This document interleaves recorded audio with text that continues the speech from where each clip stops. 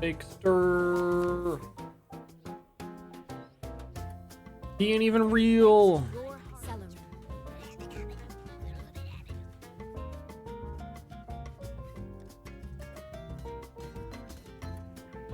Time to re-unequip everything this character was wearing.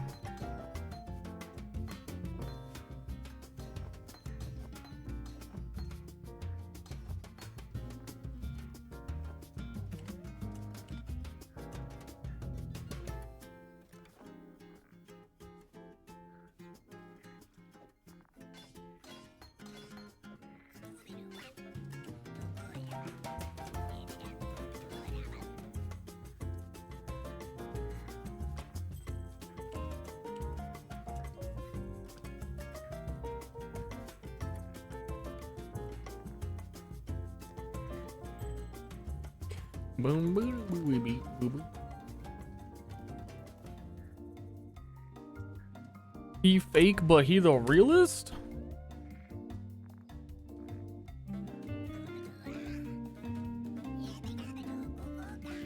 Ba ba boo boo bee ba boo boo boo.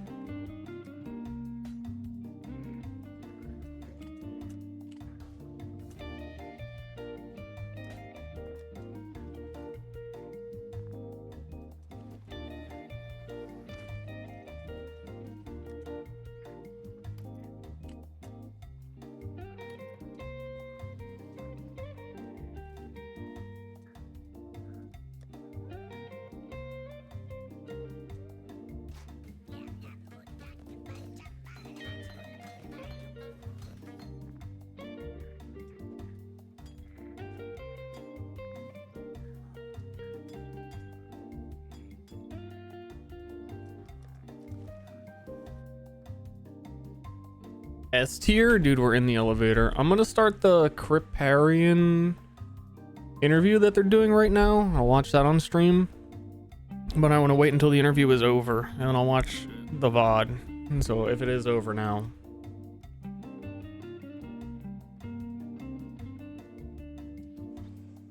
Whenever that is.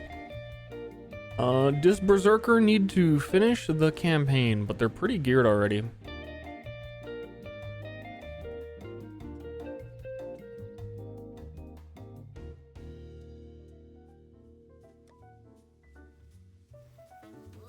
I guess there's a couple slots. Like, I don't know what I'm doing for boots or shield. Need to get rings. Need a belt.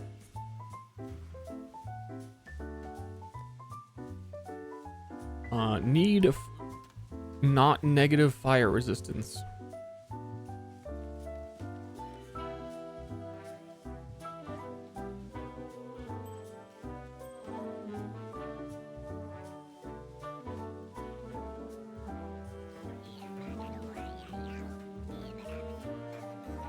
Anything you need.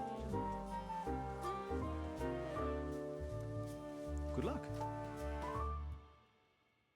Just get a squire? That's a good idea. that might work. Just a little PoE humor. Legitimately, where does this character get resistances on gear though?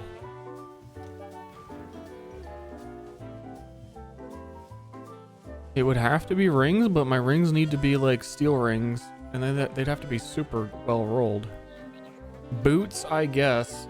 I'd have to like have a giga resist boot.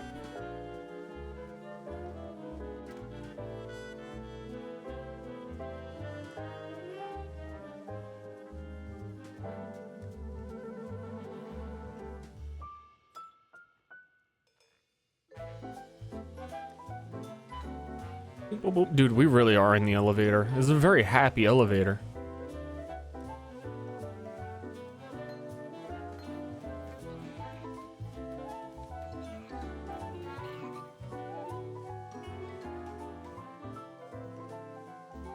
Oh, and a shield. We can get a shield full of resists.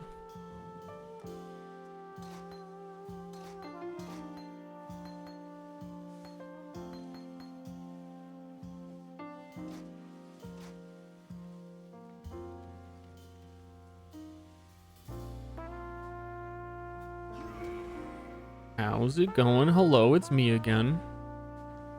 I'm the streamer from before.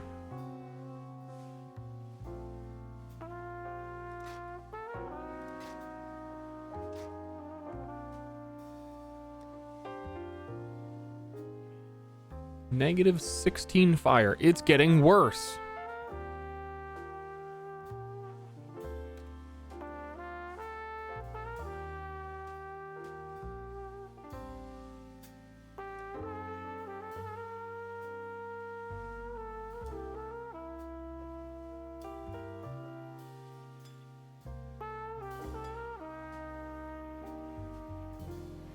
Surely nothing will deal fire damage to me, right?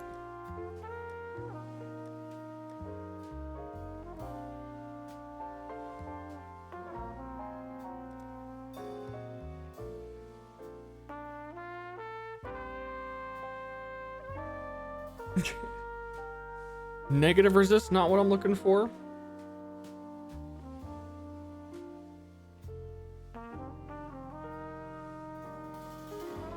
I think I need a Giga Abyss belt with resists.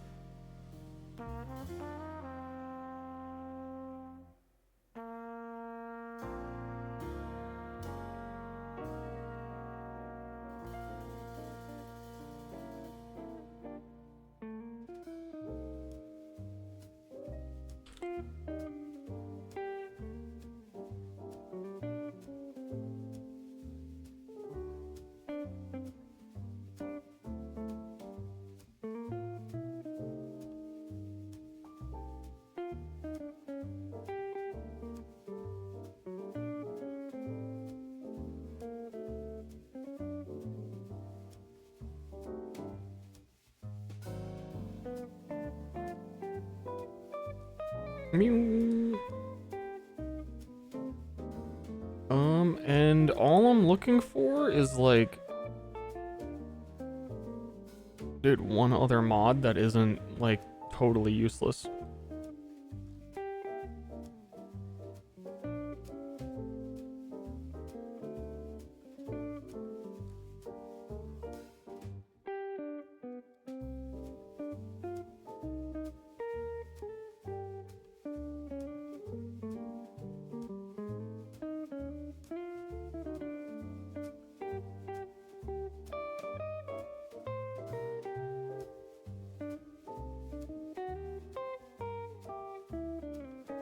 Is that too much to ask?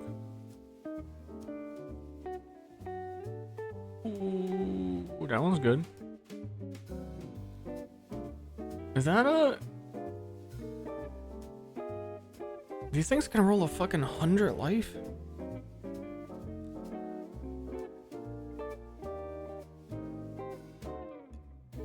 True!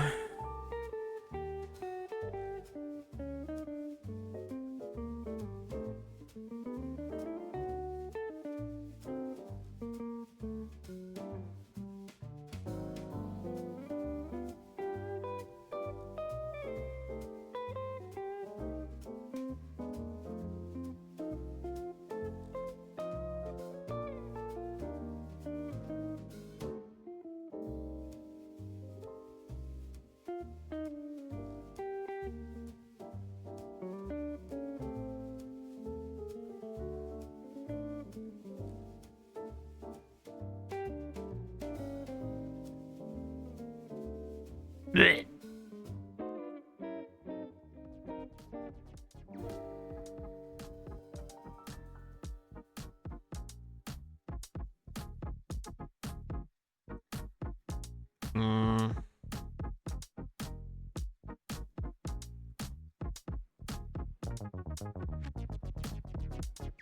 This sounds like a Fortnite dance song. I don't know why.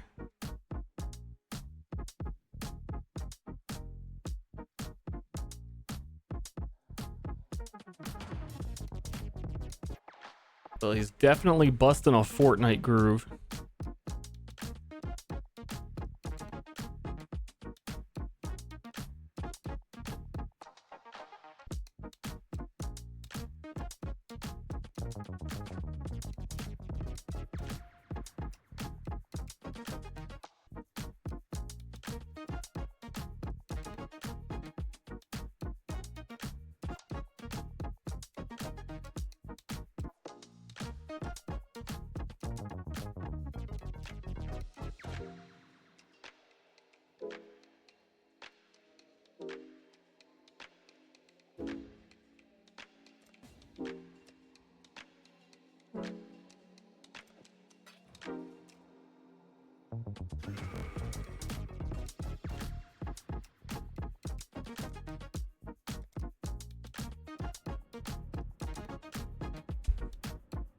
Yo, I just got the dub. Victory Royale.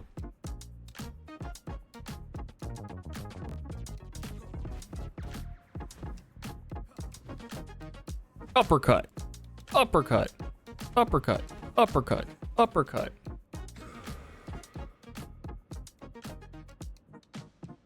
Still on the Penance Mark build. I showcased it briefly on the main channel stream before I took all the gear off again, and I'm selling it. It seemed like it could have got pretty good or okay-ish. But it really wasn't a playstyle I liked at all. Too zoomer brained. This build is way more down to earth. You walk up to the pack of enemies while the clown music is playing, and you go, and then they're gone. Gone. That's the build. Enemies disappear. Rare monster gone. Gone.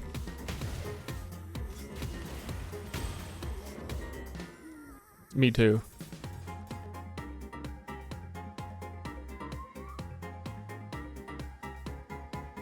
We just hit the level for the belt. Sicko. This belt's really nice.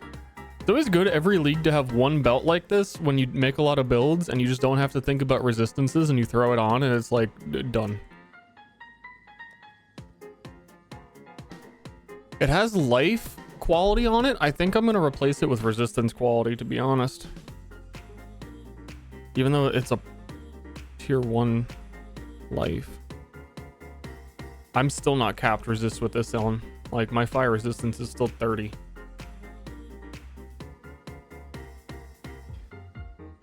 But life quality is expensive, and this resistance quality might be more expensive. So I kind of don't want to touch it.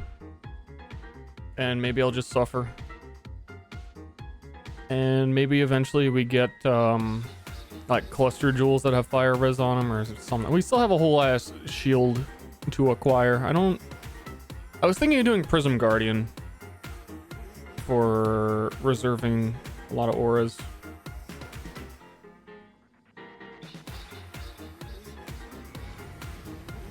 This was like 20C a pop. I probably have a few because I've been doing Ultimatum. I almost have a full stack of resistance. They're 30 to 1. Holy shit.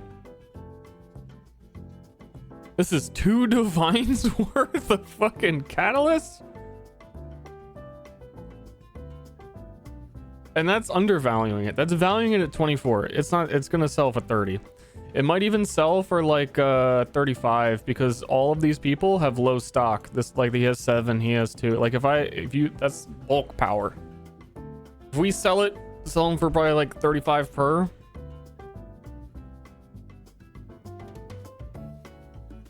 $35 times 18. 630 chaos? What? For a stack of catalysts? Okay. I know Tainted catalysts are crazy, but I expect that. They're 65 per one. That's been going up. And they told me Ultimatum doesn't drop loot.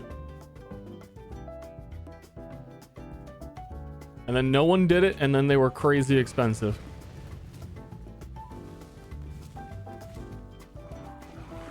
Boom.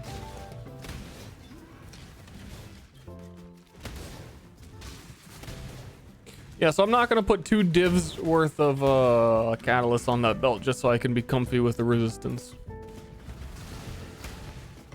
I don't think that's the play. Oop.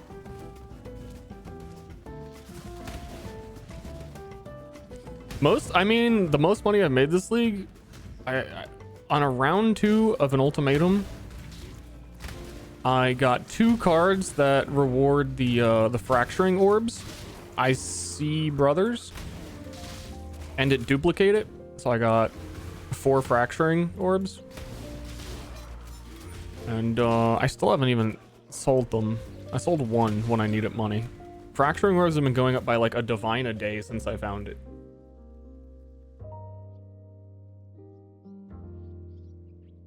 So I ain't selling them, and I don't need the money yet.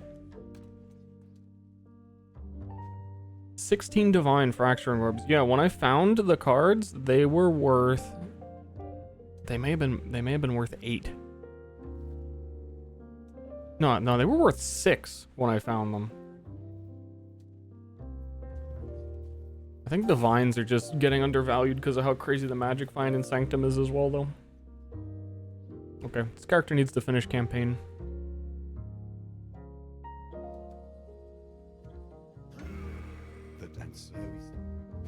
You're in MF jail? True, but when everyone is in MF jail, the things that aren't MF become worth more than magic find, and then the magic find wasn't worth magic finding. I mean, it still is. It's really crazy. I don't... Oh no, we're just going in. I forgot where I left off.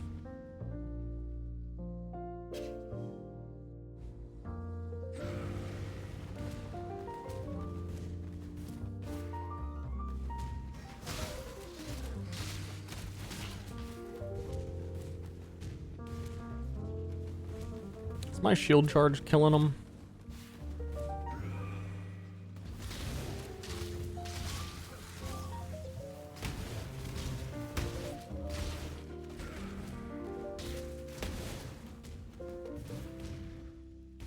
I'm hoping this build doesn't fall off. I mean, Torchlight's tomorrow. I'm not really even going to play him for that much longer. I'll probably pick it back up towards the end of the league when I'm missing my PoE and there's only like a month left in the league.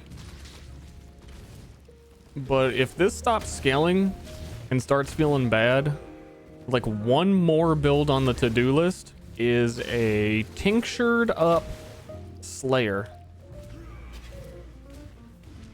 with the increased range on Tincture and go Cyclone and use Ed Series Disfavor and have like a screen wide Cyclone.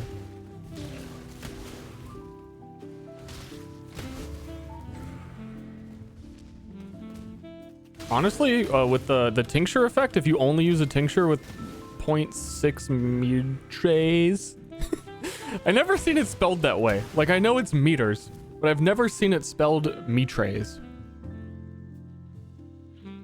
Me dum dum American. Try the body swap golem thing. It is not really feasible. The body swap builds just use totems. It makes a lot more sense. Golems have a cooldown, and the flame golem of Meteor deals more damage as a golem than the Meteor does. It was weird. Like, the actual golem landing in the Meteor animation was the same damage as the golem just attacking. So it really started to feel like kind of not worth it.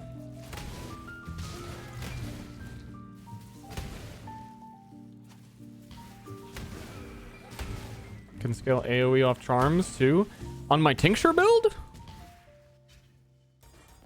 True.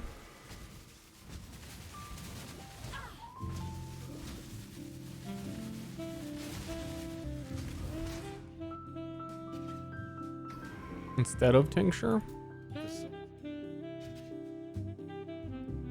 Trying to not use charms.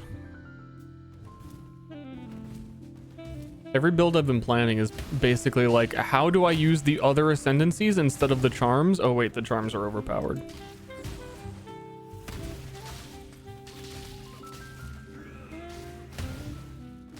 even if you follow the really specific guidelines of tinctures and warlock, it's like you really should have just used charms.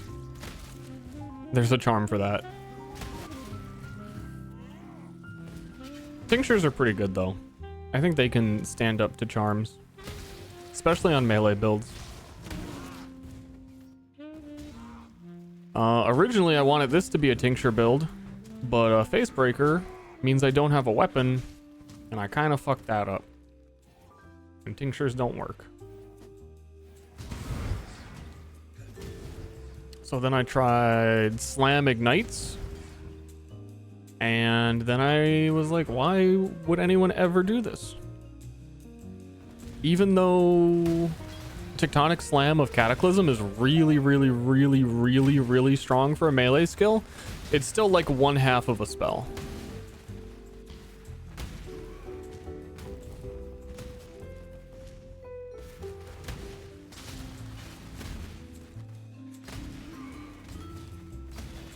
Like 3 times the cast speed.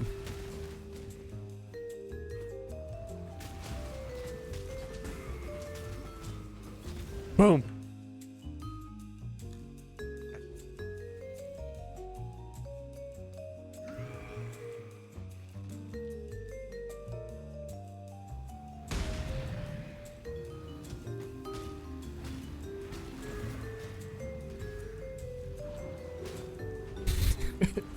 I'm punching. I only know one thing. It's punch.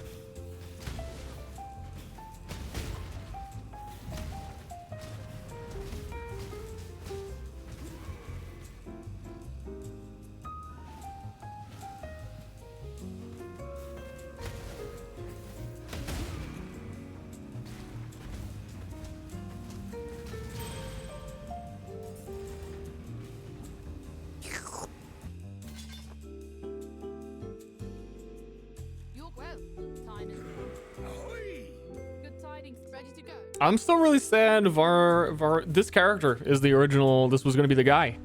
Varanostra, the swords. I think that's how you pronounce it. The character named Ster. I was committed to using them. And then I leveled the character to 64 and they don't work for Rage Cleave. And then I logged out.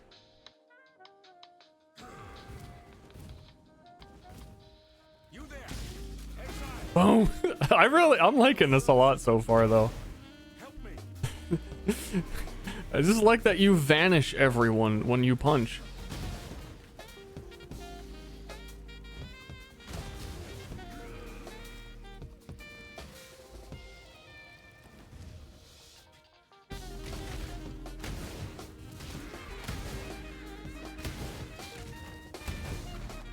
It also can stun bosses from what I've seen. Though my current amount of damage is way higher than it should be for the campaign. So that would make sense. Though fire melee builds that do big damage with the stun nodes they gave them, it seemed like they just get to stun things now.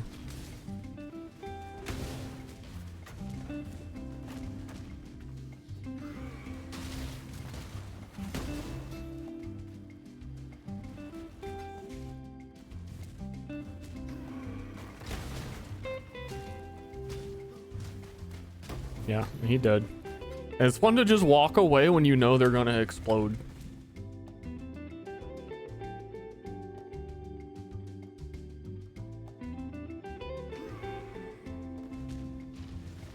Big pop.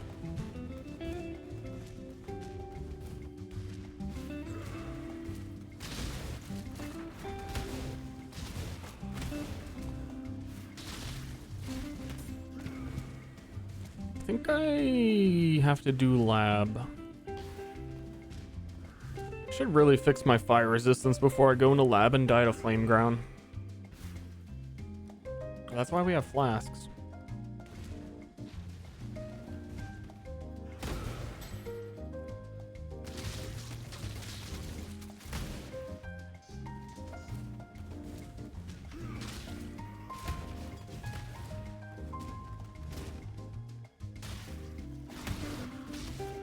feel like I've been doing that on every character lately.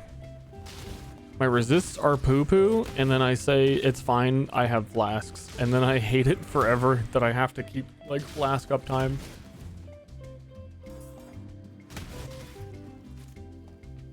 Even if I have a way to have 100% flask uptime, then you, like, forget to press it on a new map. But it's so much easier than actually gearing. Except for the thing.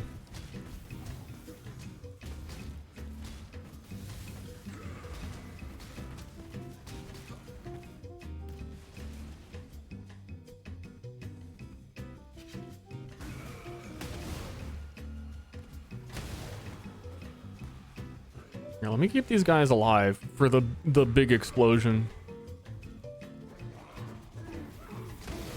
Got him.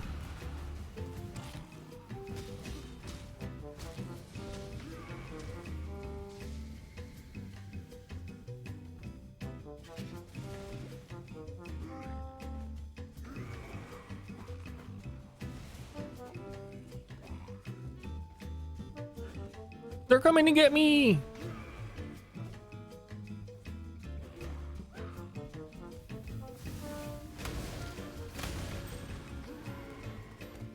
I don't know why I picked that up. Oh my god, I don't have portals.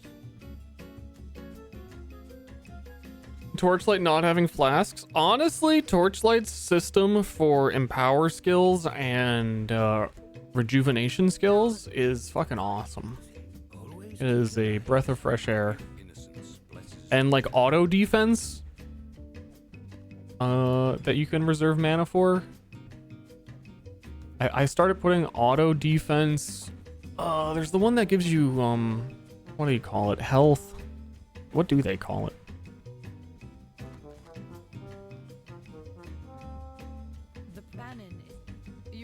It's the thing like petrified blood in Torchlight. I got a weird name for it.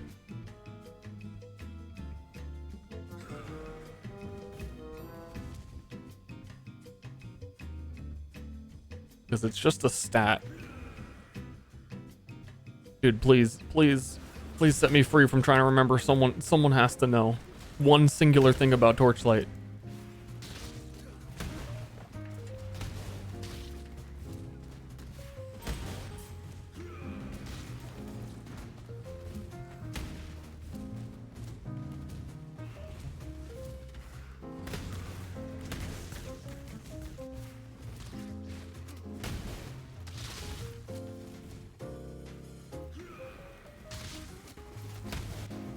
Erosion? I appreciate you trying. Injury buffer. Injury buffer in Torchlight is petrified blood, pretty much. And it can appear on items. So you get like 10% injury buffer. Means 10% of the damage you take is dealt to you over time rather than immediately. This shit is so obscenely powerful. And there's an auto defense guard skill you can put on your character so it constantly is casting it for you. That just gives you like 30 to 40% injury buffer. That takes like almost no mana reservation. I've started doing that on like every character.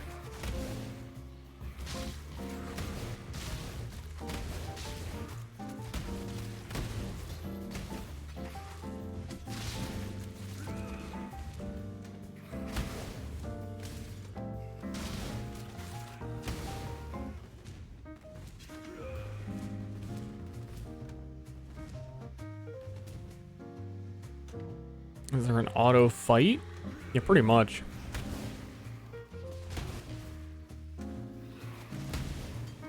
Torchlight has a lot of automation.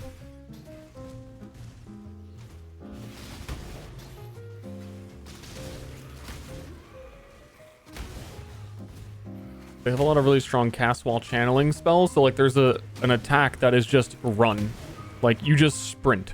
Your character starts running. And then you have cast while channeling run. Just shoots out your spell all around the map. It's pretty auto fight.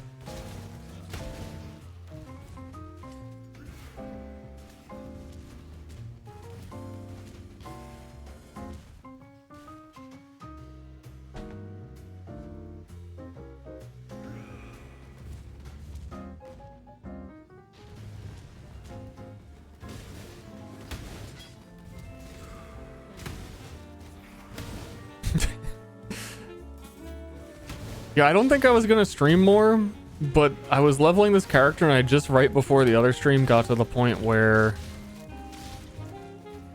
everything was functioning and how satisfying it was to just walk up to a group of enemies and punch pop them. I was like, you know what? I wanna play more of that.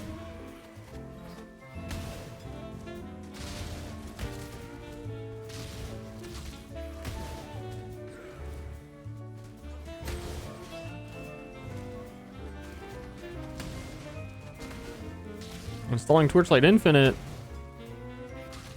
but the new season is in 2 days or a day. So if you make a character now, we won't be able to play the new content tomorrow.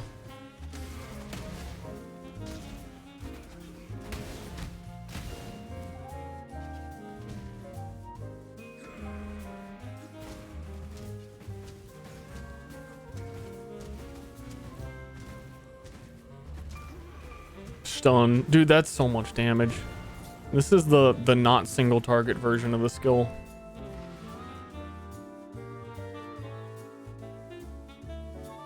Yeah, it's pretty much exactly 24 hours from right now.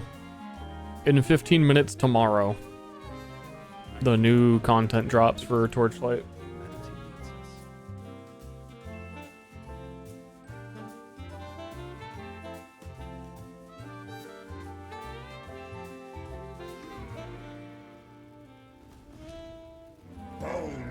Most straightforward build. Here's the premise of the build. Facebreakers. 800% more physical damage with unarmed melee attacks. So when we get 1 flat damage added to our attack, it becomes 8. And we can't use a weapon. So basically our weapon is flat damage that we get from random places, and then we hop on over to charms are totally not overpowered. 12 to 22 physical damage if you've dealt a critical strike recently. And then we get another one of those. And then we're going to get another one of those. And you have that which was taken, which is basically a charm. Look at this. Look at this. Look at this. This is a full ass ascendancy on a jewel. With all of that physical damage combined, it is 704 flat damage, and that's before we talk about actually equipping gear. It's just charms.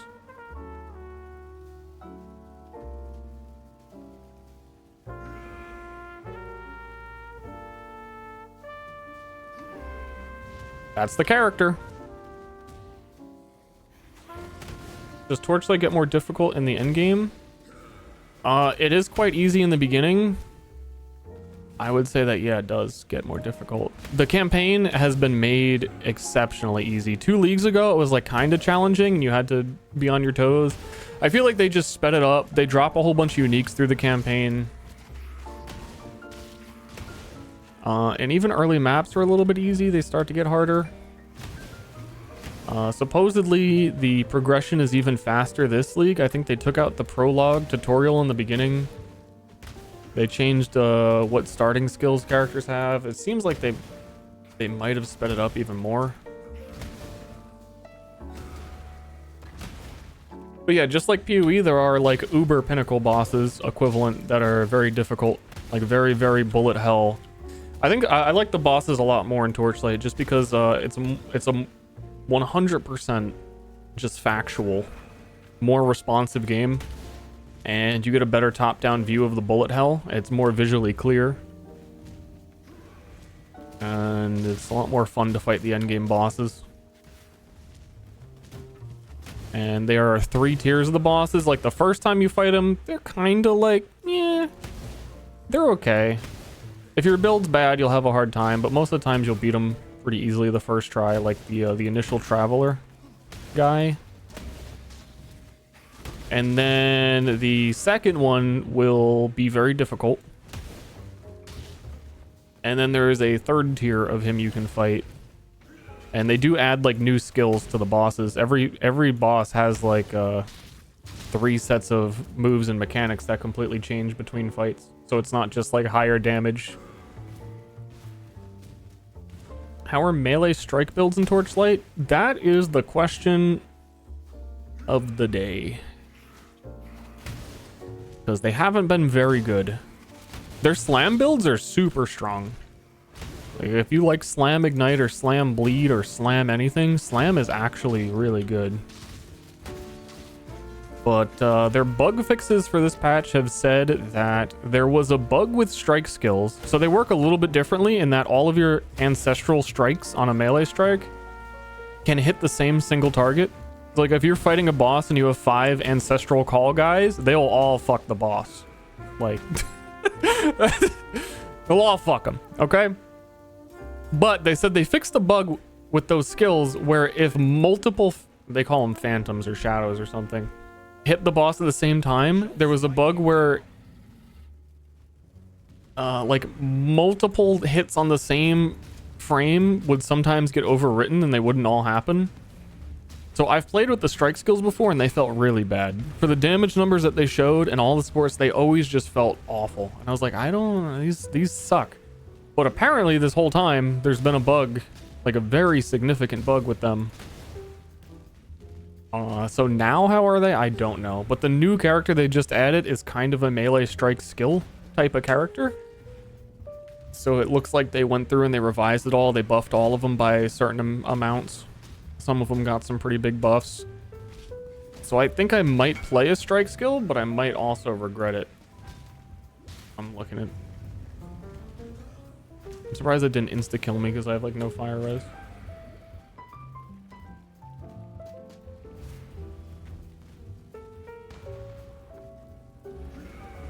One of their strike skills is pretty cool. So their shock is basically PoE's impale. So when you shock a target, it records the damage of the hit, and you get to reapply that damage of the hit through multiple shocks. And the Thunder Spike melee attack does like a huge AoE that applies shock to everybody on like your whole screen. And I've tried to use that once or twice, and every time, like I said, it was awful, but apparently they were all bugged for a while now. Yeah, you get free respecs. It's very easy to buy new skill gems that are equivalent to your level. They're free. You don't have to like spend money on them. This is gonna be awkward. You have to stand here, and also there's already a thing here. Katava. We ain't ruthless, though. It'll be fine. It's more just that I don't... The new character is very... weird.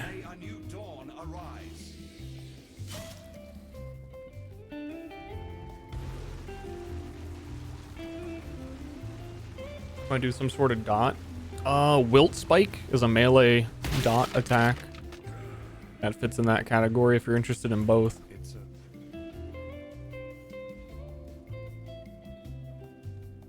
Again, theoretically good because it's multiple things hitting a single target to apply poisons. But also has always been bad because apparently the overlapping was bugged.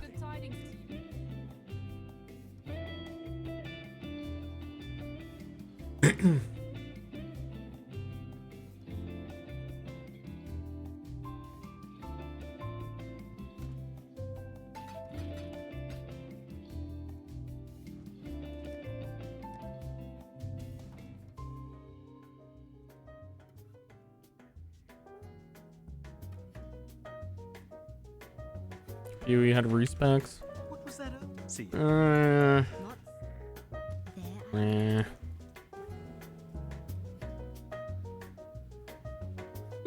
I'm kind of happy with where PoEs are, honestly.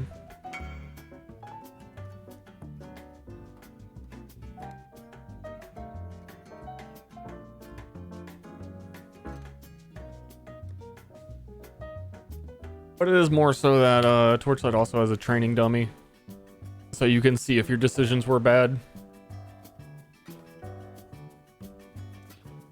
I think the real issue with a PoE respec is that you'll think what you're doing is working for too long. And then you're already kind of doomed. I need an Abyss Jewel. I think I'm just going to use a bare minimum Like, ideally, we would have... I'm going to trade for one. That's going to take 2 seconds. It's not going to take 2 seconds, but I have to do it eventually.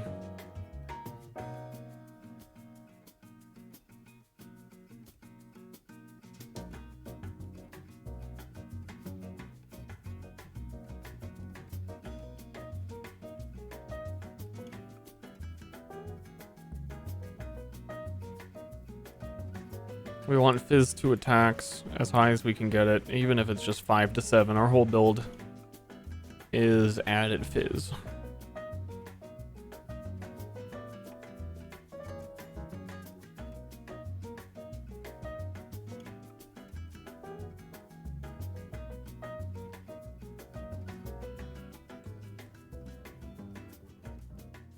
You cannot be hindered.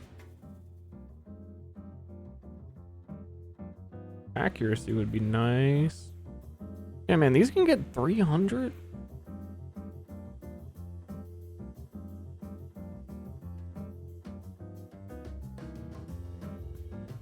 Oof.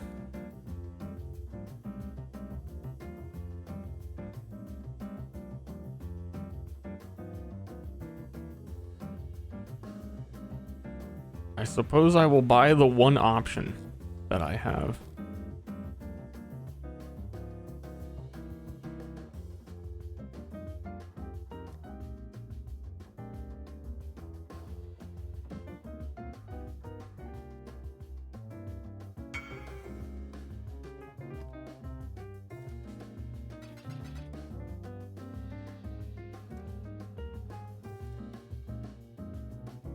New PoE characters are free, yeah. Basically everything in PoE is free except for the specialized stash tabs. And more stash tabs is how they monetize, but everything that matters is free.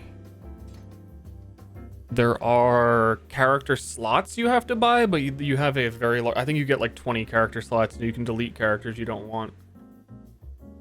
By default, I might be wrong on the number.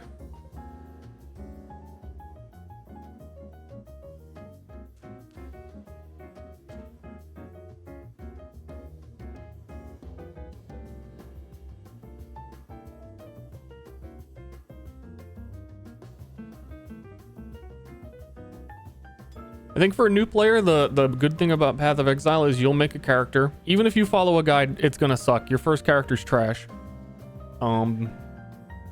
So I wouldn't recommend following a guide because it's going to be bad anyway. Just play the game, read things. Eventually you'll read an item that sounds cool, like a unique item will drop, or you'll find a skill gem you didn't know about and go, oh shit, that'll let me do this with that? And then you'll probably make a new character and do this with that. And then from then on, the game is that? I mean, unless you don't like learning, then maybe you do just need the #1 most optimized build, and then you like running the exact same map every day. But I can't really comprehend that. People do like that. I don't get it.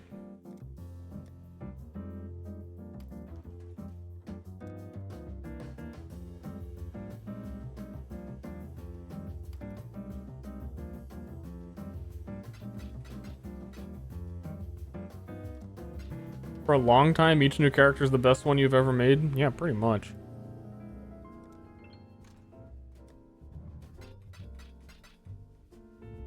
It's a fun loop to be in.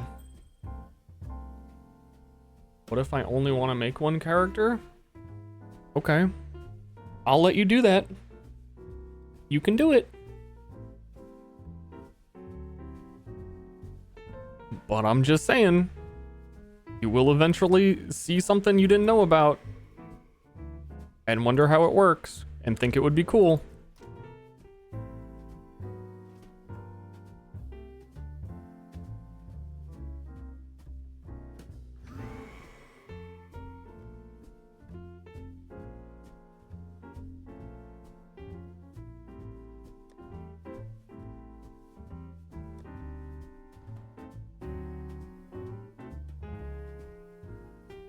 Even if that point takes a really long time to get there still. Wait, we killed Katava. We're done. I'm so spaced out on what I'm actually doing. I lost even more resistances. I'm -2 fire. I should have done lab.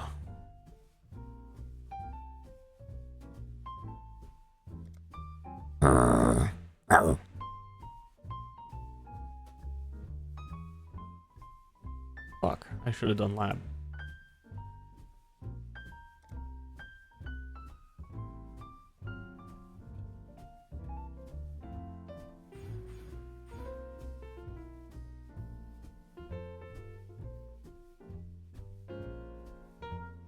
Is this worth it?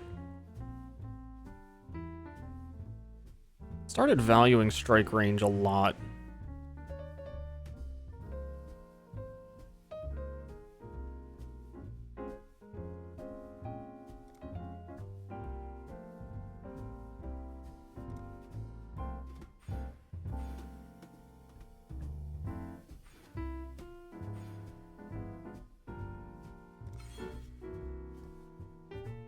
Okay, what am I have no idea what I'm gonna do about my resists. I can get a fire and lightning resist shield. And then my cold resist will I need a full resist shield. Is this the same search menu from before with the belt?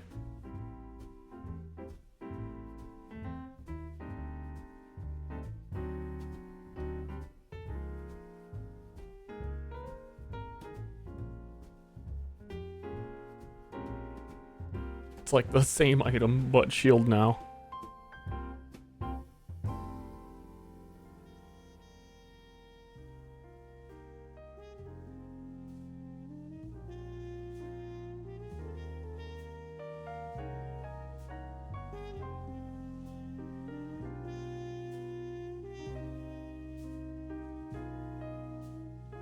Brittle on God? Is there a 15 all res node? Bro, I need 90.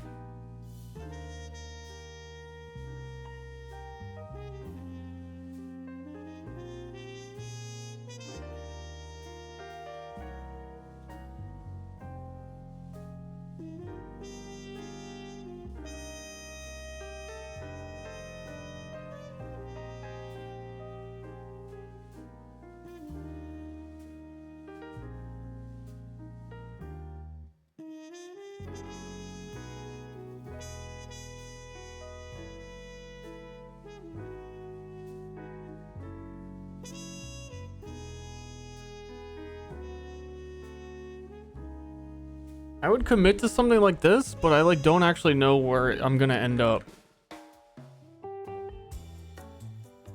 That's a lot of resist. Oh, I kind of wanted a Prism Guardian. That's what I wanted.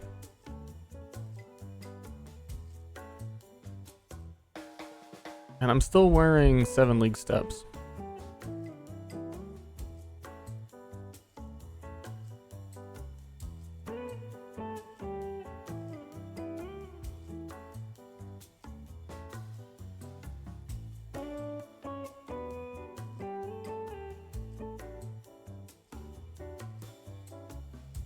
This character probably actually does want Tailwind boots.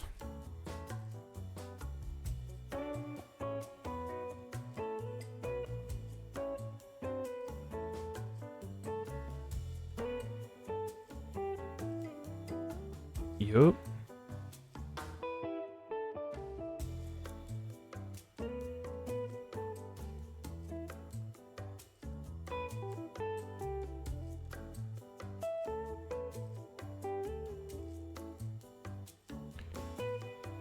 Yup. I'm not sure I'm going to play this character long enough.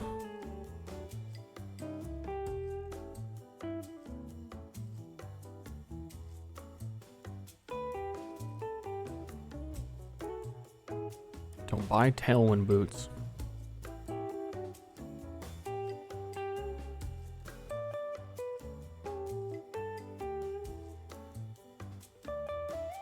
If I were going to, I would get these for 15 schmackaroons.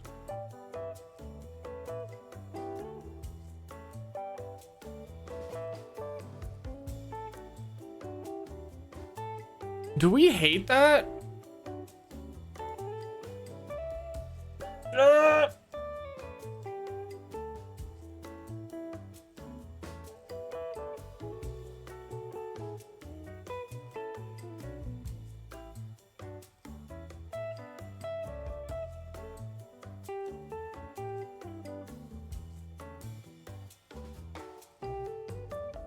I'm not gonna do something like that until I know that I actually want to play the character.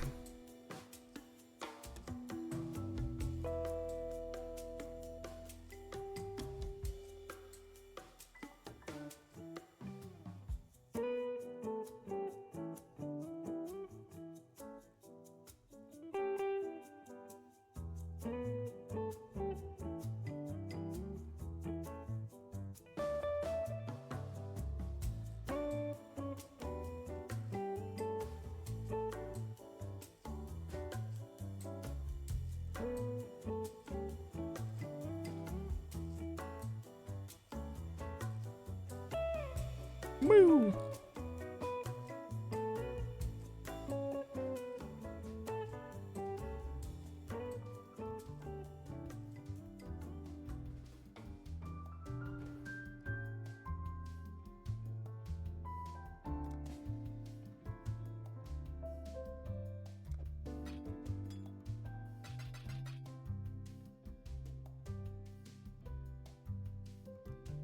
Wait, I'm spaced out. It was 108. Yep.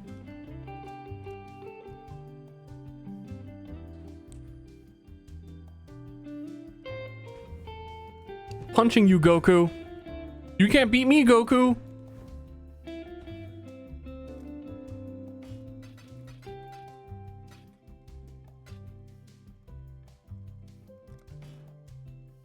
Bam. Boom. Crushed.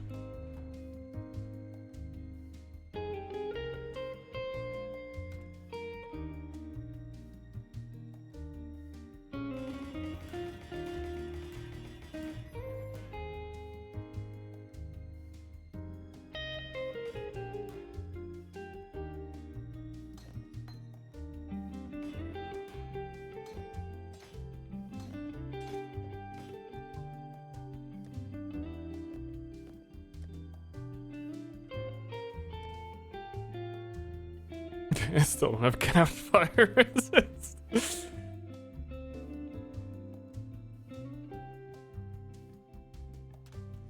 But that's fine.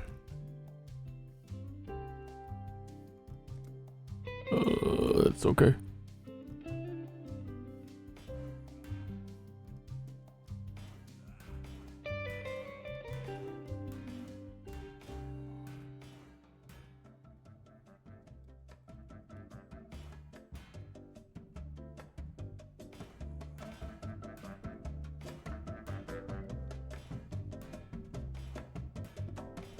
Stinky. It's actually pretty good. Pretty much all my attacks are exerted by that, actually.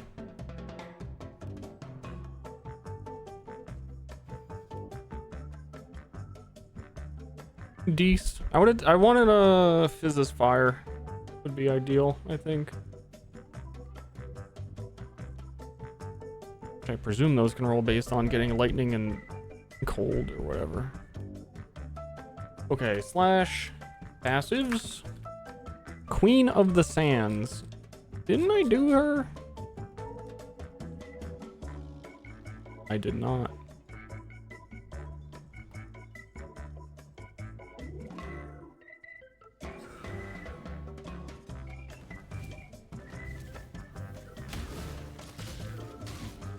Ooh.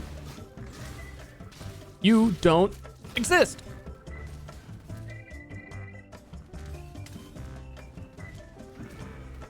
I feel like this character could clear with vengeance from enemies hitting me right now.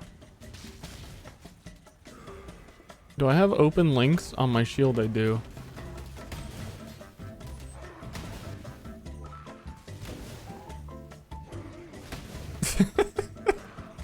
They just keep coming.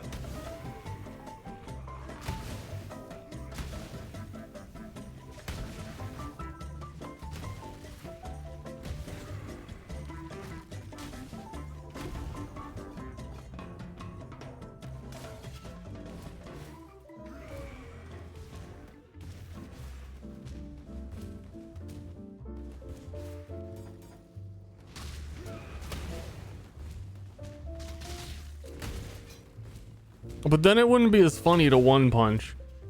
I'm thinking about it. Like, I could be more efficient for the time being with a vengeance. But then it'd be less funny. Take care. Now in the map farewell. Well, until next time.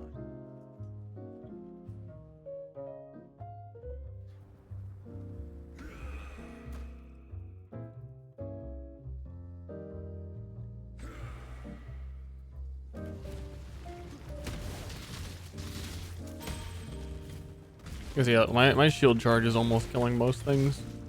I just have so much damage for the level of content this is. Which is roughly where I'm supposed to be, but we finished gearing before we finished the campaign. Or not finished, but...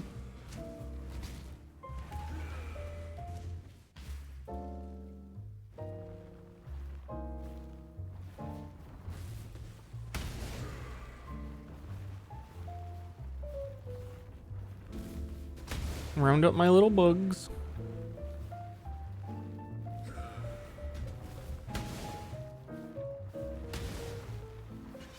Come on, queen.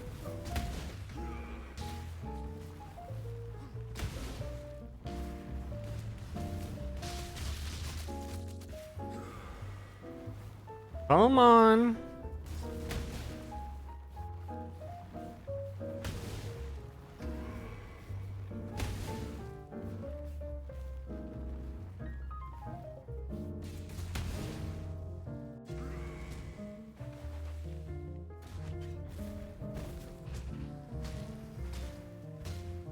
No, I was gonna say, please let me stun you and phase you. Or skip the phase. I don't know if you even can.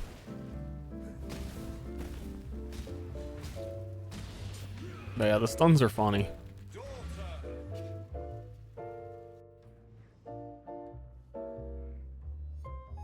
I also...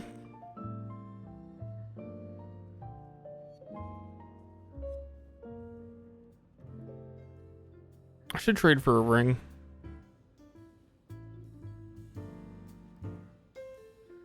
I wanted to keep this on because it gives me resists. But apparently I need cold and lightning resist. Man, like, I just feel... Ulna also made my shield come off, which had cold res on it.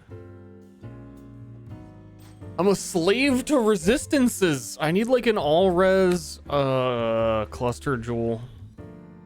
Something.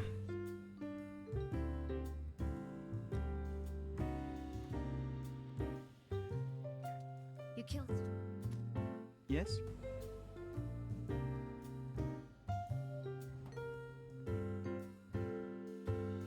Yeah, charms have resistances, don't they? I wonder what the price on that is. Of course, the answer was charms.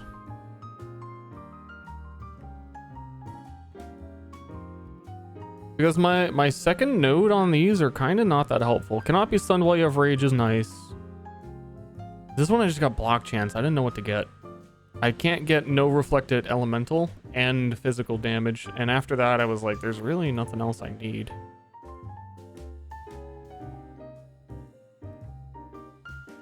So hopefully I can get both. Was it allies resistance? Nope, can't do it.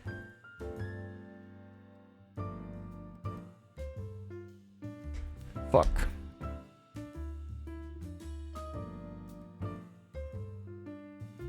Rest in peace. Everything good seems like it goes on that slot. Prefix. I absolutely need the flat fizz.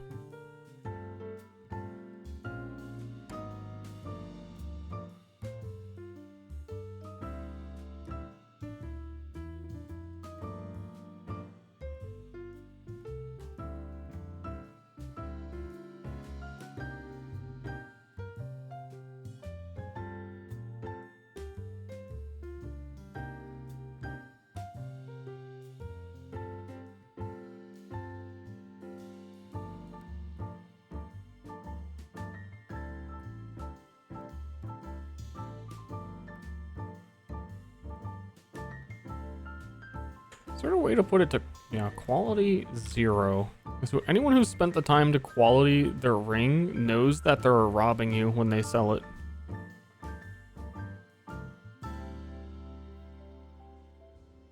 Dude, actually, if I could get intelligence on it as well, dexterity and intelligence is really nice.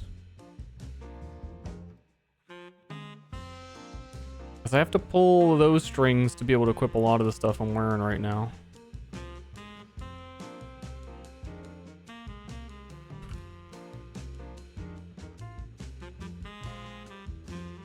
I don't know, I just feel like I need all the boring stats.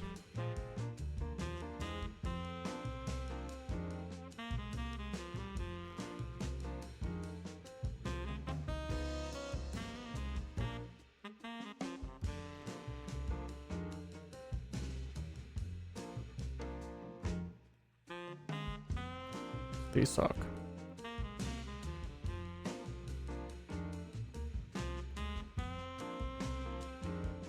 Well, I mean, otherwise my gear is just trying to fit as much flat fizz and crit as I possibly can.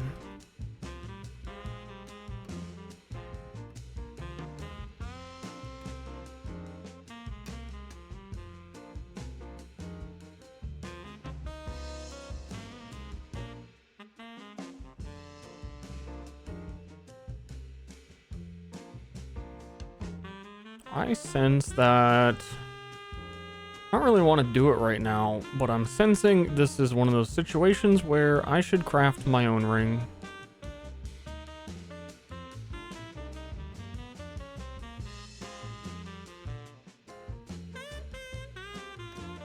Because you can just essence spam for fizz.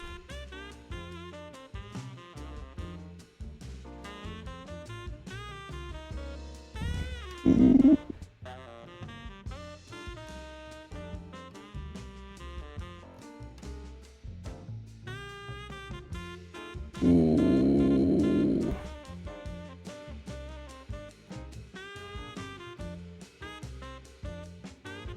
Man, we hate that that has lightning damage on it. We.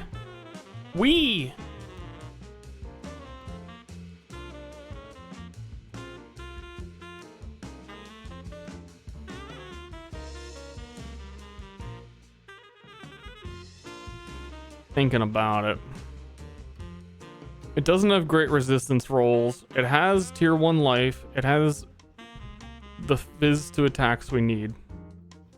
Curse enemies with flammability is kinda big. Why do we hate that? Well, we hate it because it's a tier 6 roll. And we hate it because I think I was being dumb and that I was thinking it would give me elemental reflect, but I'm already full converting to fire and that doesn't make any sense. So mostly we just hate that the rolls on this are kind of bad besides the flammability and the fizz and the life, which are the most important things that we want to be well rolled.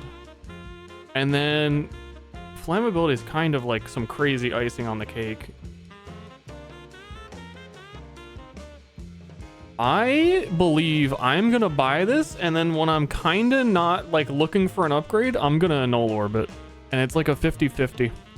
And then I can get a better craft or a Warlord Exalt or something slam on it. when I am in a position where I could either buy an upgrade or brick that. It's a really good price for what is on it, considering it is literally the only steel ring with flammability curse, which is pretty hard to find.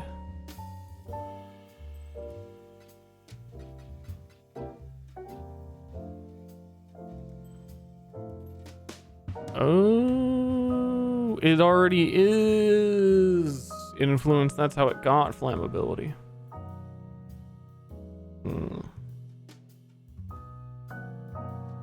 Yeah, then I think when I don't care anymore, or when I have better options, a null can hit the lightning cold or lightning, and I'd be happy. Which is a straight, pretty good odds for an null orb.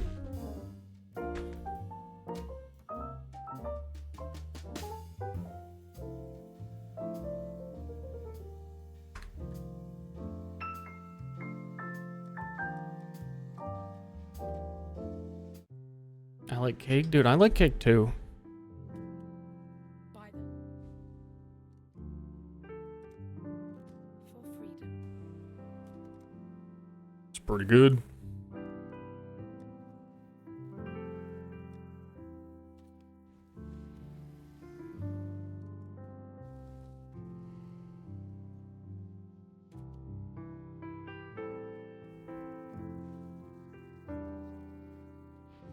Order cake? I don't know that if I could ever in good conscience order cake.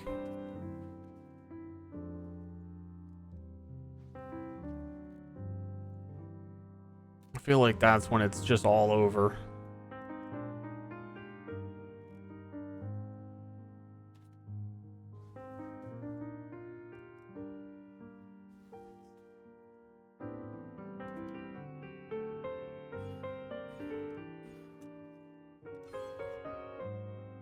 Like a whole cake? A piece of cake? Even then.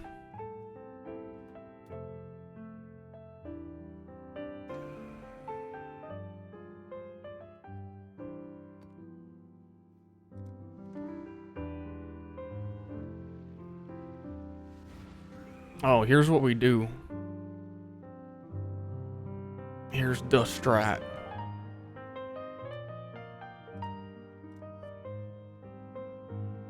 Once we're sure that our build doesn't insta-die, ultimatum monsters grant 100% increased experience on the scarabs. And we already have, we're already spec'd into ultimatum for like 30-40% more experience from them. Then we just level up.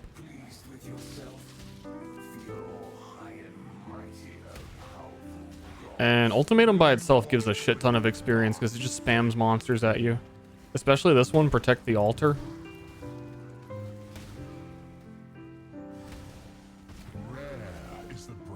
If you can get smaller arena, it just respawns the monsters in a pile on top of themselves.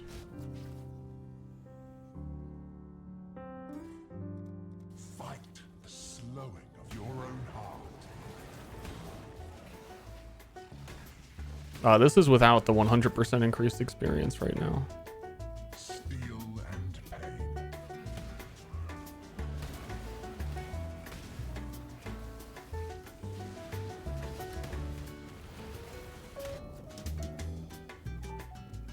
Bloodthirsty princes surround.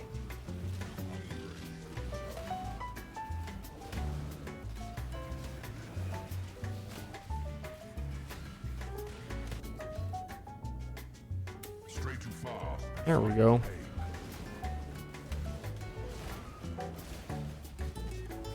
I don't really have the survivability or the damage, apparently.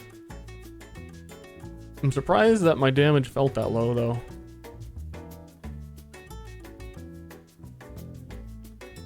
For the map tier that it was.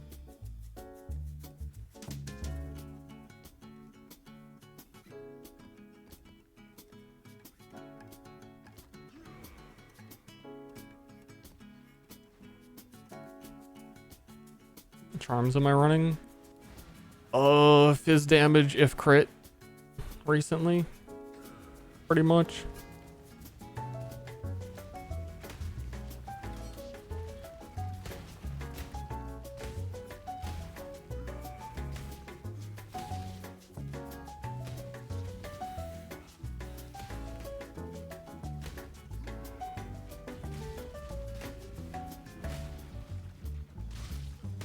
Like, this isn't even, I don't know, was there a weird map mod on that one? Because I'm still like one-hitting rares now. Ultimatum is pretty juicy.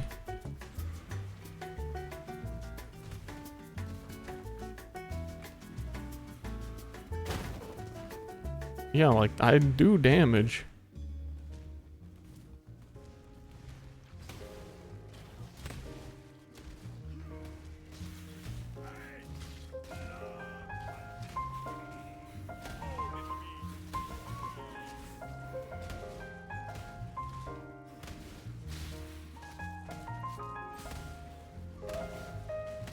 Certainly damaging. Come to lose again?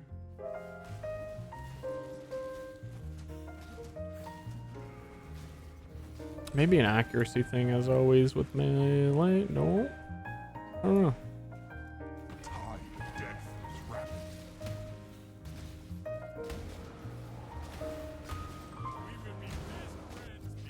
I think it's an ultimatum is juicy. Cold grip is inescapable.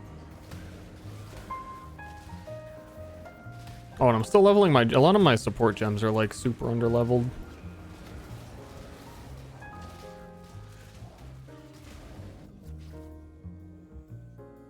We bought that ring to wear and it's a level 80 requirement. We're still 70. I guess I'm underestimating how we did just come out of the campaign and don't have the levels. Faith and intellect burn alive.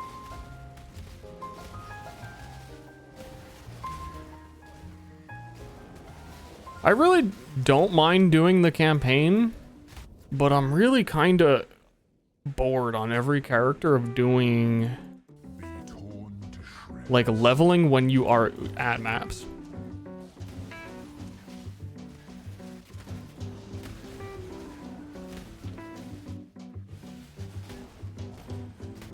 And I need a corrupting blood flask. You must be a glutton for punishment. Berserker, yep. Oh, we never did lab either. We're only on 2 labs.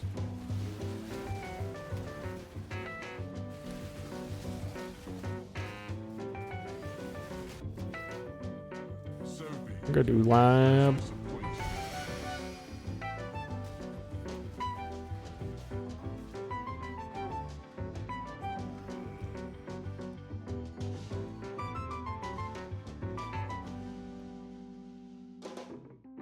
You can pay someone to do a 5-way and go from like 70 Justice will to prevail. probably 90 in like 15 minutes.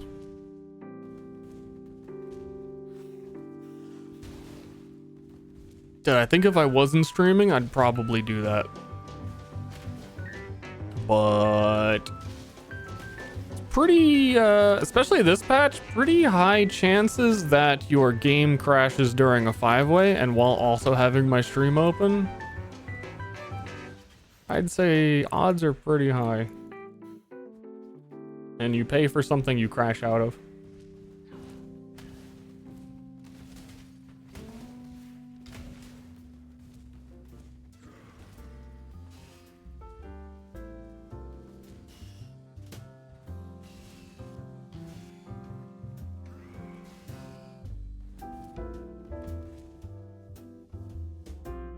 What's a 5-way? It is using the Legion mechanic. You have one guy who's super juiced and has an aura bot to do billion damage and shoots projectiles everywhere across the whole map, and you kind of just stand still and experience boost while they kill everything, and the aura bot resets the map for him over and over again.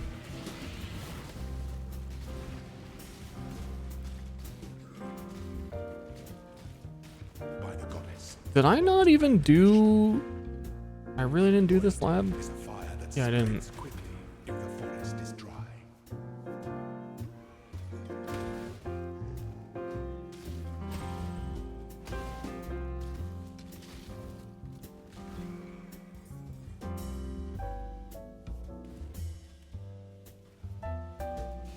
But because the person who's doing the killing is so juiced and there's so many monsters dying, there's so much shit happening. It's got all the like crazy sound overlaps and just goes bonkers. And I did one this league. My game crashed every single run.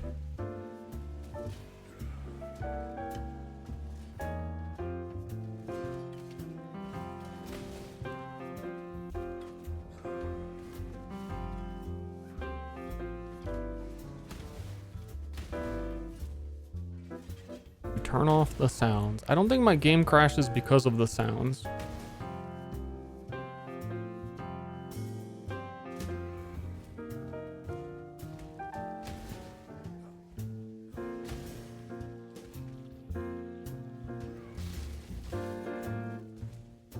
If anything, it is partly to do that it's a weird networking thing, and a lot of the times the people running 5-ways they're almost never in North America. Is always like, When the time comes to strike, an emperor strikes. what is it, like Korea and Russia is every single one. So you're on like the laggiest map imaginable, connecting to someone across the world. By the goddess, what ambition! And I am two tapping this guy.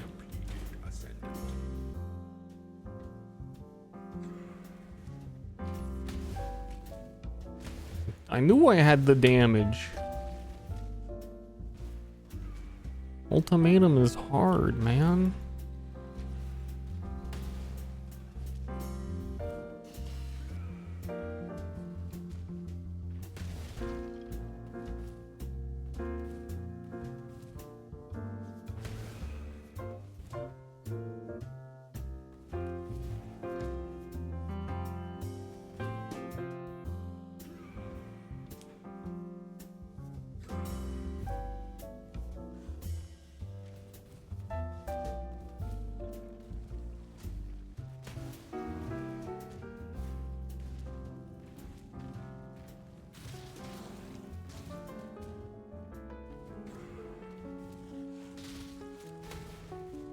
I want this character, if this character ends up being good, the thing that would prove to me that it's good is if we do Wave 30 Simulacrum. It seems like the content that is tailored towards the build.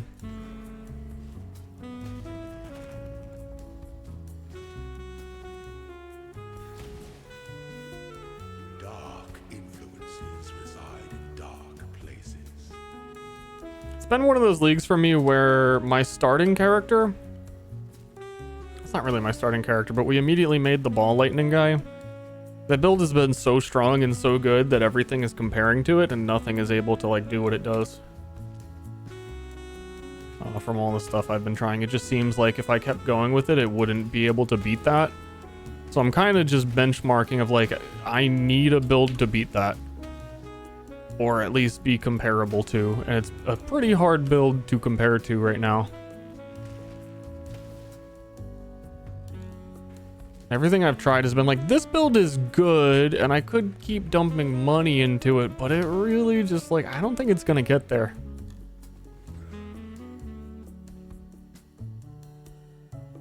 Same boat, but with Penance Brand. I think I could turn my Ball Lightning into a Penance Brander as well, because it's like all the same gear.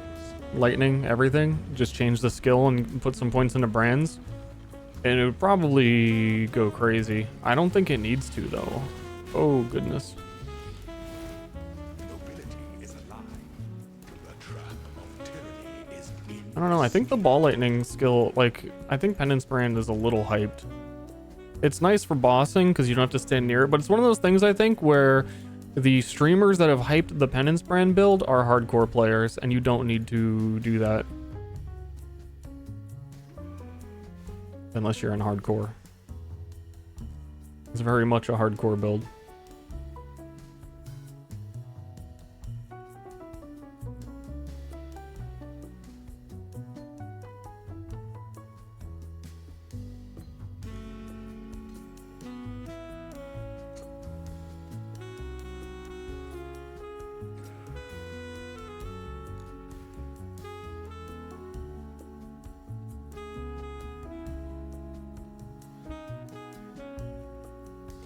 I don't know what to get here. So I was thinking about Blitz. Blitz is kind of weird.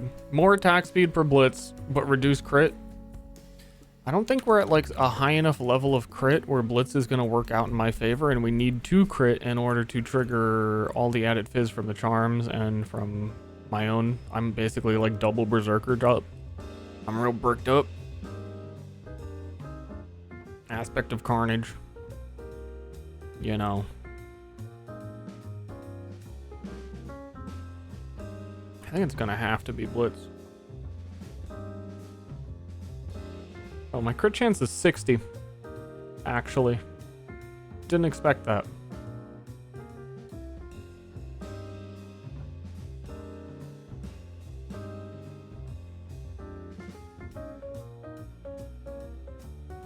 Blitz with glacial hammer? That sounds pretty good.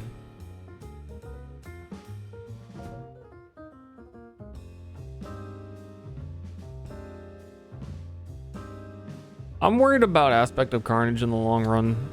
That it might be a Defy Pain angle for me, because I want to be able to survive Simulacrum. And I already have Abyssus. And I have Replica Loreweave? Loreweave? It's called Loreweave, right? Which is max resistances are 72%, so I'm already minus 3% max res.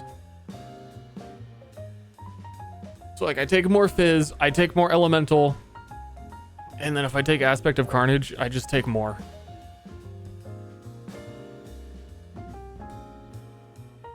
I need like a Giga block shield. I think I can path up to Glancing Blows and try and cap block. And that'll be a good layer of defense. Oh, and all the resistance nodes. Oh, and then we get a Blue Nightmare. Is it Blue Nightmare? Red Nightmare. Right there. That whole tech situation. I'm down for that. That makes a lot of logical sense to me. That's making a lot of sense right now.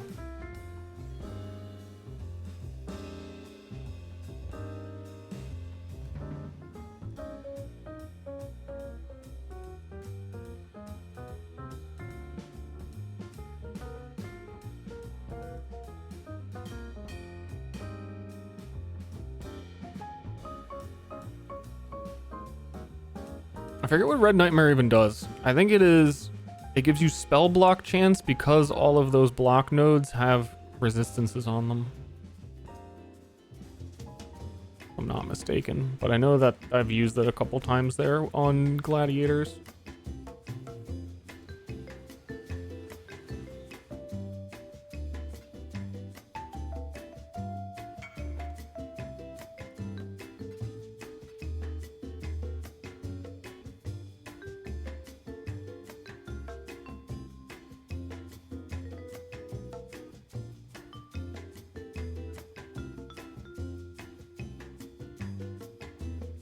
Oh shit, and it gives fire as extra chaos.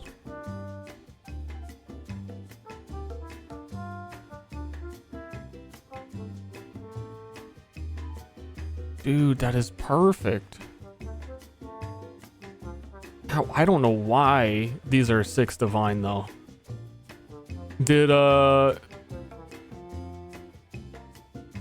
breach uniques really go up that much?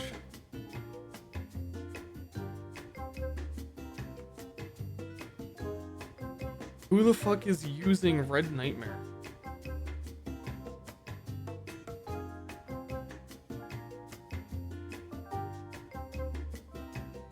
.4%.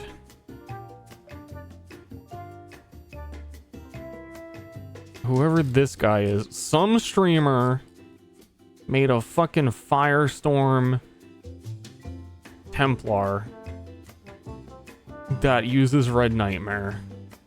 Now everybody else has to pay 6 divines for fucking... What?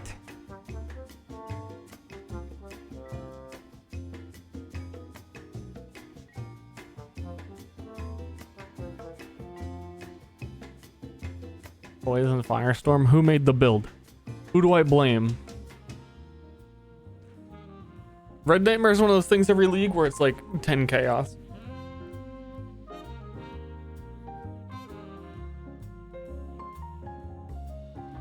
I know Poison Firestorm is ancient, but I'm saying who like made it popular again? Someone was definitely like, for this many people to all be playing the exact same thing. That's the guaranteed streamer is making me pay 4 divines for a Red Nightmare right now.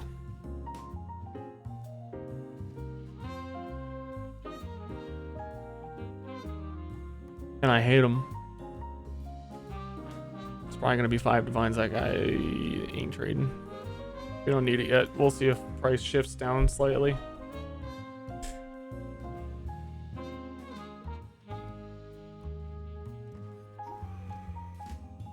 Oh, we never put our ascendancy point in. We were busy blabbing about it. Oh no, we put blitz in. We blitzed up. Big Ducks? I don't know who that is. But that's a lot of views for a PoE build, so yeah. 6 rounds. Try to make it I really want to... I was talking about wanting to make, like, oh, PoE build video, and concise, and, like, well edited, nice, and packaged. Not, like, really, like, a build guide, but just, like, look at this thing. That's kind of neat.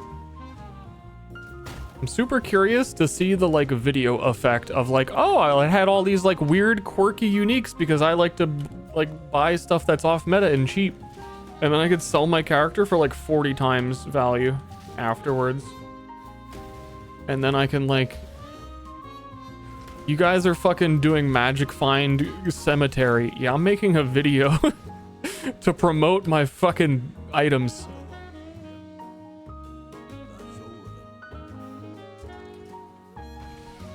Pump and dump. Yup, on to the next one. Oh my god, guys. Best build I've ever played. Berserker Facebreaker?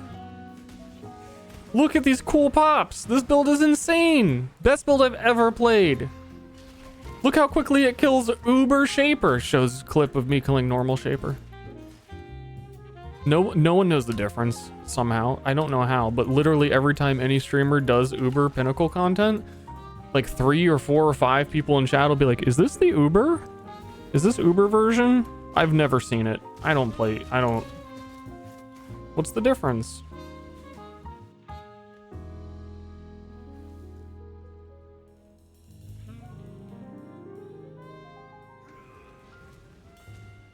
Hedge fund managers?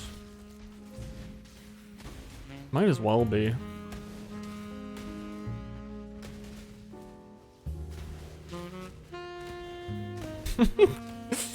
I mean, I think that's Jung Rohn's strategy. How much he talks his builds up. The percentage that he talked how good his build up was directly proportionate to how hacked his account got this league. And how much more currency he needed to make up.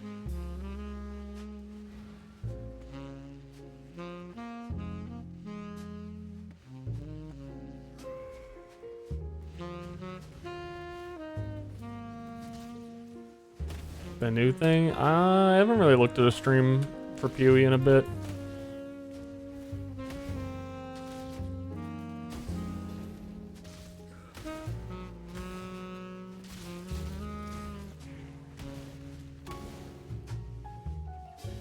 What is my crit chance when I have 20 blitz charges? My crit chance was still 48%, which is pretty damn good. Boom! Fucking love that.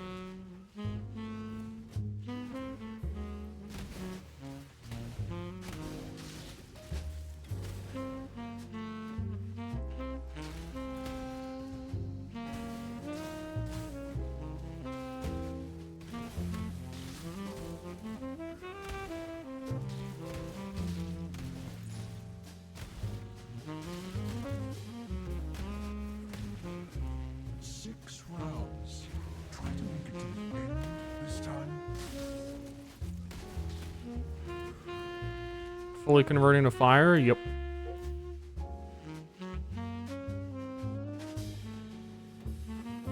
relentless assault.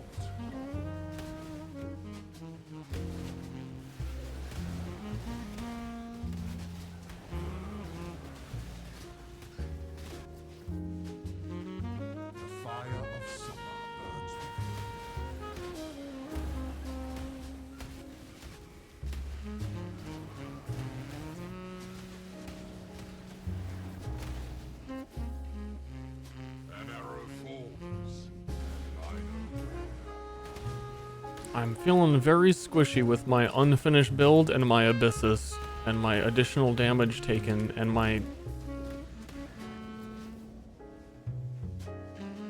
no endurance charges. My no endurance charges, I think, is the issue. I think I could get endurance charges in like 2 passive points.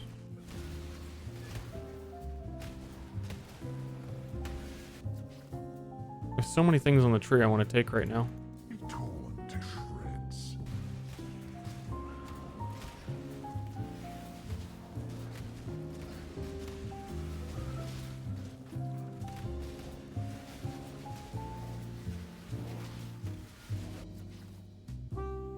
A prison of pain.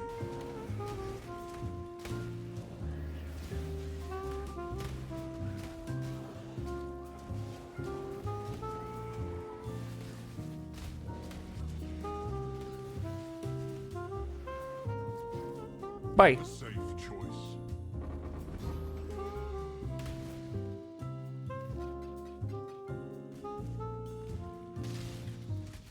I don't want to play with you anymore.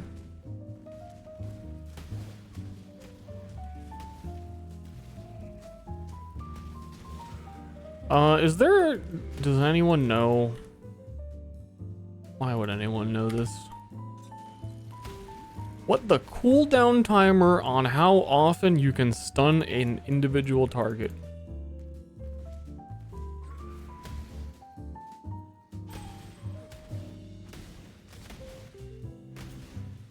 It might be different on bosses, which is why I'm wondering. I think it was like 4 seconds. But basically the boss cannot be stunned if you've been stunned recently, it would seem.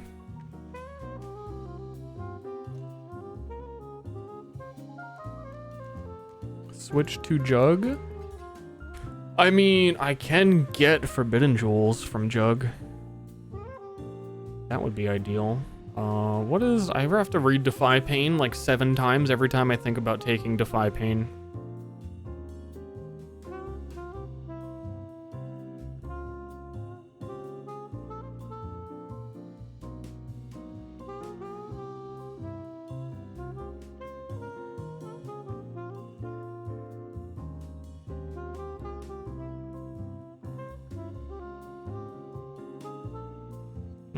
It's like so not worth it. I wish this node were just a little different.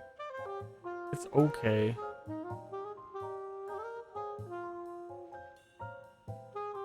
True, but that's money. I've got money.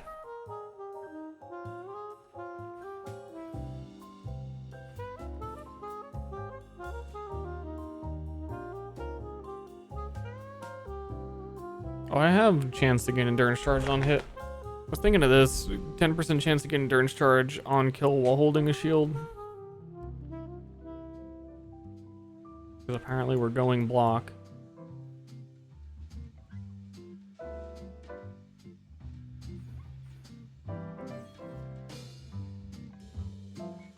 Do I have my roomie?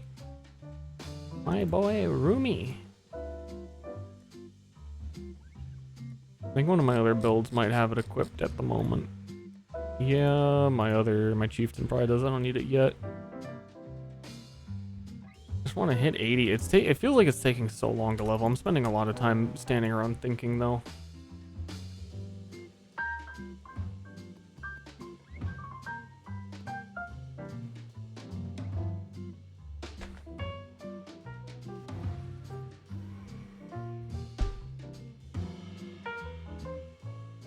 Should do Delve. Delve always feels like good experience. This map.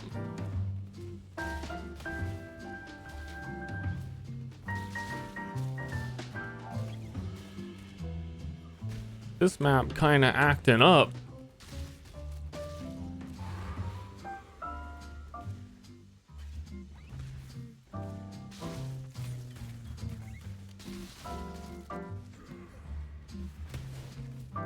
That and Syndicate. Immune to fire. Bye. Bye. This map is so laggy. Is it my stream? Is my stream acting up? Is it me? Am I stinky?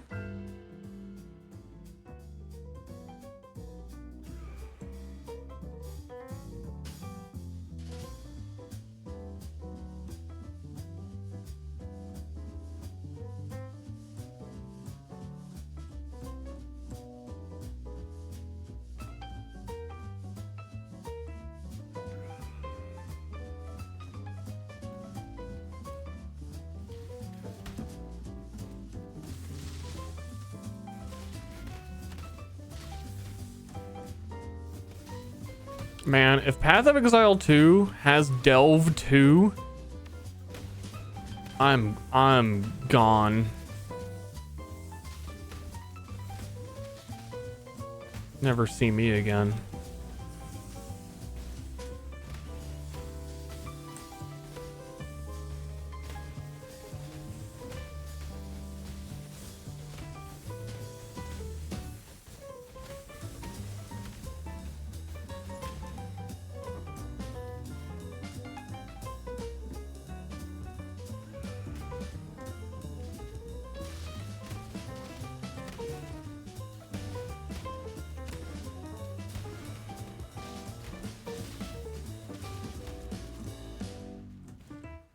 I don't have any charges. I'm new here. In fact, I'm so new here, I want this pure azurite.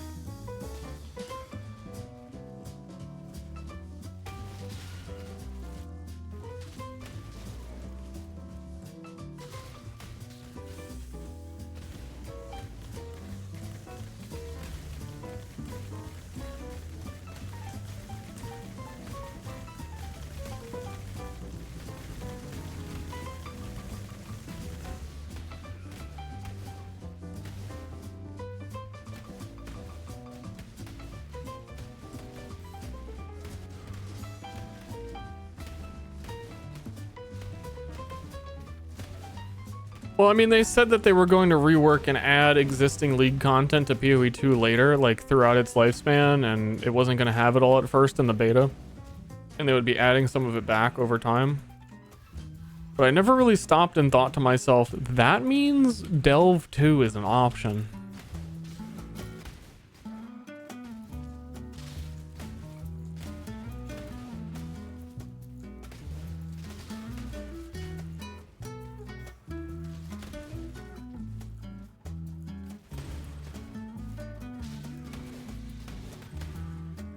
Delve 2.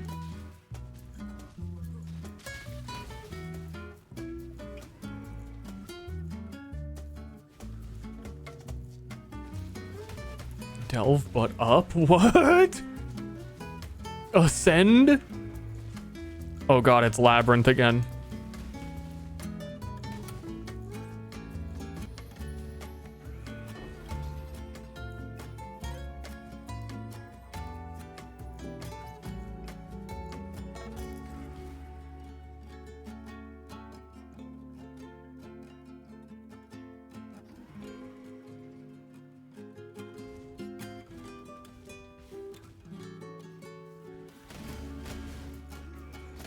How old is Delve?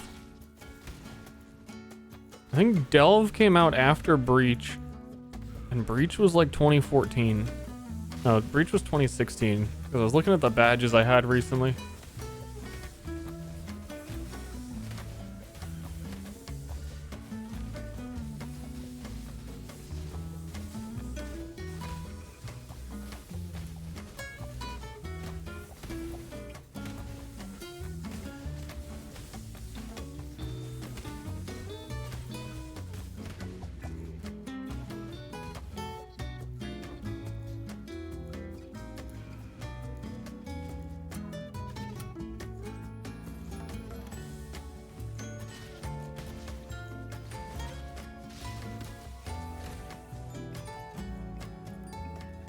I wonder what's going these stones are gonna do. Are these stones gonna on the ground? There's a lot of stones in here.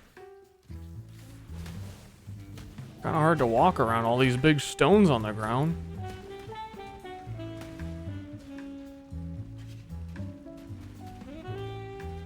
Oh my god, there are golems!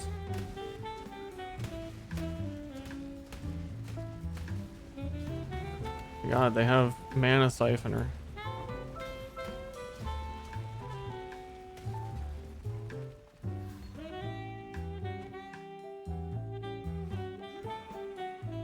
I was also interested in this league in trying the mana stacking power siphon, but I looked up if there was any information on it, and one person I know of tried to build on it. And they were like, yeah, it's not very good. This kind of sucks. I wouldn't do it. Man. They tried to league start it, which is kind of insane. Like really insane. Like legitimately concerning.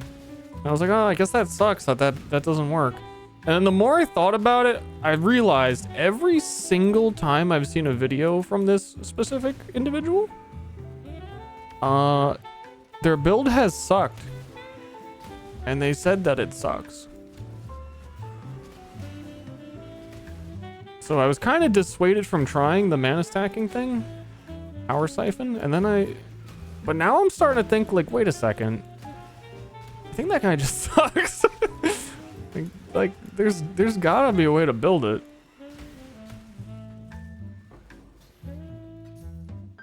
Surely.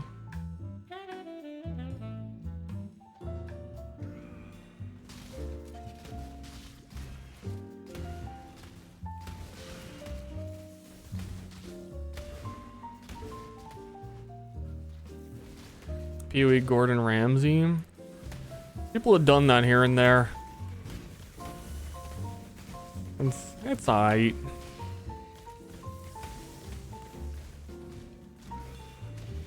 Dude, who was it in the Discord with your Cobra Lash build? I was like, I don't know what's wrong. I don't know what's going on with the Cobra Lash. I've been following this person's leveling tree and they linked it, and I was like,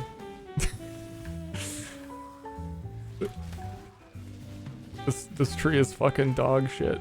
Fucking mana siphoner in Delve. They took their damage from like 600,000 to dot cap 35 million. No, that build was 300,000 DPS when they linked it. It was so trash.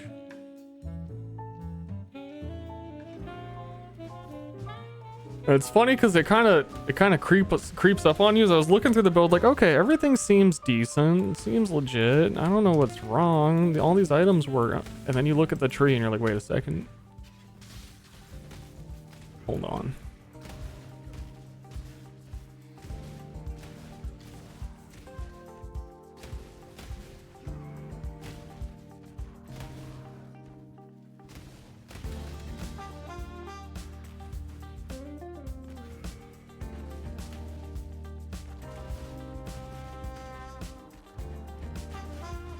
I think the most misleading thing to new players, if you were to like follow something, is occasionally streamers do a like this. I did this build in like the one divine challenge. Like I was only going to spend one divine on this build. And there's a few that are like, I'm only going to do 10 divines max and I'm going to do Ubers on this build. Those are always filmed at the end of a league when you can buy literally anything for 10 chaos. It's like month 4, look, you can make a one divine build, and then a new player will see that because it's shortly before the next league, and they're like, oh, this build, just one divine? And you can do Ubers on this build? And without realizing, like, dude, one divine at the end of the league is like 40 at the start.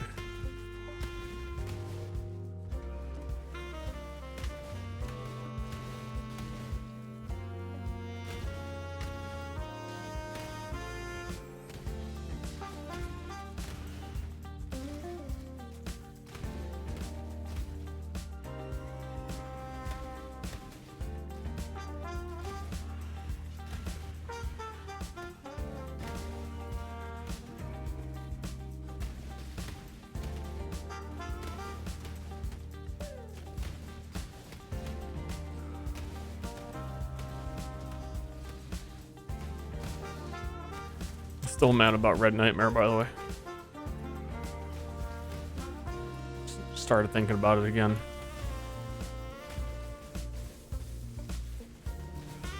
I very much enjoy making really cheap builds that use shit that use very underused stuff, so it's like really cheap to buy. And the epiphany of like, oh dude, Red Nightmare, that is so cost effective. And this fucking tuber had to go ruin it for me.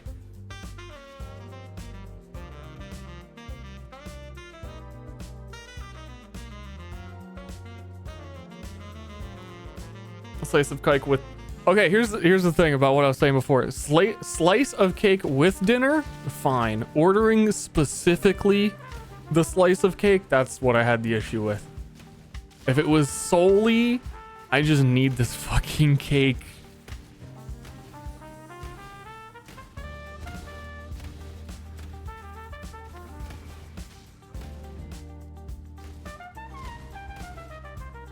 Just to be clear, let me be clear. Because I've got a like cheesecake with dinner before. That's sick. Kinda unhinged. Yeah, that's what I was thinking at the start. Because you just said, I'm gonna order cake, was like how you started. Hold on. Is it your birthday? Happy birthday.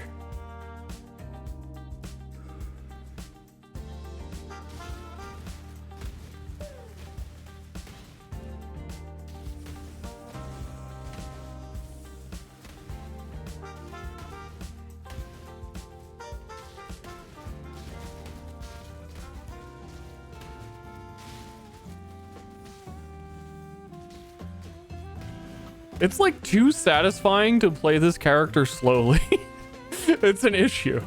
Problems with the build, pros, cons. It's really fun to play this build slow. Just like walking up and punching packs. That like I could be shield charging around and leveling so much quicker, but I just want to walk to each pack and watch them explode. It's a major con. I feel like I could have like doubled or tripled the amount of experience gain.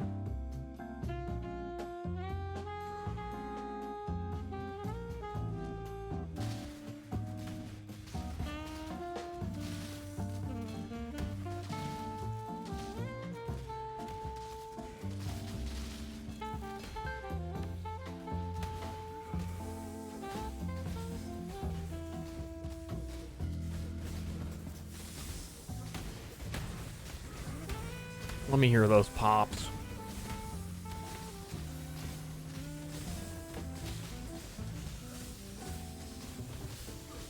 I'm fisting.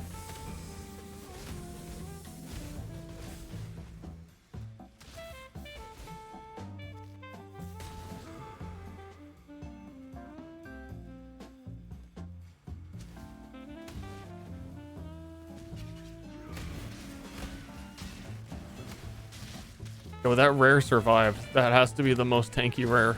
Holy crap.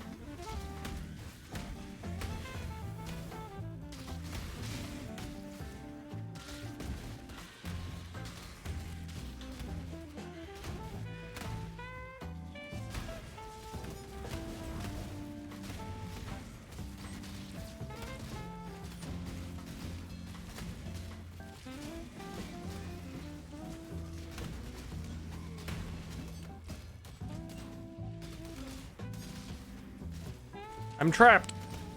I can't move.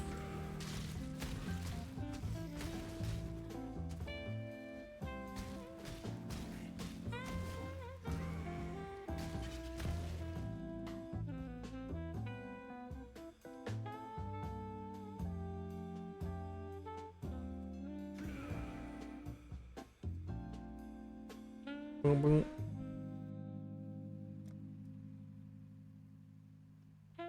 I am becoming... I think I'm transformed. I can feel it happening over my last couple of builds. Where I am returning to Monkey. And I just want to... Like, I'm embracing what I actually like playing. And that is... thick fucking chonkers. Sick of this spell suppress shit.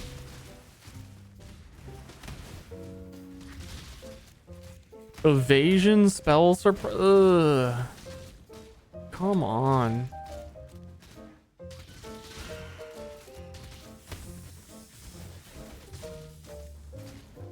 The more and more I think about it too, I don't even cap spell suppress. I do lucky spell suppress. I should just be playing block builds. Block is the real spell suppress.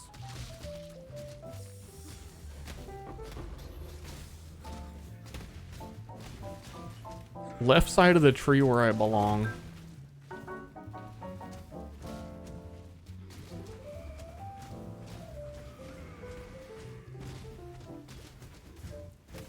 That guy's got health. I hate that. I think everything I've played this league has been like energy shield evasion with a Grace Watcher's Eye.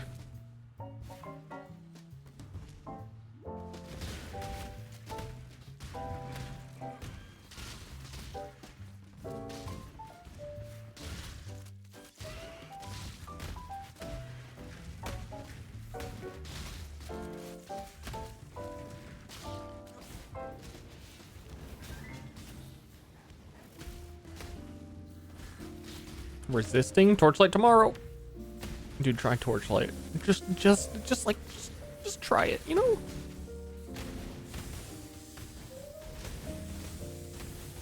Just dip a toe in.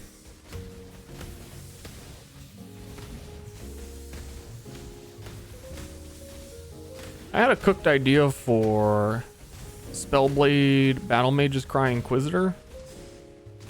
I don't think it would have to be Battle Mage. But I've really wanted a build for a long time to make use of Battle Mage's Cry that actually triggers a spell on attack. For a long time. But the new Blade Vortex is actually fucking awful. It doesn't gain stacks like Blade Vortex. It normally gets 10 stacks, circles around you, you run around, you're basically spell whirlwind. Really fast clear. The new Blade Vortex is you cast it one time, and at max level, max quality, it spins around you for 0.8 seconds. You get half of a rotation of like Blade Vortex going around you one time, but it's like a bigger AoE. So I was looking at that, and I bought one to try it. What do I have for 1 chaos? I just fucking... But I was thinking about that, and I was like, what if you did Battle Mage's Cry to trigger a spell every time you do an attack, shield charge. Every time you shield charge, it does an automatic Blade Vortex. And it is like super high base damage and AoE. So it's like not bad. It's one of the few physical spells. Kind of had me humming. And they gave all the Warcries get the quality, which is 40% cooldown, which means you really probably could have 100% uptime on that, even if you had pretty fast attack speeds for the shield charges. Probably have to use an Ashes as your amulet to make sure that your cooldown was as high as possible. But still, I think that might be the closest answer I have to how could Battle Mage's Cry see use on one build ever. So what do you do for bosses? You're a Blade Vortex build. You don't do bosses. You're still Blade Vortex.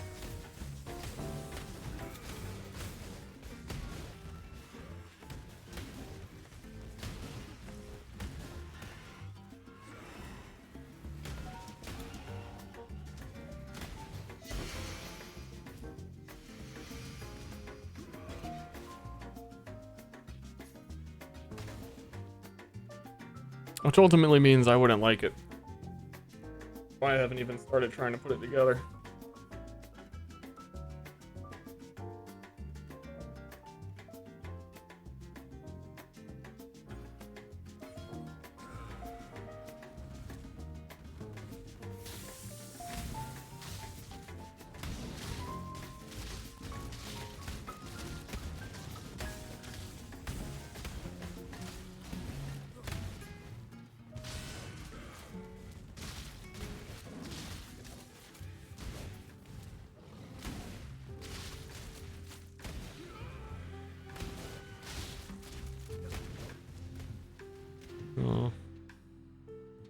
I'm thinking about it now.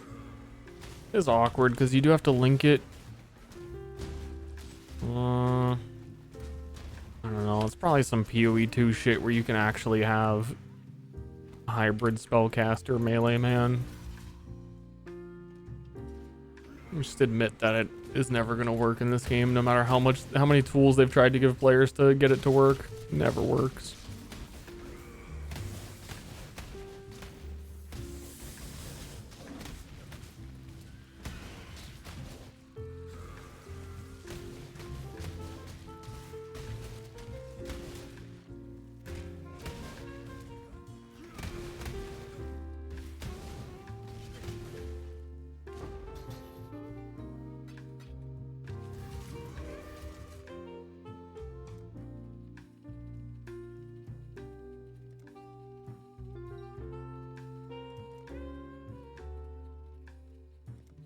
You know what they're cooking for flails? Oh yeah, I forgot they added flails.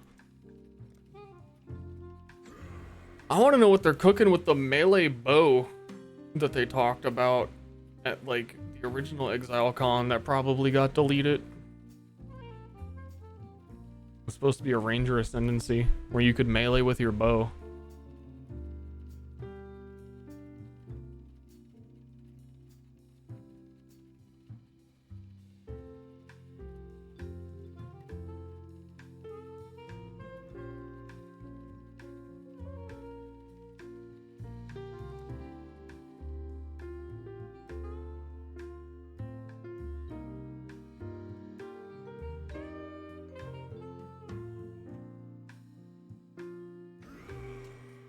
Ooh. So that got us like 5 levels, Delvin.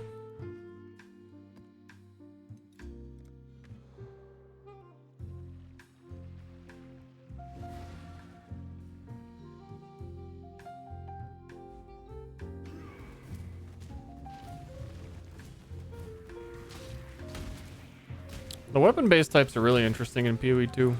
I can imagine there's a lot they haven't shown in that department. With how many they said that the game has, and every one they've shown has been pretty neat.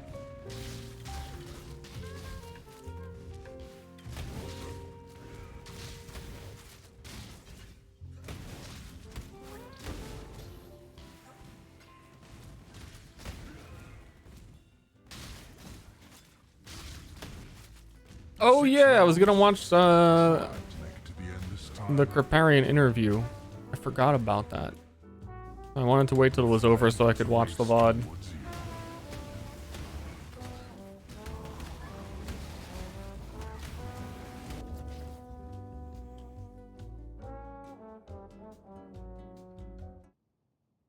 Laptop, wallet, cell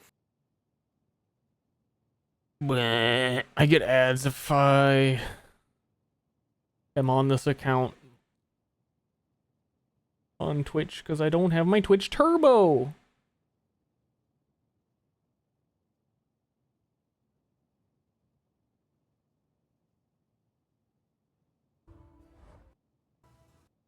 I don't even That hasn't really been an. know.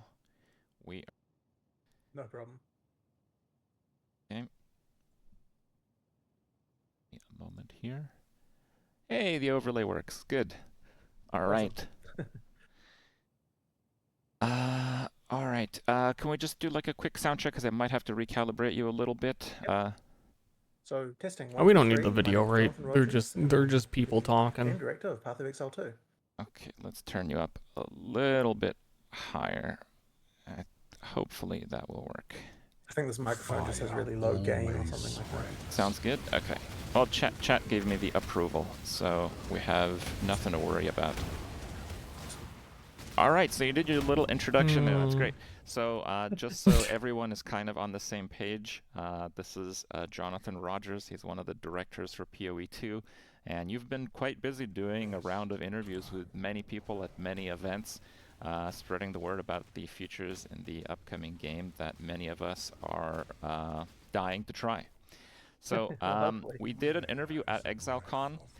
There's been a few announcements since, but I've noticed that you've actually been really active on the Path of Exile 2 subreddit, answering questions of There's just a Path about of Exile anyone 2 that has subreddit? one for you. It's been Oh, kind of okay. difficult for me to kind of compile all that information, so maybe I'm going to ask a Makes question that has sense. been asked already. My goal is to ask new questions. It's just a very, Yo, let's very go ruin it. difficult task because the information isn't really like there's a wiki, but even the wiki has There's some probably info wrong. optimism Like, on I it. actually had a question about the crafting bench being removed, Yeah. but apparently you've actually addressed that recently on Reddit. So again, and of course with all of this information, with the game still being in development, I hope people understand that you'll just be giving your best answer from what you can share with us, and nothing is final and all that for the disclaimers. Okay, great. So I wanted to start with a round of the questions that I kind of put together. And then I have a number of questions that I saw unanswered on Reddit, on actually just a few YouTube videos. I pulled some questions from chat, and we will pull further questions from chat as we go throughout the segment. No! But, yeah, so Fucking it should be a pretty good segment. So every first, time I kinda see one of wanted these, to, it's like, hey, let's ask chat with their chat's questions suck, right? You guys are in chat. Your questions suck, right? I'd much rather the interviewer have spent like a week thinking about intelligent questions that the answers don't already exist to. Fucking chat questions, it's gonna be like the answers already exist. dive and talk a little bit about the last trailer that you had, which was the Mercenary trailer. In that, you announced that you have WASD movement.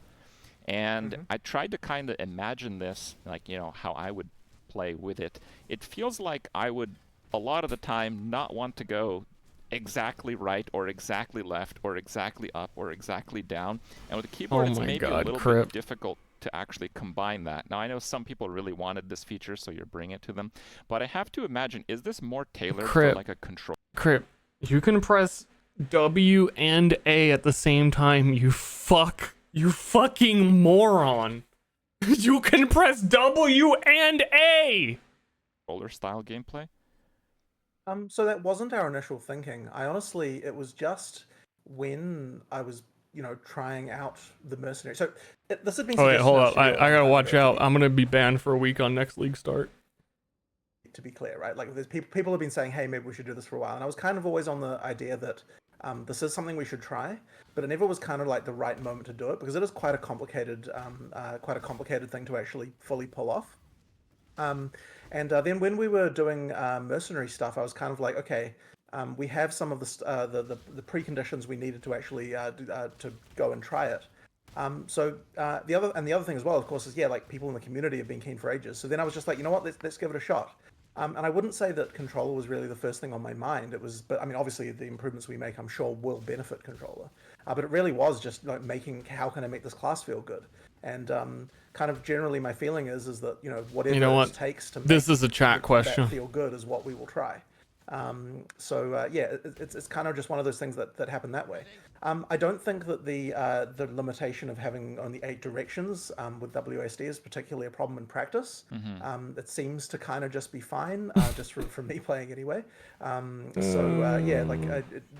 It hasn't really been an issue, and because the character always sort of looks towards where your mouse is, it doesn't honestly even really feel like 8-directional movement because the character can press relative to where they're facing. So you end up kind of just completely forgetting the fact that it's actually 8-directional, and it just kind of works. Well, since you have tried it, and I guess you're probably one of the only ones who has tried it, are you a convert? Are you going to be a WASD enjoyer moving forward in PoE 2? I'm pretty sure I am, yes. I was actually very skeptical outside of range. Like my first, when we were talking about it, I was like, okay, this is going to be a thing for range. I don't think melee is going to be that great. And actually, the reason why I thought that is there was this game. No, what was it called? I don't think it ever actually released. It was in beta. It might have been called like Pagan Online or something like that. From ages ago, and they had WASD movement in an action RPG, and I really hated it. I think I can name 3. The movement felt really terrible. The combat Victor felt terrible. Vran? And so I was kind of felt great. imagining that we would have the same problem with our melee. But then what I found was when I actually tried that out, is that it actually felt really good. And I think the reason is because of the step attack stuff we have. What that means basically is that when you attack, we have different animations depending on whether you're moving at the time and also depending I on guess whether I there's a can't name monster, three. where the monster This is relative Victor to you. Brand. So we've got animations of the character sort of stepping forward. I feel like you could in Van Helsing, but I didn't really play many of those. You never lose momentum on your character, so it's it feels really bad if your character just kind of comes to a stop and then attacks. Yeah. And so by adding these extra animations, it allows us to make the character feel like they're kind of flowing forward and then going into the attack. So because we have those, I think it actually drastically improves how melee combat feels with WASD, and I actually am a fan of it. I think it feels pretty damn good. Well, I guess So, I'll have to yeah, give that- it a try. I mean, I was Yeah. skeptical as well, but on your recommendation, I guess more of us will perhaps be more open-minded on it. Now, since you mentioned there's like a more of an active flow of combat, the mercenary also has, in addition to the instant attacks, something that kind of caught my eye was the attacks while moving. Correct. Now, the closest thing we have to this is some form of cyclone or cyclone triggering other skills in Path of Exile 1, and with cyclone actually being a pretty poor skill otherwise, it still has this mainstay in the Hey, game. my next build just is gonna be because it Cyclone. can Shut be up, used Crip. while moving. Is this going to be like a full attack while moving, or It is might, it like I don't know. cyclone-ish where you have certain movement penalties? Like, is there something you can elaborate on that, and maybe So- if this is something more than just what the mercenary will have? Yeah. So on Cyclone poor skill. I mean, he's not wrong. Before this patch, where they reworked Cyclone a little bit and added Cyclone of Tumult as an actual attack-based skill, Cyclone is dog shit. rapid shot in particular, basically you just get a 50% move penalty while you're doing it. So just whatever your movement speed is, it'll be halved during rapid shot. And that's What a dog shit is. pretty reasonable.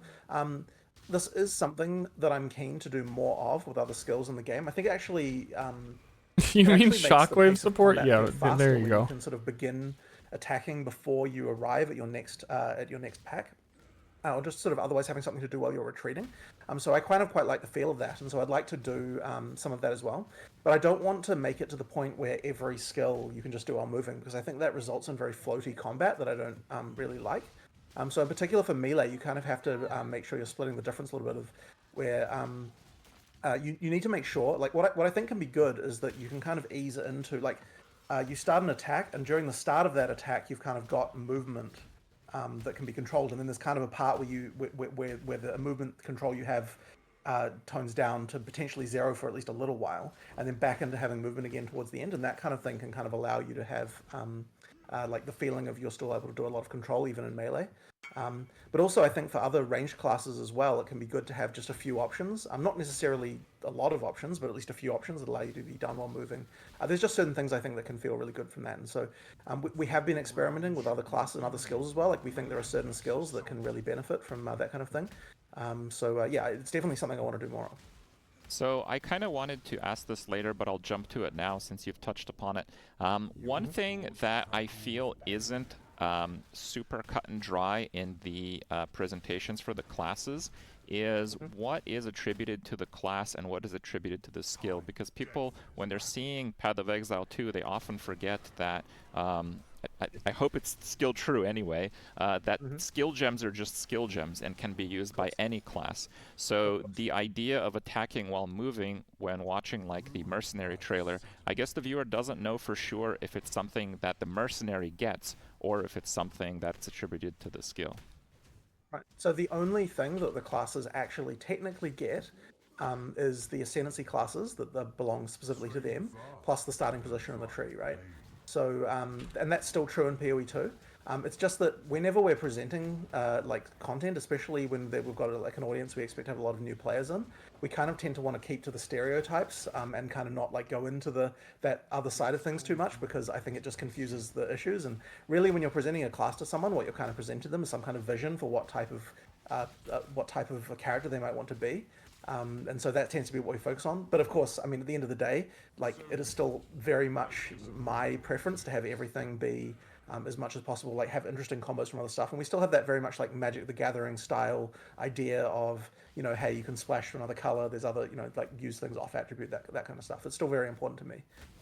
So yeah, like absolutely, you can use all of those things are part of the skill and not part of the class. Another aspect I have a to funny this was, story to the mercenary about trailer that. that I was In one of the early D&D games I ran before Myriad, off stream, I had like visuals for each class that I had made that I took some art. I was like, oh, this is kind of like the so-and-so, the warrior art archetype. And I had one picture for a class that was like the scholar, and Ronnie was like, dude, I want to play that. That looks awesome, but blah, blah, blah, blah. And he was like, this other class like mechanically seems way better. And then I switched the pictures, and he was like, oh, okay, yeah, no, I'll play that one. like if I took the picture away, he didn't want to play it anymore.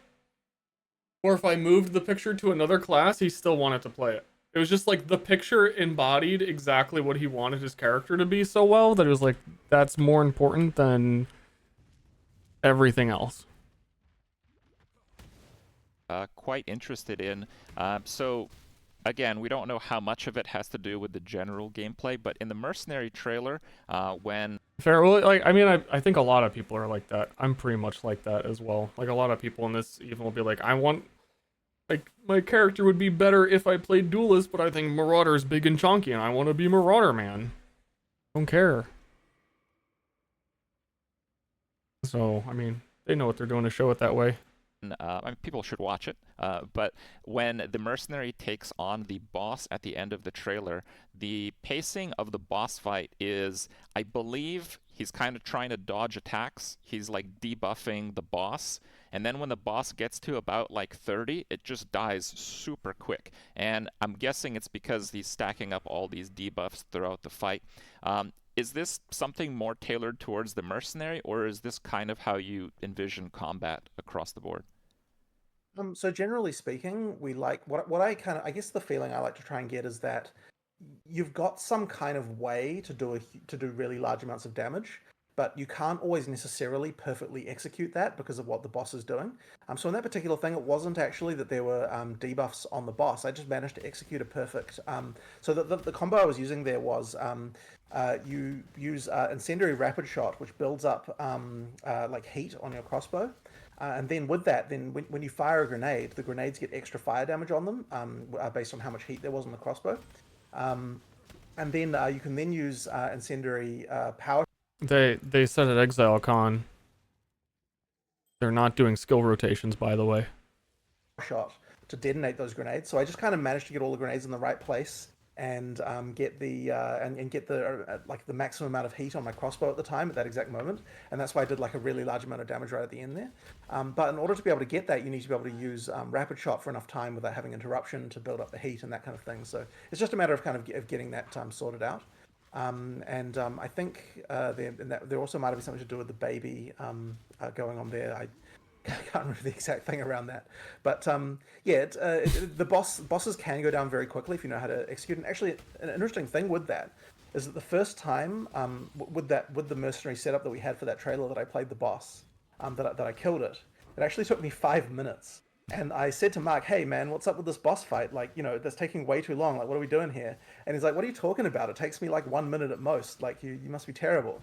And then I tried it again immediately. I like heard that in his voice actually. It took me 2 minutes without like me really realizing that I had particularly learned anything. So it actually turns out that you know, it doesn't actually take long to learn the mechanics of the boss. And once you know them, the degree of increase in damage you can deal is so much higher. And I'm the melee marauder. Learn the mechanics of the I boss, get stunned on hit. You quite as much because you kind of know what to expect. And that allows you to kind of build up those various combos during my melee attack. Large amounts of damage. So it's pretty chill. Yeah, that's kind of what happened there. And so now, of course, like it's actually another case I had of that was the blind beast. I was doing this demo with the druid and the blind beast just again and again and again and again. At the beginning, I was taking me like 3, 4, 5 minutes to kill that boss fight, and then by the time that I actually recorded the one that I think went online, it was done in like freaking 30 seconds or something like that. And it was literally just from playing the boss again and again. So. It is sort of impressive how Learning the mechanics does actually make you better at the game. What? You As can a be good at follow-up question, ARPGs? Since you mentioned that There's this skill? idea of figuring out where the DPS windows are and being able to properly execute your combos, resulting What? in like multiples more damage. Is that The perhaps game something that director might be a didn't bit know that? difficult to tune with multiplayer? Like if you had like a 2-player party and you just had a really tanky friend keeping the boss perfectly still, wouldn't that in a sense make it much easier? It can do, but there are various factors. So a lot of the crowd control type mechanics have things built. So for example, freeze, right? If you freeze a boss, then the next freeze takes longer. That's like a thing that kind of cools off over time. But effectively, like the more party members you have, there's kind of this like the various systems that work sort of like how poise works all respond to that. So that kind of means that someone sitting there stunning the monster is gonna, if you've got like multiple people doing that, hate this. it's going Bye. to get harder to sort of crowd control the boss over time. And then it should sort of come out to be relatively similar once you've reached the steady state, as it were, versus having a single player. Once you take into account the amount of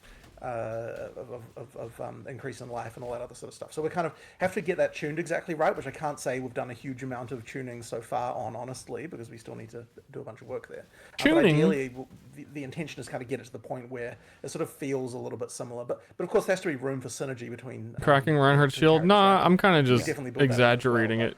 yeah, it will. Ideally, you're not just going to completely trivialize the boss just because you've got a couple of extra players in your party. It's a good way to answer their Yeah, question he but was asked. It's still intended. I mean, we've always striven for like it's just as good in single player as it is in multiplayer, like making sure the balance of that is there.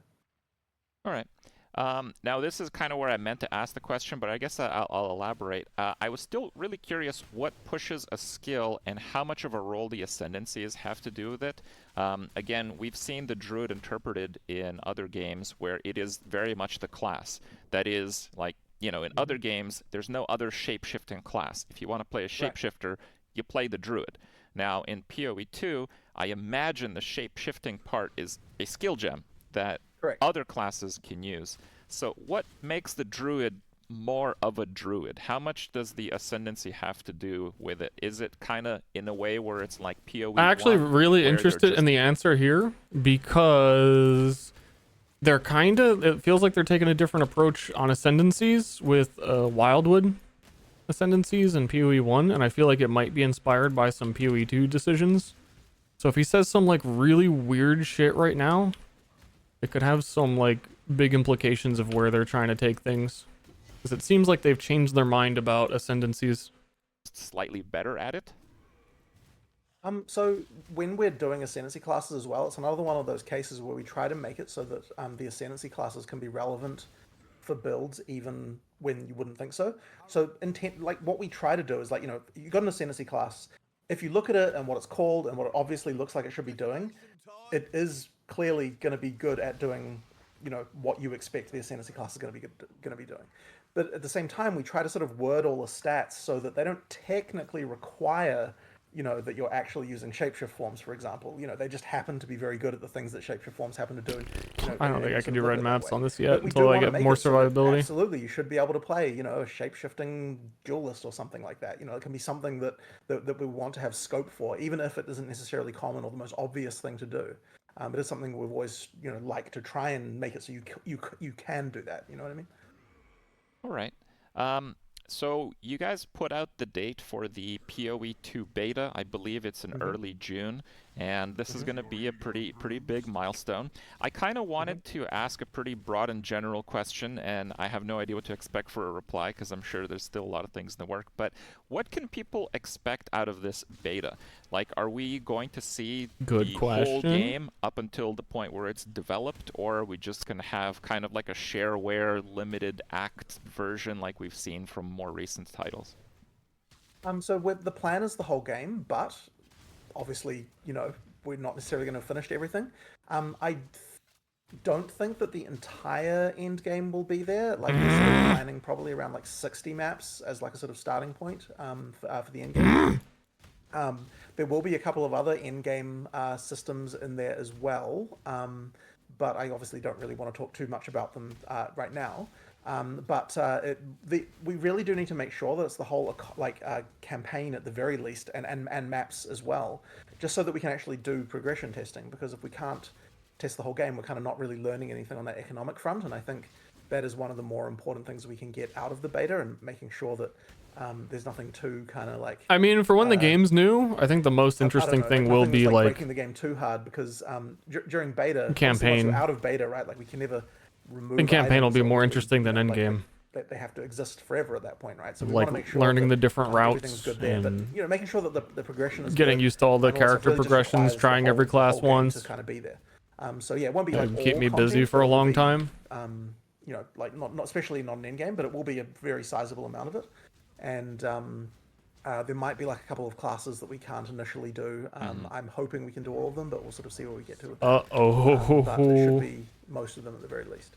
And yeah, I honestly, like, I should hope that anyone who's in the beta would see it as a game that is like fully, like, has full quality and as big or bigger than any other kind of action RPG title that you would get. Well, that's great. Going through the different places on the internet where people are talking about PoE 2, the players that don't already play PoE 1, their main concern has to do with Path of Exile in general as a genre being a bit complex. And with new game releases generally trying to at least touch upon broad appeal, is there some things that PoE 2 is tackling differently than PoE 1 to kind of grab the attention of some prospective players? So I think that, like, this is kind of one of those really complicated ones, because it is very important to us that we never dumb the game down to the extent that, you won't be able to do all the interesting stuff that we're known for. But at the same time, we do obviously understand the fact that, we're known as a very complicated game. And I think it's sort of interesting because there are certain things about that. Like, so I've actually been talking a lot recently with people on the team about this and like what we can do to kind of improve things. And I think there's kind of a mix of factors. So on the one hand, you've got stuff that we've already kind of like announced that how we're fixing it. Stuff like this, the way the skill system works, I think is just like way better for new players. This kind of thing is just straight up improvement. But I think that there are things like when there was a recent conversation on Reddit as well about the skill tree and what we're doing about it. And I think a lot of people, I think there's a lot of subtlety with it, because it's like a lot of people are like, oh, you should just have like free respecs all the time so that it's just easy, and if you make a mistake, it's no problem. This kind of thing. And I kind of look at that and I'm like, I don't know that that's really necessarily going to solve the problem. I think like we've kind of got this issue of like trying to communicate information in a both succinct way so it doesn't kind of scare people off, but also enough information you actually sort of get everything. So I've been looking into ways recently about how we can kind of do that. And I think that this is like a feature that we've just been proposing recently, but kind of haven't actually gone any way towards implementing yet. But we're talking about like making it so that when you go to allocate stats on the passive tree, that it's more clear whether or not the skills that you have equipped would actually be affected by it. Like this kind of thing. Like we've been discussing sort of like, what are the common pitfalls that people are going to run into. But the other thing as well is that we're planning on just doing some straight up usability testing. We've got like, in the future, we've got a usability lab that we're going to be using to kind of like test with completely just like players that are off the street and just kind of see, like how they respond to things. Like, do they understand things? Players off the street just sounds It is going to funny. be a focus, but at the same time, I just don't want people to hear from that the idea that We're just gonna go outside. We're just gonna grab someone. First guy we see. We'll play PoE. It is Yeah. really important that we not do that. Well, that's good to hear.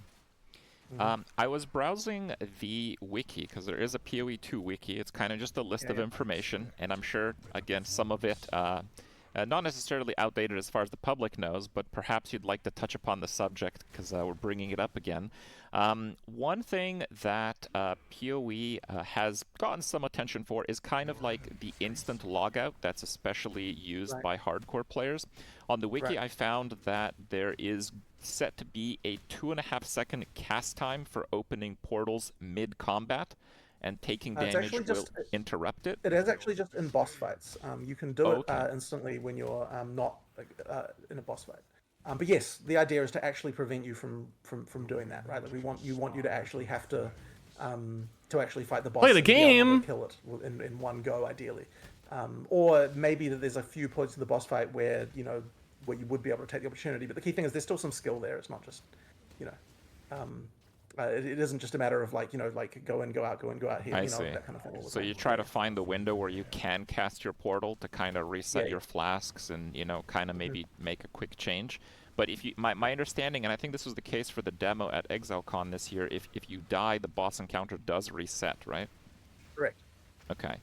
And I've also learned, again, on the wiki, so again, I'm not sure if this is current, but frozen. I'm apparently frozen. you can pause during solo play. Is that right? You can. Yep, you can. Yeah, Do that's you just see this as crazy. potentially being abused by hardcore players, pausing in a moment where they for sure will know they'll die and they'll just wait for like the next patch cycle or hotfix to I like hate these reset their monsters character's slain. position? I have half the bar to go, and it's two enemies so in you the can circle always log out and reset the boss fight whenever you want, the- right? Like you're not going that to. enemy type. If you alt F4, ultimately, that ends the boss fight, right? Because Oh, okay. yeah, because you can log back in and start from scratch. But the key thing you can't do is just whittle the boss down like one, like log out, go back to town, heal, go back to the boss, and I then see. continue from scratch. You know what I mean? So like it is actually. I mean, maybe okay isn't the word, but it is a thing you can do to alt F4 from a boss fight to prevent your death. And I think that is something that there is really no. Wait. So, 2 seconds ago he said no, in a boss fight you can't quit out, and then Crip said, but this is what the information says, game director. And then game director said, yeah, actually I just lied. Yeah, you can totally quit out during bosses. Cool. Most solution for, if it even honestly needs solving. Like it's but because now, but in PoE1 the cost wasn't high enough, right? Because like you just go back and continue the boss fight from where you left off. If you you still have to be able to kill the boss in one go, if you know what I mean. Yeah. In PoE2, which was not the case before. So and this actually, by the way, is something that we have to be really careful about, because it means that bosses that are progression blocking can be actually progression blocking, right? Like Also, yeah, can't figure out name. Torchlight Infinite. You can respec all your skills until level 80. And I've experienced the same. I get my character to level 79 and it's like I'm paralyzed. This is final. This needs to be correct. And I sit at level like 78, 79 for like an hour or two, just like testing stuff on the training dummy, being like so like, oh shit. They're gonna get me. Like if you can't kill it, you just can't continue the game in some cases, right? If it's an act boss or something like that. So, there's people have to get good in some cases, but also we have to just be really careful that those progression blocking bosses don't, completely alienate people as well. With that in mind, I'm actually something that came to mind is it going to be like a one campaign per character type of thing, or will you be able to like have multiple characters to kind of help with the bosses along to kind of alleviate the progression? Sorry, I'm not quite sure what you mean about that. But I mean, you will have to complete the campaign on each character. Okay. But you can always like, I mean, just like in PoE1, right? Like there's things you can do to rush another character through, like quickly if you Right. No, I was thinking like if you had a character that really wasn't good at all against a certain boss, could you get your other character to kill it for that Oh, I one? see what you mean. No. So yeah, it doesn't work like that. It basically works like PoE1 in this regard. Okay. Although interestingly, no, actually, scratch that. I was about to say something. I realized we haven't announced. I need to take that out Okay. of my stash. I keep forgetting. So I have maybe a difficult question for you, but around the time we got Ruthless, we started hearing some of the news for PoE2, and a lot of it kind of matched up. And we'll talk about the crafting bench and all that being removed, just kind of similar features in a way. Ruthless in PoE1 has seen kind of like lukewarm popularity. Personally, I really like it. I think it's maybe a touch more ruthless than I would like. But I mean, like I'm playing. Big agree. I'm so close to wanting to play so Ruthless. Far this league, I've found about 30,000 alteration orbs, to where I don't even bother using an augmentation orb because it takes too much time to click it back and forth, right? So obviously the answer is somewhere in between the two. But I agree. How are you designing the kind of the pacing of the game and the abundance of currencies and items and all that? What has the goal changed, seeing Ruthless not like explode in popularity, I guess is my question. So there's a lot to talk about here, like a lot. So I guess the first thing with Ruthless is I think Ruthless did definitely go too far. And more to the point, I actually think Ruthless bundled in too many things in one go. I think if Ruthless had just been item drop changes and hadn't done a lot of other things that Ruthless did, like, for example, crafting bench removal and the movement skill stuff and like a bunch of other that stuff, I think it actually would have gone down a lot better. And I also think as well that there probably wasn't enough attention paid to map sustain and a few other details like that. Like in particular, I think one of the major philosophical things we did learn from Ruthless is that we need to make sure not to reduce the access to content being a big thing. Like I think that Ruthless did make it too hard to get access to content. And also like probably the currency was a bit too rare. There's like various things about that that were just I think not quite right. But also, and I'd love to fix those in Ruthless, honestly. But the problem with that is that whenever we say, "Hey, we're doing a bunch of Ruthless stuff to improve it," we just kind of get a lot of, "Why are you working on Ruthless?" You know what I mean? Like, so I don't think that like the ship has kind of sailed there, unfortunately, which is a bit of a shame. Which isn't to say we won't ever address it, but I think we at least learned a lot from Ruthless to help there. So I mean, I guess that's one side of things, but the next side of things, I guess, just comes into all of the general philosophy of how item drops should be. Should be done in PoE 2.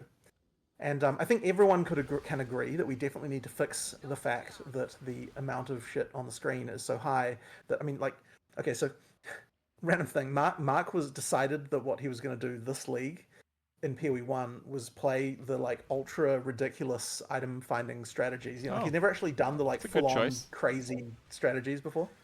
These are all and one of the things he ran perma-freezing me. into was the fact that when you have you get to a certain point, you can't even press Alt anymore because the game client will take so long to have all of the pop-ups appear on screen.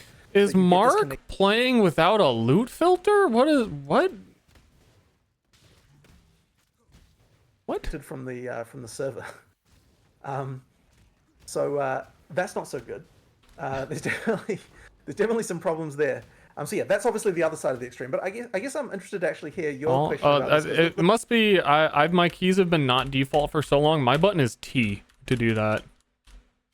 I hold Alt to see loot. It's different.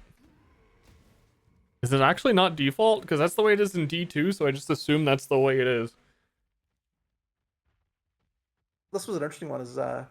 What do you think should be the difference in amount of value that, say, an average, like let's say 50th percentile player gets versus a 99th percentile player? Sicko, what do you guys? What is the default to show loot on the ground for you guys? Were you like?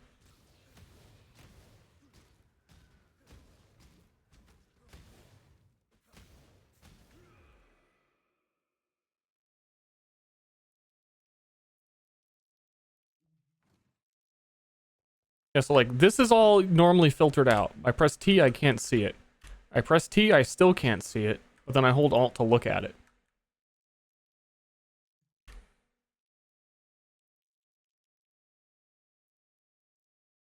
I don't know. Believe is good.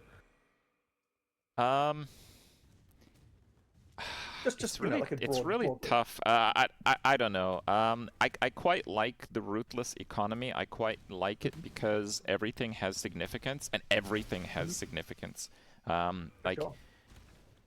After playing ruthless quite a lot for like 2-3 weeks, I start to have an overabundance of transmutation orbs, right? So that's when they start losing their value. I feel that's honestly a good point to be at. You know, when a currency that's fairly regularly dropping becomes worthless, being like 2 weeks for a hardcore player in. Just everything kind of mattering is one of the really big appeals for Ruthless for me. I feel like the conversation of the average player versus, you know, the top 1% player kind of gets lost in Trade League because people are really good at manipulating the economy, or people are really good to play in parties efficiently, where that model gets completely destroyed. So I really hesitate to give an answer in numbers there. I think you still need to have a reasonably large disparity between like average like 50%. I need to look at my support gems. Because that's kind of the thing that you're striving for really a lot bad. of the time is increasing your drop rate. And so I actually think that one of the issues is then the other question is alongside this to kind of let's establish some constants here, right? So I would say, and this may seem like a high number, but I think that you need a difference of 1,000 times between the best player and the average player of amount of wealth acquisition. So that isn't to say number of items, I'm just saying like value of the stuff that you're getting. And that's so that you've got something to strive for, right? Like you need that level of like of disparity from the bottom to the top to kind of make it actually like to actually give some form of feeling of like I'm getting better at this game, I'm improving, what I'm doing. So I don't know if does that number seem high or low to you? Like, what do you reckon? How does that feel to you? It's, if you're considering the trading prowess of market geniuses, then it doesn't seem high. If we're talking about efficient play with stacking the right mechanics and multipliers, that does seem very high. So I just don't know what we're talking about exactly. Sure. Well, I think we're just talking about like let's just say let's say from a map that you're running when you're as I said, you're an average player running a map versus the absolute max mega juiced crazy map. You know what I mean? See. Like in terms of the amount of wealth coming from it. And so as I said, that may seem high, but actually I think you do need those kinds of numbers to achieve that. So then the next question is, okay, well, how many more items can you actually drop on the ground from one to the other to actually feel reasonable? And I think that number's kind of not really more than 2x. Like maybe it's a little bit more than that, but the thing is, like on the actual ground, you probably don't want to see more than double the number of items from one to the other, and yet you need to feel, and you need to actually be receiving 1,000 times the value. I mean, so if we kind of break that down, that shit is true this league. There's a few things that go into this. So one question is, and hasn't been for a long time. Of your build comes into it, like how fast can you do a map? Because that does come into the kind of like 1,000. Number. So, like, if for example, and I gotta say, I don't like this league for that. An average player and a 1% player is like 10x in like speed of playing a map. So like so if a bad player can do a map in 20 minutes and it takes a good player 2 minutes, for example, to do, then you've already kind of divided that by 10, which means that the actual items on the ground have to be 100 times more valuable per map. And I think that probably sounds like something that seems within the realm of reasonableness. I would hope. I see. Yep. Okay. But then the next thing as well is that if the amount of items on the actual ground per monster you kill is only 2x higher, then that means you've got like you have to be able to have increase of rarity be worth 50 times, right? So basically you have to be able to increase the value of items on the ground by 50 times with just like rarity bonuses alone, and it needs to feel 50 times more as well. It's not enough to just be like, in theory I kind of know that this is more valuable. It has to really feel like you're getting 50 times more wealth. Well, I actually had a question later on about Magic Find in PoE2.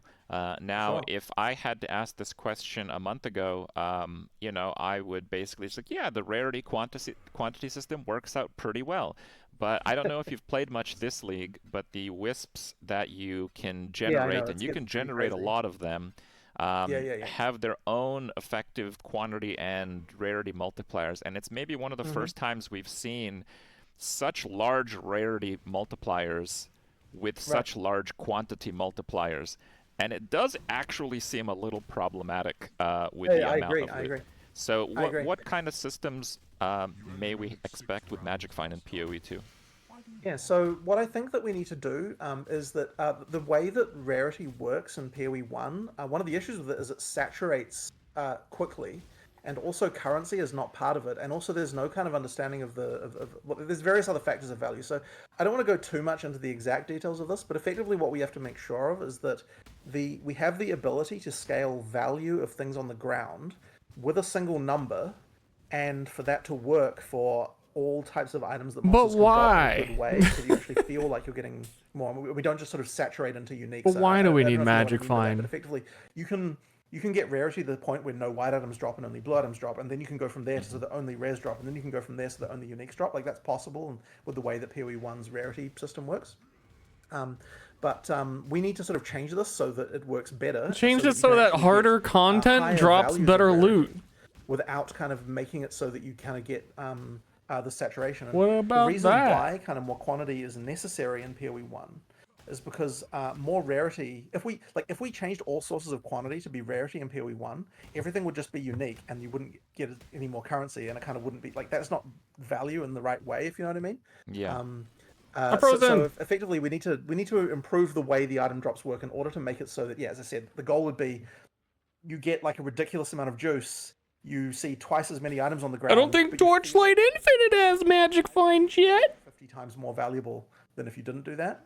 And then since you're 10 times faster at playing the game than other people, the end result of that is 1,000 times more wealth acquisition, if you know what I mean.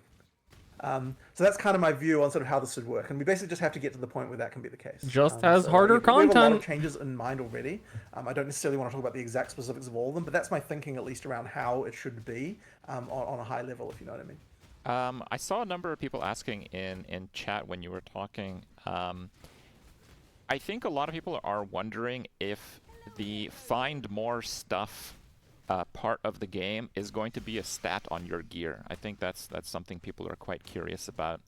Whether or not there's magic find. Yeah, I mean, we definitely want to have magic find still in the game as a thing you can get. Okay.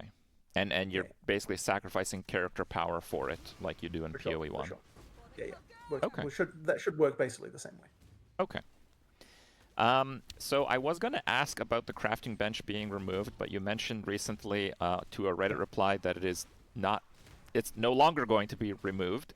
And I kind of maybe wanted to ask more of a broad question. One part about Path of Exile 1 I really like is knowing that I can kind of guarantee some kind of big parts to making a character when like a new league starts. And in one end it can be something like knowing that I can have access to a trigger craft on like a wand for a character like that. And in other cases, it can be like, while I might not be able to find a tier 0 unique, but for example, divination cards kind of offer this fragmented consistency of slowly knowing that you'll eventually get this one item. So is there going to be an element of that in PoE 2? And maybe you can, I know some of the details are still getting worked out, but maybe some of your goals for the crafting bench if you have set your mind. So the crafting bench absolutely needs to exist for exactly this reason. You should be able to at least get some certainty, if you know what you're doing, of being able to fix issues with your build. You know, even if you don't find, you don't get lucky, you still are able to do something about that. So I think that's really important. So I think the crafting bench is good for that, and we do have a plan for what we're going to be doing to sort of make that work. As for divination cards, it's sort of interesting because divination cards, I really like them in theory. I really do. And in SSF, I think they work really well. But the problem with target farming is that you effectively, when you have an economy, effectively what you're always going to target farm is whatever has the most value in the economy. Even if that's not the thing you actually want for yourself, you're just going to be like, okay, here's the thing that's going to have the most trade value, like per hour played on average. So therefore I just play that. So I think that the way that that works in PoE 1 with div cards is not so great. It sort of means that the people who, at least the people who want to get the most economic value, just end up farming one map forever and ever and ever. Crimson Prison Gang is what they're called, apparently. Yeah. So that's a problem. So I don't have an immediate solution to that. There's been various solutions proposed, basically changing the way that div cards work. I think, as I said, and I think in SSF, it's cool. I like it. We need to do something different, I think, here. There'll be some discussion about that. I do think div cards are cool. I'd like to see them come back in PoE 2. I don't think that is solvable. We'll find a way, I suspect, to make that happen. But I don't know. That something will always have more value than something else, and you can always choose to get that instead of the thing that you want. For all the PoE 2 news, what you want is value. Included all your recent PoE 2 interviews, and there was an that will never change. PAX West where you were asked what league mechanics are going to be ported over, at least roughly, from PoE 1. I think even spending time thinking about it is a waste of time for them. What do you do? Almost depends on which league mechanics you like. And it killed me that there was no follow-up question. So what PoE 1 league mechanics do you like? Okay, well, Hold on, I'm still thinking about that.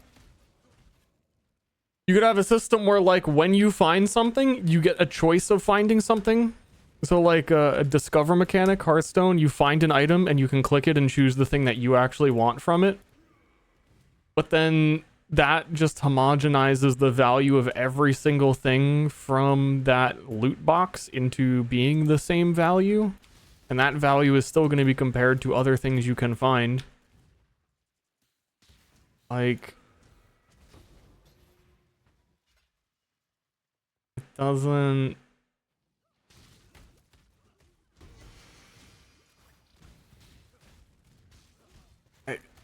I feel like when the economy is as open as it is in PoE, you're starting to discuss We want players to want every single type of car you could possibly own. We know that there are like super $1 million expensive cars that you could get, but we want you just as badly to desire the chunky piece of crap barely runs car. And we think it's a problem that players aspire to earn and seek out the best ways to get better cars. I don't know. You can't solve that. I'm a big fan of Delph. Okay. And Incursion. Without removing... Definitely, those are two of my Wait, he favorites. said it!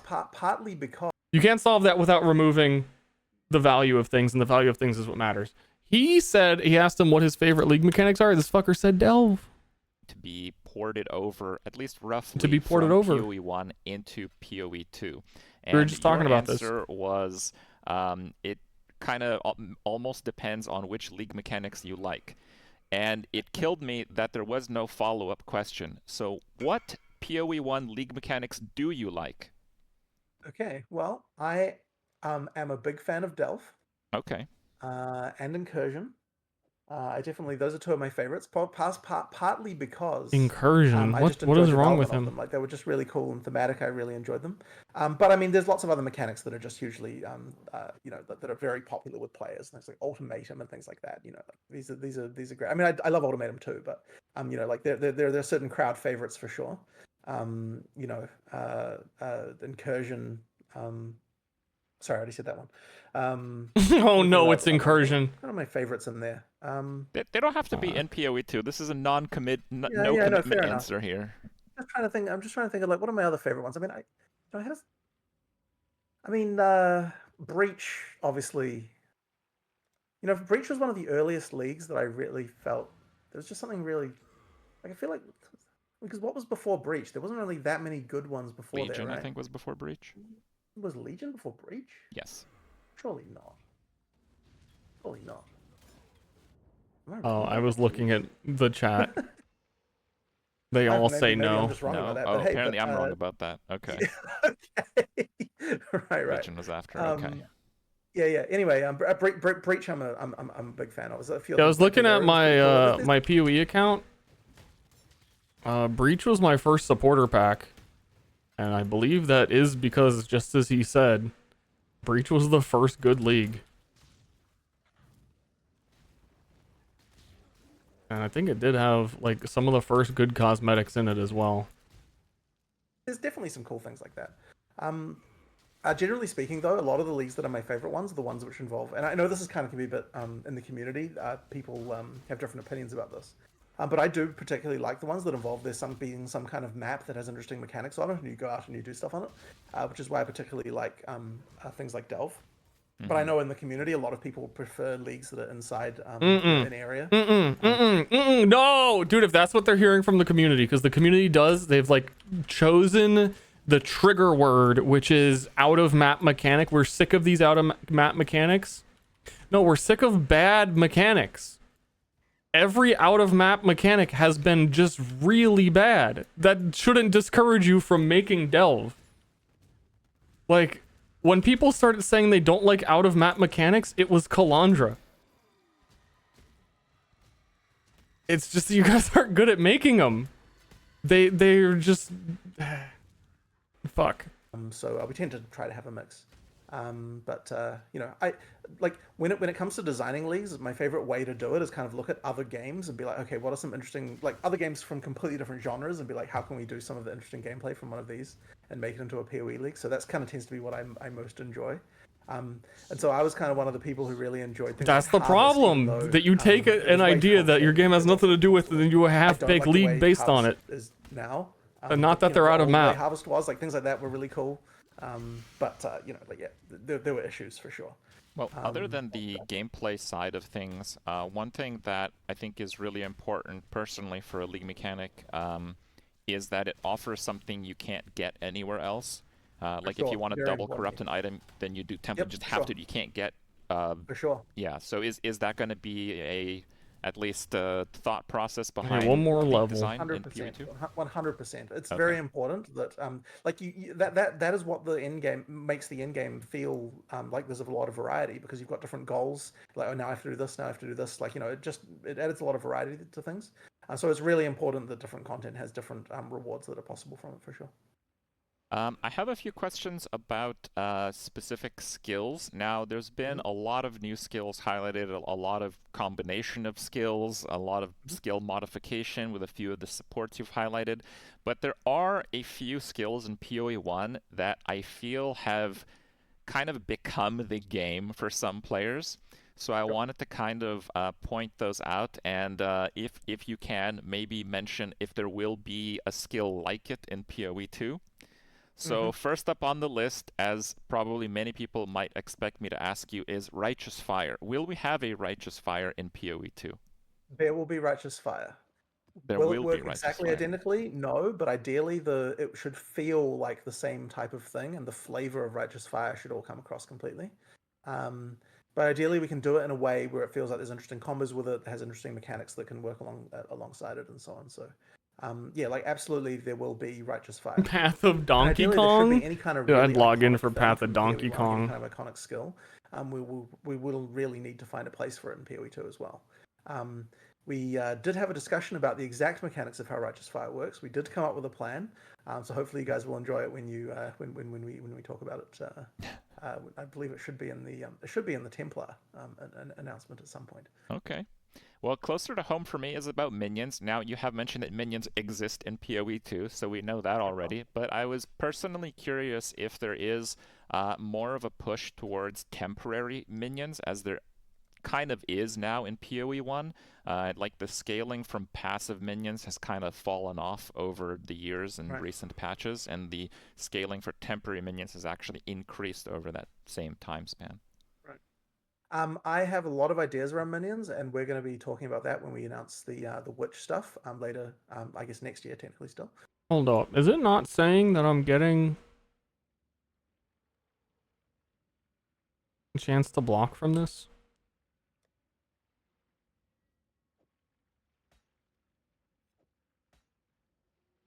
I am. Honestly, I'm getting so much block that I don't need glancing blows. I am super overcapped.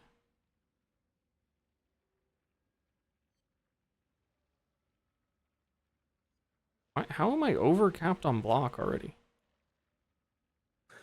So there's going to be a big discussion about that, and we've got a lot of features there. We put a lot of thought into minions. It's obviously one of those things that action RPG people, like there are a certain class of people who play action RPGs who that's all they want to play. So we have to make sure that we've got a really, really good minion story, as it were. Yeah, because of that, minions. Oh, it are gonna says get it a on lot of these attention, nodes. and you'll see that fairly soon, I think. Wait. Now, one thing with minions that kind of comes as a drawback in PoE1 is it used kind to of do it the other visual way. clarity, where once I have more of a powerful summoner and I'm summoning more minions and they have like more AoE in their attacks, I feel like the visual clarity of just me being able to see the boss mechanics kind of starts going down and down. In PoE1, they has this like setting which is like bloom. But that affects both things. It affects both the boss mechanics in some cases, as well as like your skills and the minion skills. So there's no like great way to kind of maintain full clarity of the boss mechanics. But I am stronger, so I don't know. It's kind of been a trade-off in PoE1. Is there some address to this in PoE2? There isn't like a specific technical, like here's the specific solution, but I can tell you that visual clarity of minions is like the primary concern that I have around minions, for sure, when looking at the stuff, because that is how there is a certain feeling you want with minions where you kind of like in PoE1 it just feels like chaos a lot of the time. Like there's just shit everywhere. Like it doesn't feel like there's a front line, as it were, and things like there's these kinds of issues. I want to try and make it feel a bit different in PoE2. So we do have a lot of like stuff around this, and even if you looked at the whiteboard in my office right now, like half the issues on there are visual clarity to do with minion issues right now. So yeah, it's definitely a concern. It's just a But matter of, minion like, players just don't better want design, really, when it comes to clarity. That's why they play minions. as well as just there's just a lot of it's kind of like 1,000 individual subtle things that kind of add together to make things to have more clarity. And that's kind of true across PoE2 in general. Like, there's a lot of focus on trying to make sure that there's visual clarity with the skills, even though they look really modern and cool, that they're still Yeah, everyone's dream with minions is the because Diablo we're, 2 get the fantasy of opportunity to like have a bit of a reset 600 here skeletons. graphically. It means that we can consider very carefully, like, what slots around the enemies do the different effects go in, and, like, how can we make sure that, like, we're kind of making sure, okay, like, You can have if some something's, like, minions on, clear and some like minions not clear. and this may actually not be like 100% correct, but it's like if something's on the, like, blade of the weapon, then that is always a herald effect, for example. Like, nothing else is taking that Oh, I slot see. on the character, so you kind of know that, like, like these kind of things are kind of what we're trying to do to make sure that everything has its place, and you kind of always can see things without having to have too much overlap. And hopefully, I mean, sure, a little bit of that goes out the door a little bit when you start having MTXs heavily involved, but A little at least, bit? without those, A little like, bit? the visual clarity should be very good if we're doing our job well. Okay. So bit of a subject swap here. In PoE 1, when it comes to designing a character, a lot of it kind of has to do with putting check marks on defensive goals. So the first round of goals is like avoiding lockouts, so you don't get stunned, don't get frozen. And then the second one is usually don't get killed by physical damage, because physical damage is unique in a way where more of it just ruins your ability to stack armor. And the third one is just like, does this character get one shot from typical stuff that happens to it? Is this kind of going to be a similar checklist in PoE 2, or is it a different approach to defenses? I don't know that it's not particularly easy to necessarily avoid that, but what I would say is that I would hope that we don't get to the point where you have to feel like every character needs to be completely immune to certain mechanics. Like, ideally, it should be a reasonable choice to choose between, is this something I'm mitigating, or is this something I'm completely preventing? So that should always feel like it's a choice. But at the same time, like, having certain things you need to be able to deal with as part of a build is, like, part of the, I guess, the trade-off you're making when it comes to, like, how, like you need a bit of tension to make defense, like, to make it so that you don't just make a complete glass cannon with zero attention paid to defense at all. You do need, to some extent, to have, like, how am I going to deal with this particular problem? So I think that will still be a thing. But I can't promise that the exact details around it will be the same in PoE2. This is honestly something that I am not myself as involved with, I would say, as some other people on the team. I mean, obviously, I still kind of, like, talk about the stuff, but people like Rory and Mark tend to be a little bit more, like, knowing about, like have specific thoughts around that stuff.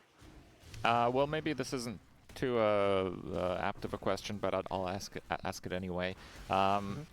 Will you perhaps eventually be able to trivialize a mechanic entirely? Like, I know the stun mechanic in PoE 2 is much more sophisticated than PoE 1, but are you able to make a character that's completely ignoring stuns of all kinds if you want? There should always be a way to do that. The cost of it should always be something, right? You know what I mean? So, like, I mean, there's absolutely will be a unique that's going to be like, you can't get stunned, right? There's going to be uniques like that. Okay.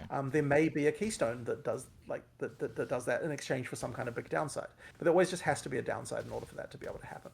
And then, of course, you should be able to invest in stun reduction to the point where it no longer phases you as well, right? This kind of thing should be possible. So that should always be possible. It's just always like cost benefit, right? Like, what are you, what are you trading for that? In terms of character design, I don't know about this character, guys. It's kind of hitting the point where I should do more damage for what I have. And it's kind of close to what I was saying about playing Cyclone or something instead. I don't know. But tomorrow's Torchlight, so I think once this interview's done, I'm done.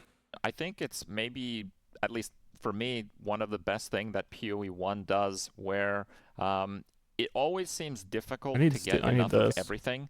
Like, you can make a character that does millions or even like 1 billion damage, but you can only really do that if you have no defenses. Or you can make a character that's extremely tanky, but the damage ends up being lackluster to a point where you literally have to tank more things. For sure. That would Is be the this intention going to behind be a it, but- similar approach to PoE2 Yeah. character design?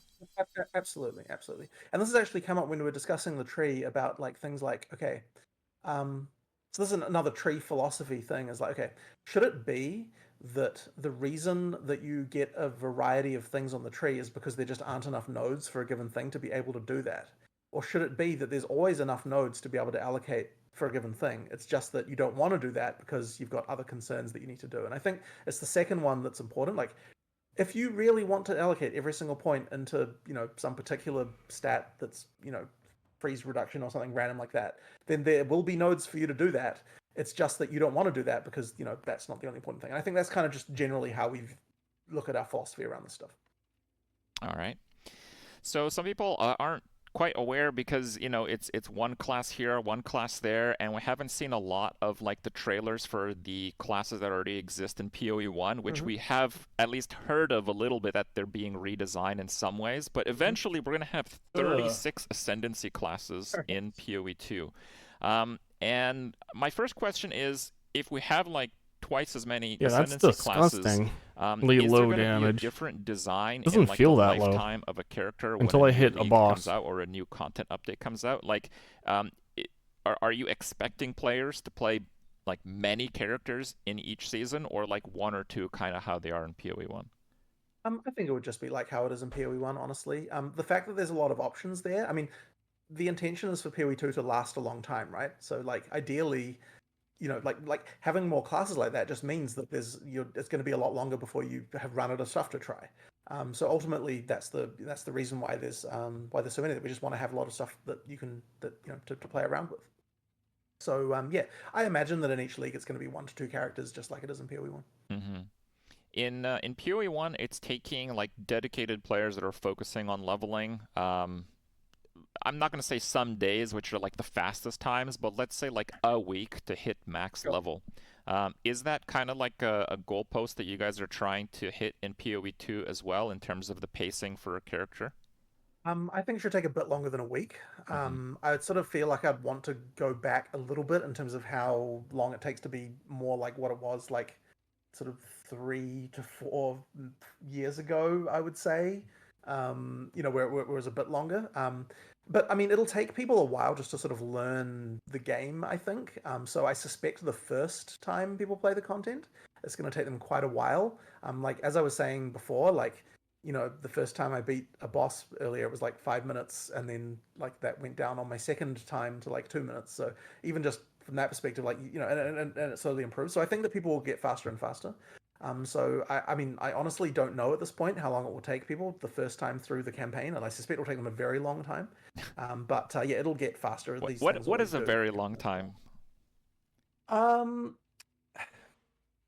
Honestly, I honestly don't know for sure, because we don't have like the entire, like, not every area is like fully like it's not playable. I mean, all the areas are there, but they're not playable in the sense that like if you have bad monsters, like when I say bad, I mean like monsters that don't have like all their abilities and stuff like that in an area, it's just boring. So like nobody wants to play those areas. So that means that we don't really have like proper progression testing. Like we've polished the first half of each act kind of thing, and so we haven't got like a sort of full, like, you can just play through the whole game to do progression testing yet. So that means that I can't actually say how long it will take, but I honestly believe that like for an average player, I mean, like, got to be at least 40, 50 hours, I think. Oh wow. I imagine that's how long it will take sort of your average player to get through. Like it could be longer, honestly, for people who haven't played an action RPG before, probably. So that kind of things. I mean, I guess that's kind of like half an hour per zone when you include like fighting bosses. Like I sort of want people to die like 1 to 2 times on each boss the first time they play it, because they haven't learned the mechanics yet. Like it should feel that way when you're kind of playing through the first time. So that will mean like that kind of thing. So like it's just a little bit harder, like but the thing is, I think PoE1 may even be that hard for people who just play the game for the first time now. It's just that once you played it, however many times people have played it, it becomes trivial to the point where you're like, okay, I could never die to this thing. But because of the fact that you actually that you have to restart the boss if you die to it now, it will force you to actually learn the mechanics and kind of work out these things during your first playthrough. Okay. So that'll be interesting. But yeah, it'll take people a while. All right. Well, that is it for the questions that I had personally, but I have scoured the internet for unanswered questions and I have picked a few up from chat. And if you guys want to post your question in chat, if it's at least different enough from what we've already discussed or what I have, I'll maybe try to include it near the end. But yeah, we people do have to be in places eventually, so we don't have Jonathan forever. But yes, with that in mind, I want to ask some of the questions. They might be a little bit less researched than some of my own, so might brace yourself for some short answers, but that's okay, hopefully.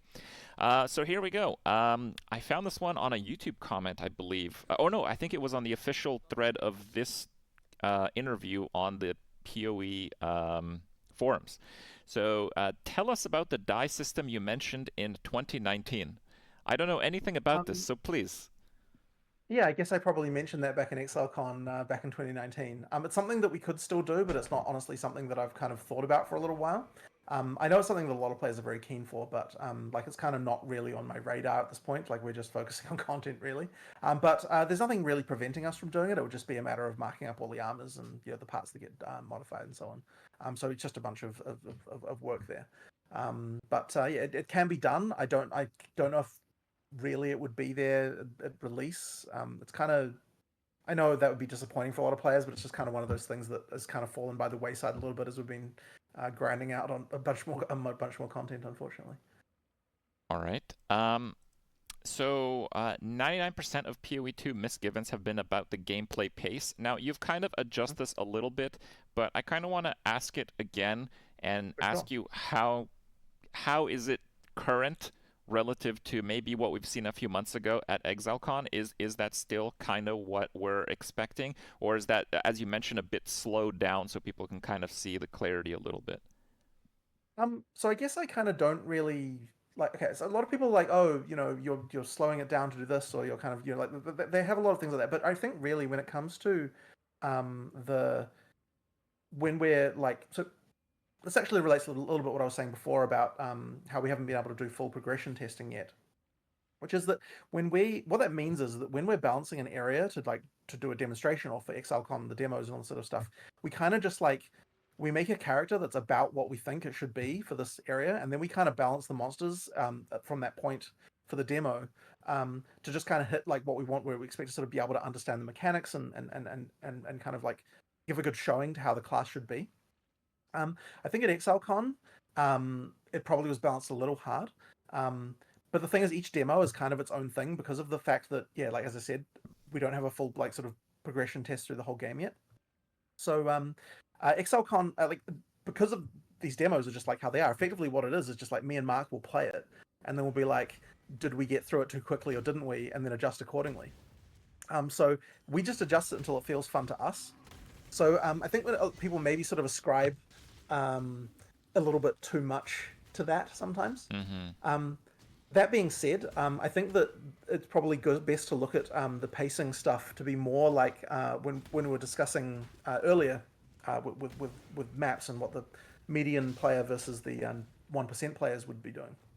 I think we still want to make sure that there's still a 10 times disparity in efficiency between a good and a bad player in that situation. So that would certainly imply that there can be certainly a pretty good amount of pace you can get up to. But what I do think is also bad, and I guess this is another philosophical thing, is that I don't think it's really good when you someone opens up Path of Exile on Twitch, they look at what the game looks like at the absolute 1% end of it, and it just looks like utter, just like what is even going on the screen. It's just like shit is everywhere. There's like there's no visual clarity. I cannot tell what the hell is going on, and the boss melts in like 2 seconds. You know what I mean? Like I don't think that's really very good either. So you do need to be able to get a lot more efficiency than the average player, but we do have to be a little bit careful. But I don't know, like I guess all of that is to say that like it's a little bit hard to say exactly what the pace will be like in maps at this point. I have no doubt that the peak will still be high, but it may not be as high as it currently is in PoE 1. I think that's very likely. Yeah, this is but at the kind of same time, stinky. like I it's don't- really I don't important that know. people feel like they're able to break the game. Like you want people to feel like, oh, I'm breaking the game right now. I'm like got an insane amount of projectiles, like way more than I should be able to have, like all this kind of stuff. So yeah, I guess there's a bit of a hedged non-answer, which I worry is a bit of a problem here. So Well, it's hopefully you still in don't feel that way too development. much. I Yeah, can't yeah. I can't fault you for that. Right. The way that I asked the question was, you know, kind of seeing post Ruthless Experiment what your thoughts may Sure, for be sure. on the matter. And you're definitely right that it's the number one issue that people talk about PoE 2. Like the fear in the PoE 1 community is that it's just going to be super slow paced. And I don't think it will feel that way. I think that when you play it, you will have fun. Ultimately, that's all that I'm after, right? Like so it's actually interesting because there's been cases of this, right? Where like I was playing the Mercenary in the demo for the for the demo that we recorded, and then I went back and I played what was it I was playing? I think it might have been the warrior actually. Afterwards, the demo character we had at ExileCon, I was like, man, this is way too slow. So even just from me, like it can often be the case that my opinions change as I'm playing as I'm playing things. So it's really going to come down to the progression testing to kind of see how we feel. But I guess the guiding star, I suppose, at the end of the day, has to be that when you get an item, you feel like it improved your character. Because if you don't have that, then you have nothing. So you know, like we still have to maintain that feeling through the whole game, and there has to be a feeling of progress as you go through. So yeah, like that's kind of we'll kind of I guess end up where we end up, where it honestly, and it may sound a bit silly, but it's like it just has to feel fun to me, right? Like I have to play it and feel like this feels fun. Yeah. And if it doesn't feel fun to me, then I'll increase the numbers, and that's really what it comes down to. I have a question about how much of an endgame map is the boss in it, I suppose. Yeah, You've kind right, of yeah. Quick. answered this slightly through your mastery of, you know, repeatedly going up against these bosses and just defeating them faster and faster. But I guess we can broadly ask you perhaps, how much of a map that you do in the endgame of PoE 2 should the boss be? Yeah, so I think that in terms of drops, at the very least, so we've actually discussed the drops in particular. I think that 1/3 of the map should be boss drops. 1/3 of the map should just be regular monsters, and 1/3 of the map should be other events and things that come up, like League content and things like that. Which isn't to say necessarily that every map will always have stuff like that, but on average across many maps, it should be about 1/3, 1/3, 1/3. And ideally, that should roughly map onto the amount of time that you spend doing those things as well. So that's kind of my view on it, at least. Is yeah, roughly a third, I would say, should be the map boss. I don't know if you're fully comfortable answering this one, but inquiring minds are curious. Why did you guys decide to continue working on 1 and 2 at the same time, like separately, rather than evolving PoE 1 to PoE 2? I know it was like a big announcement that it's going to be its own Yeah. project, but I guess people really didn't get the why sufficiently. So it really comes down to we want to be able to make whatever changes we want to make without it becoming a problem for the existing community. And when we first announced in 2019 what we were planning on doing, I don't think we appreciated at the time the degree to which the changes would actually change the game.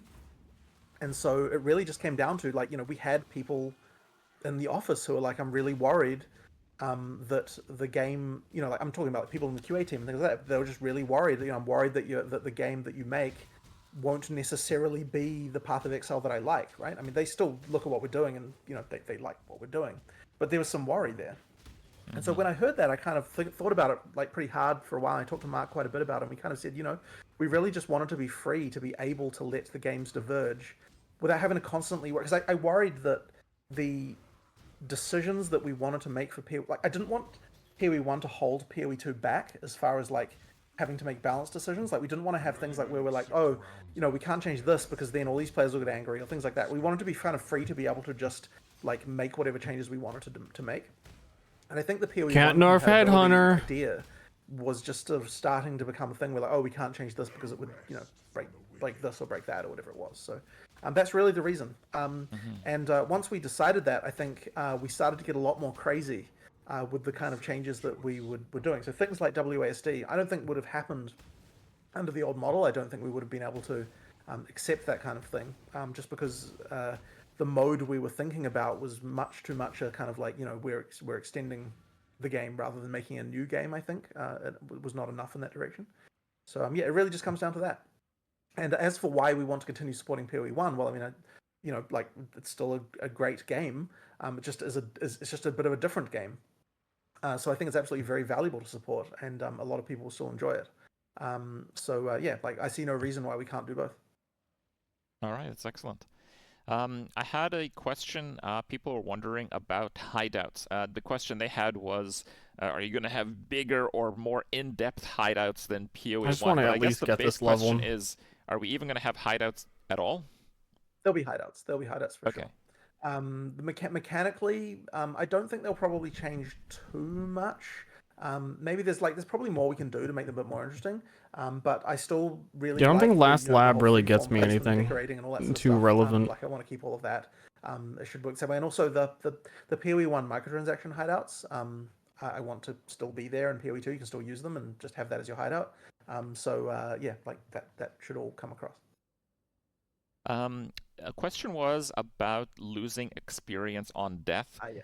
I think it's pretty interesting because right now in PoE1, some people like it, some people don't like it, but the landscape for it is like if you run up against the boss where you die, you just look up how to beat the boss, or you look up a build that can beat the boss. But with none of that existing in PoE2, I feel like the death penalty, if it was the same, would feel a bit overbearing in some cases. Yeah. So in campaign, there's no XP penalty in PoE2. Okay. It's gone. And that's because you're expected to die to the bosses. And basically, as soon like the declaration of I want you to be dying one to two times for each campaign boss. Too much of a stretch. Nah, PoE2 is like a totally different game. They're not even close to how Overwatch 1 is. That actually was anything because of the fact that you could just go resume the boss from where you left off. Whereas now the penalty is that you have to start the boss again. That's enough of a penalty in itself. So that's fine. We don't need the X penalty anymore. But the one question is, what about in maps? And I don't necessarily think that the X penalty is that important in early end game, but I think in late end game it actually is very important. And that's because you need, in order to have some kind of challenge to make it challenging to get to level 100, you need to have something that's kind of going to make it like effectively a build check, as it were, to make sure that you actually have survivability in your build. And so the X penalty is what makes that allowed to happen. So we definitely need to have an X penalty towards the very end of the game. I'm not exactly sure what we're going to be doing to sort of kick that in exactly yet. But there'll be some kind of kick in of X penalty towards the later end game to sort of make it so that you still have to actually have a survivable build to get to level 100. The next question I have, I'll just read it as it was asked, but I do know there's a bit more to it, so I'll add on it a little bit. So the question was, how do we interact with flasks, and how many flask slots do we have? I know it's been announced that the flasks kind of will not recover from normal monsters and will be kind of in a way replacing guard skills. So do you have maybe a bit more to add about that? So basically the philosophy there, so just to talk a little bit about why we did that, so to have it so that only blues and above monsters will actually recover life flasks, is because there wasn't enough state in Path of Exile 1, in my opinion, with regard to your character. And what I mean by that is, and this actually which one was it? I'm talking about Final Fantasy 13, I think it was. We're talking about Final Fantasy? What's going on? I think it was Final Fantasy 13, which is a game I hated. Whoa.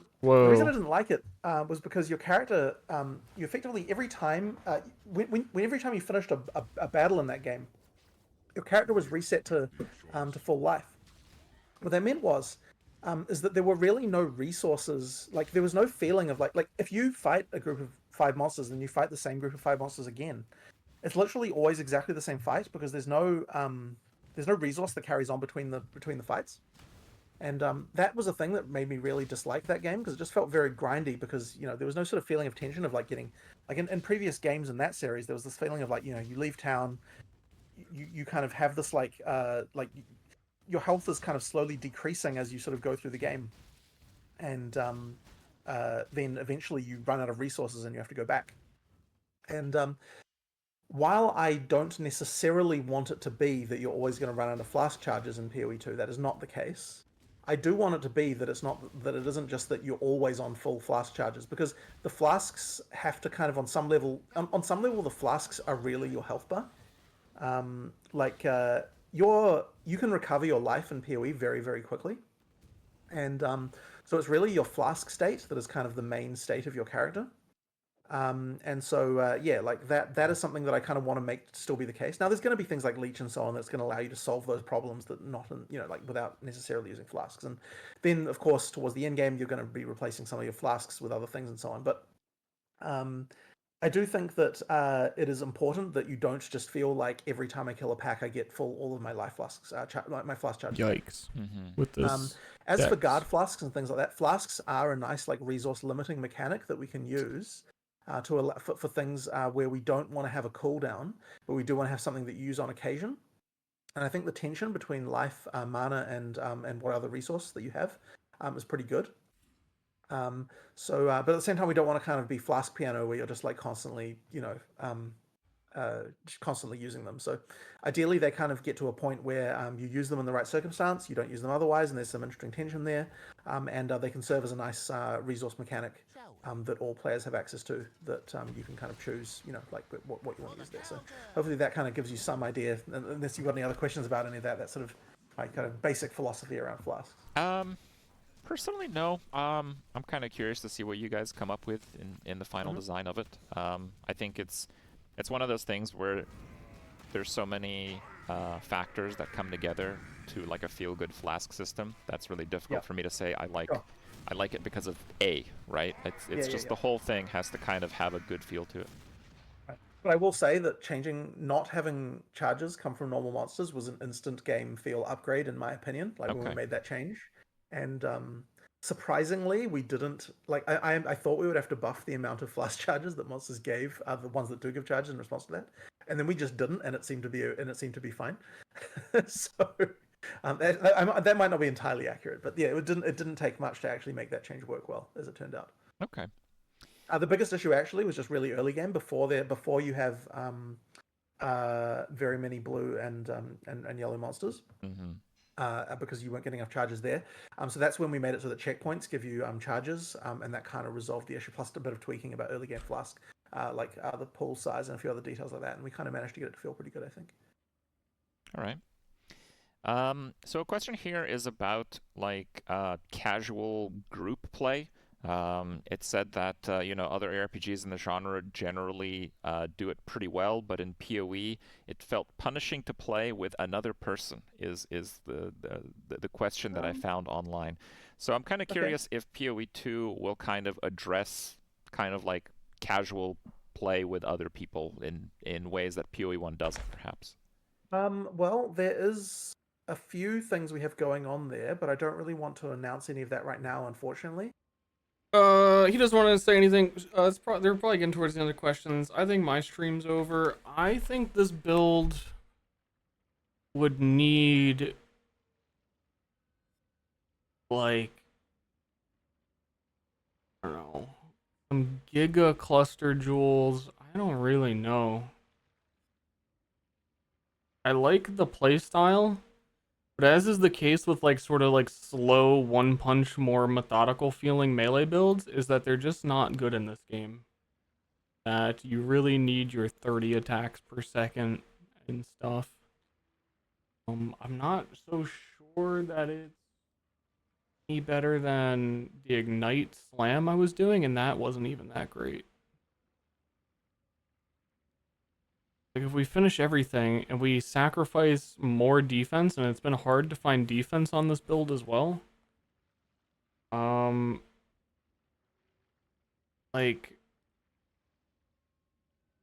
balance between the defense and the offense, and I'm surprised the offense isn't as high as it feels like it should be.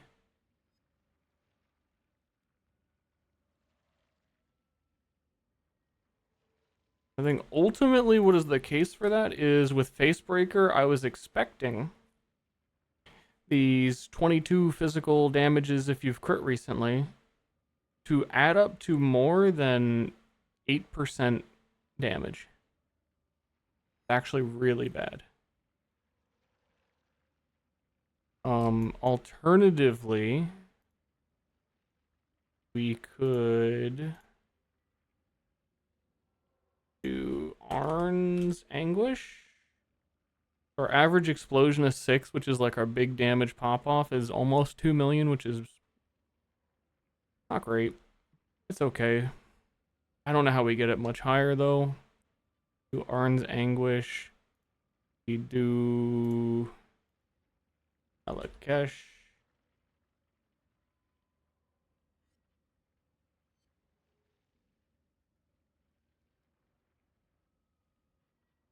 Arn's Anguish gives us chance to deal triple damage per endurance charge. You can see already once I turn endurance charges on, it goes up to 2.4 million from 1.9. It's already better just base having it on. Then this would also, we would be using power charges. I don't know why that doesn't change my crit chance. I've been noticing that on a couple builds. It doesn't make any sense to me. It's clearly changed. Oh, I think it's just assuming because of Relicash. I see how POB is doing it now. That makes sense. Then an endurance charge is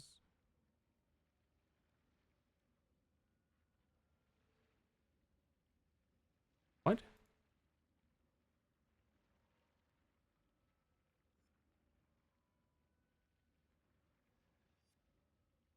Why does it not say that gaining an endurance charge increases my damage?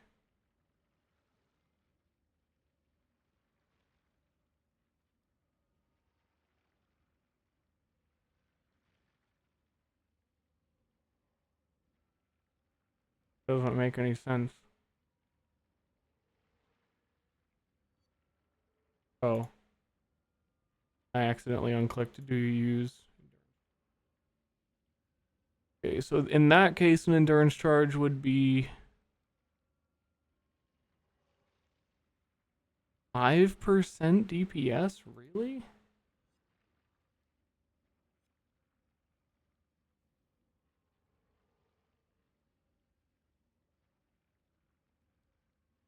I think I'm getting stream cursed, you know?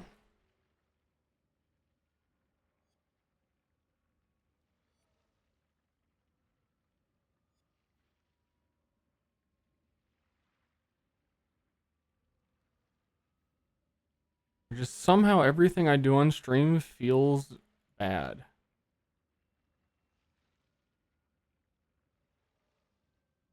Yeah, I don't think the damage is here for this build. It would need to go crazy into like critical damage, crit chance. Here. What is it?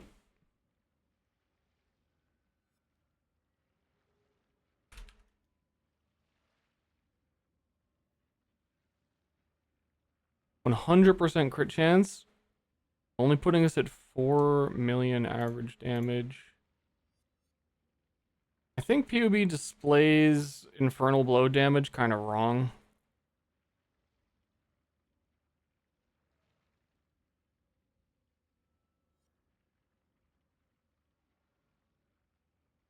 I'm kind of trying to look at the average hits. Even just the melee hit being average hit 1 million. And then the explosion is average hit 4 million. Maybe better than it looks on paper. And then for single target would be the other Infernal Blow of Immolation, which theoretically should have even bigger ones. Average damage 6-stack explosion is 5 million. That's just... You can't use multi-strike. I think you would need to use faster attacks in this. Again, POB is like very misleading in how these mechanics are actually working together, and it's a very long explanation of why it's like what it's telling me is technically wrong for damage increases, the way it's displaying stuff. This is with 100% crit chance, assuming we get 100% crit chance while we have blitz charges, which is fucking a lot. Our max fizz hit is 5k because we have Abyssus. We're super squishy.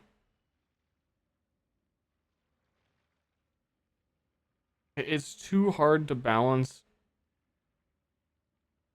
offense and defense on this.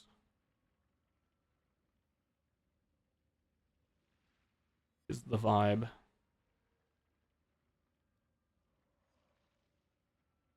And also the average damage is potentially like a huge spread the way Ruthless interacts with Infernal Blow.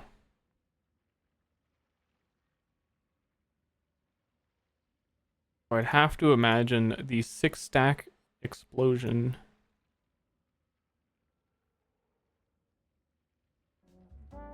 could potentially be way higher, but it won't always be way higher. But it'll happen on average enough.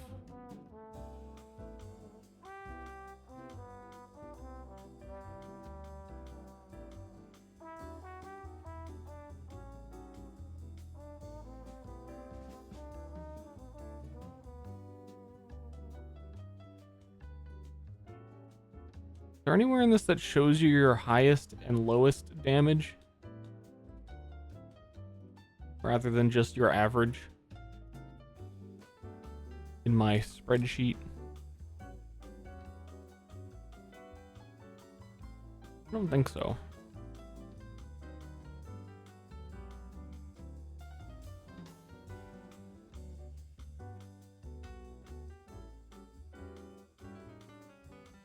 Because every hit that is in the 6-stack explosion that is triple damage would increase the damage. If the final explosion is a ruthless hit, it also just like kills a shit ton.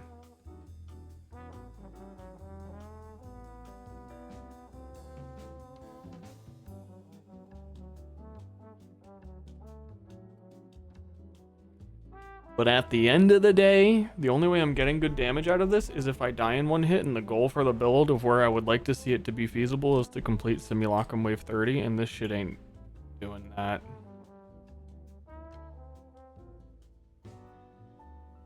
Just from a defensive perspective. Like, maybe if we found a way to max out spell block, which is gonna be really hard.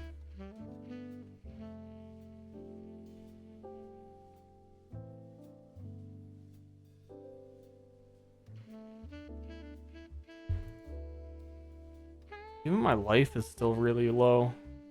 And I'm in relatively end game, like I can't improve my gear all that much. We have to use facebreaker. We have to use no weapon. Like best in slot. We're close to best in slot for this ring. Flammability, physical attacks, T1 life. Well, not T1 life. It's close. No, it is T1 life. Replica Lore Weave is insane damage at the expense of some survivability, and we don't have insane damage. That's the problem, is that a lot has gone in. Abyssus is insane damage at the sacrifice of defense, but we don't have insane damage. And it's possible that on paper it looks bad, but the reality of Infernal Blow is way different than POB makes it look. Our shield is trash. Shield is actually trash. We can get like a Giga Block shield. Probably roll 15% spell block on one, and that's like one of the saving grace hopes of just a super defensive shield. Crazy high armor would help us a lot, and it would mitigate a lot of the extra fizz taken. Not much I can do about these boots because we have no resist anywhere else because everything we're wearing is uniques. You have to use Rigwald's Curse, and basically the only thing it does is allow your unarmed to crit at 7% crit chance. Base. And crit multi, which is good. I mean, 7% crit is high in the game for base. But, like damage flasks and small optimizations are not going to get us there, and I think the biggest eye-opener of the failing of the build idea is that these charms that give 22 fizz damage is only 8% increased. 8% is better now that I have like it set up more correctly. I was really expecting these to effectively carry a lot of weight. In a way, combined, they are. So if it's 8% per, 8 times 4, the charms are worth a third of my damage. But you know what it is? I think the only valid route for Facebreaker is to go Hatred and use Glacial... I always forget the name of it. The Glacial Slam, that's 100% converted to Cold. Because Hatred is just that good of a thing. Ice Crash, yeah. I just don't think it's doable without Ice Crash.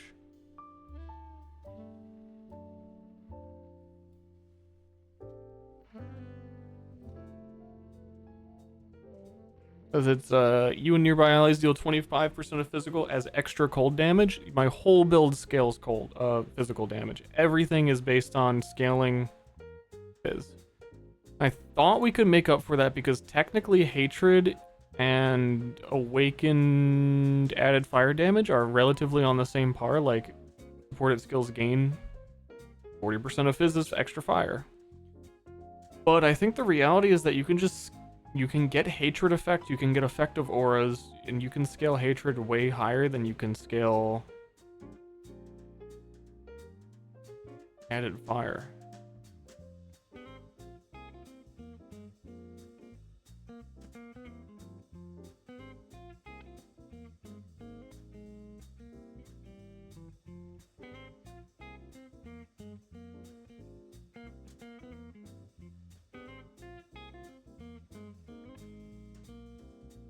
Also, I really just think the average damage values on these is wrong. And is not helpful. I'm repeating myself at this point. But wrong in my favor, that I think if I do all of these things, it will be better, but then my main concern is the build absolutely needs more survivability, and it's really hard to get. It's really only going to come from my shields. Or my shield slot. That's it. That's all I can really do. And we haven't taken Aspect of Carnage yet, and that's going to make us take more damage.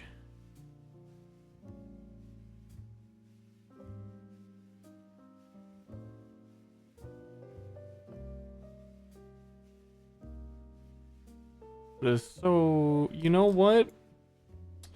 You know what? As sad as it may be, I think this build needs Versatile Combatant to max the spell block. We are not on max at 50%. I don't think we're gonna get spell block at all unless we do it that way.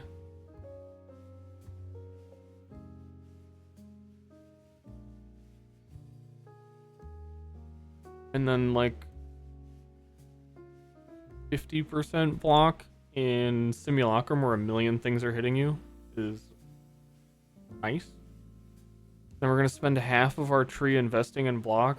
That's going to cut into the damage really bad. I think with a cluster jewel, because this current tree, you could still have like 20 more skill points about.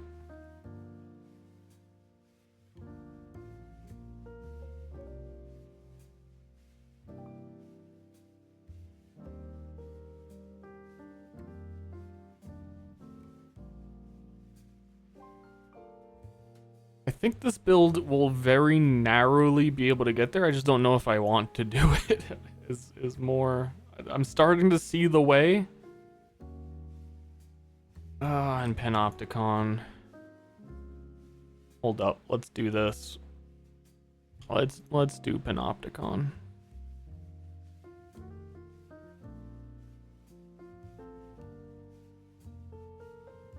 You get Ancestral Protect. Okay, our damage. Average damage of the 6-stack explosions, 3.2 million. Well, it's actually, let's look at total DPS, 2 million, which again, these numbers are cooked. Ancestral Warchief, is it? Multi-totems. Oh shit, is this a melee build?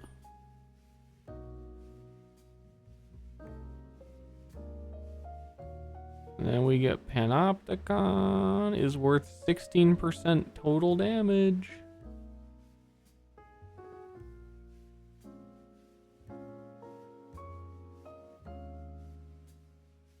Fucking hell, man.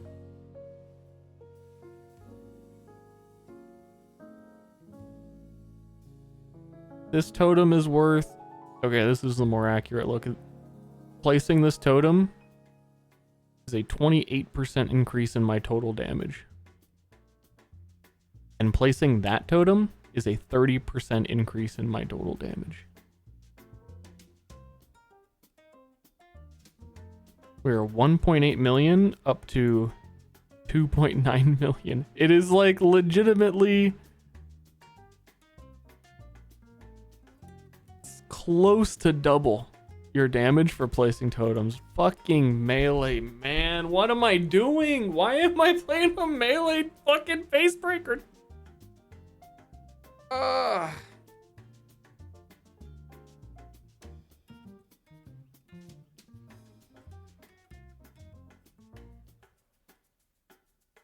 And this is Arn's Anguish? Man, I don't think I can actually do Arn's. Because in order to use Arn's, I have to drop this Giga Resist belt, and I have to drop this Giga Resist boot, and make up for all of that. It's just... It's too hard to do both. When you have a really good build, I'm kind of like struggling leveling in tier 10s. When you have a really good build, you finish the campaign, and you just jump into red maps. And it's like, yeah, this build is sick. It fucking smashes. This build is fun, but it is not good. Is the unfortunate thing, is that this is like the style of build I really like. But man, is it relying on shit that's not good. Oh. Unless I push it super hard. Anyway, that's the stream. That's my analysis on what's going on. Figured I'd at least give closing thoughts. I feel like if I did the Cyclone Slayer, it would basically end up being the exact same thing that I'm talking about right now. Need totems. I think it would be funny that the AoE is big. I don't really like Cyclone as a playstyle, which is the trade-off. To just like lawnmower through enemies is kind of boring. It doesn't really feel like you're actually hitting anything, but the screen wide, like, gigantic strike range could be kind of funny for me. All I really wanted to see. I think it'd run in the same it's a melee build issues. Does currently have all of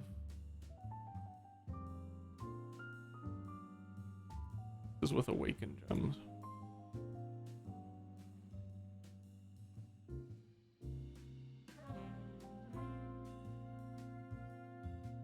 And from what I was saying earlier, any build I make now is being benchmarked to my ball lightning character. Like if this were a league start and for some weird reason I decided to league start facebreakers, this build would be pretty good. This would be like, you know what? This actually worked out really well. And I pushed it and it got better and I like where it ended up. And on to build 2. This is not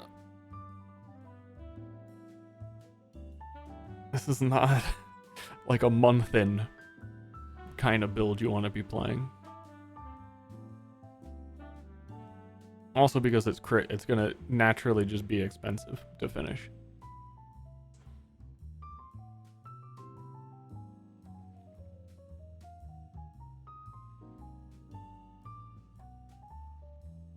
I don't know. At some point, I like a month or 2 from now, I might try the Cyclone. But tomorrow's Torchlight, and I'm looking forward to Torchlight. I'm surprised they put that much time into this. I'll see you guys tomorrow. I don't know what I'm streaming on the main channel, to be honest, but I'll figure something out and then play Torchlight on this channel at night. When it comes out, Torchlight Infinite new season would have been 3 hours ago from current time, I think. That makes sense to me. It comes out tomorrow at 3 hours ago. And I hope I don't fall for the same thing. But melee builds are actually good in Torchlight. And they don't use totems.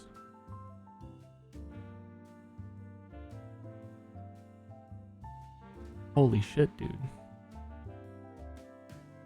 I've actually spent on recent characters just like trying things out and buying and like not really like having an idea of what build I'm trying to do. I've spent 60 divines across like 6 builds of just like I don't even know what the fuck where it went. But I don't have it anymore. I know that.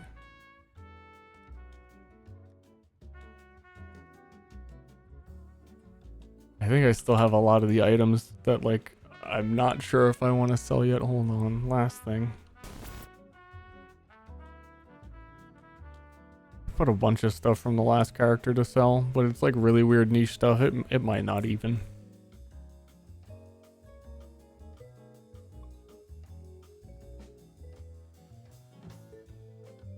Virtual money item thingers.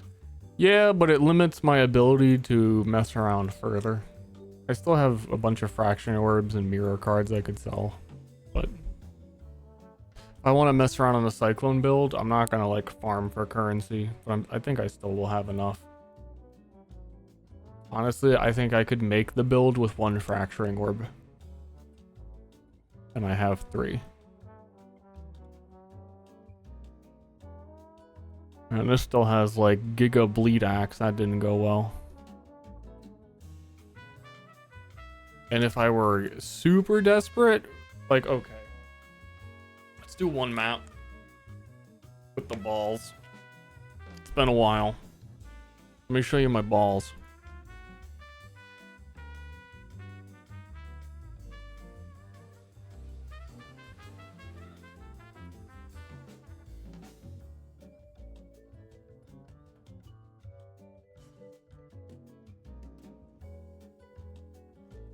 Someone has my flask. Wait, no. It should be in the inventory. We need to see the difference between the builds. Well, this one is like really... I spent a lot more time optimizing and has like 20 levels on the other one.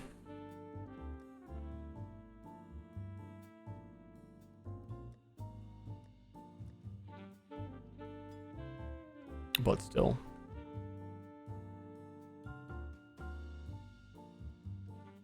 I hope I remember how to play this. Okay, tier 16 map. On the other character, we were doing tier... We were dying on tier 11s in Ultimatum.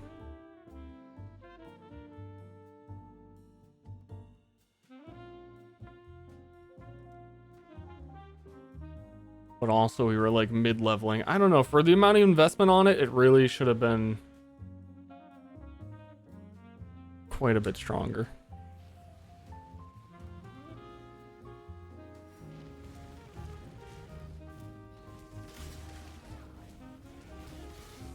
I want to go find an ultimatum to do.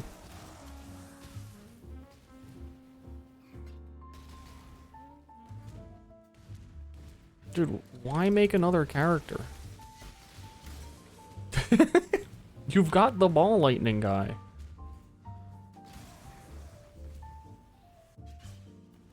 I don't think there's going to be an ultimatum on this map. I think I would have seen it by now. I'm going to use one of the scarabs. Actually, the other character might be holding the scarabs. I'm going to do... What do we got? Maze of the Minotaur. Maze of the Minotaur is the great test guy for your endgame build.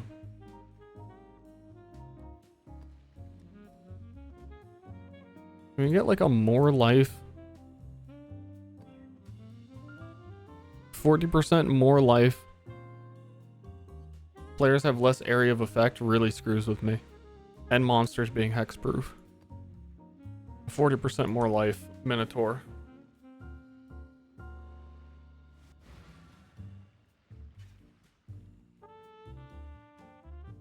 Sound like playing good characters? No, it's because this character basically beat everything in the league, and I was pretty much done with the league, besides trying the new ideas that the league introduced. And that if it were just entirely to play this character kind of already beat the game.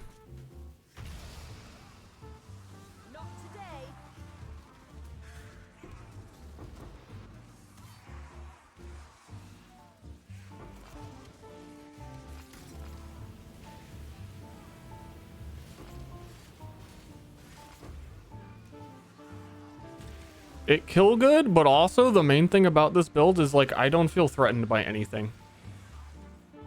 It just, it takes a lot for me to go, oh shit, that might hurt me.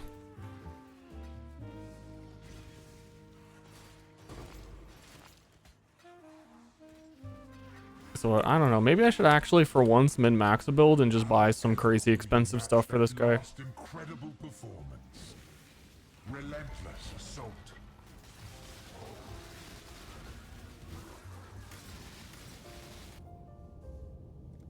Death's cold grip is escape.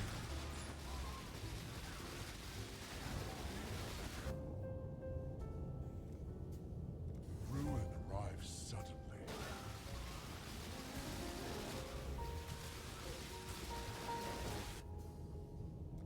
Stray too far and find pain.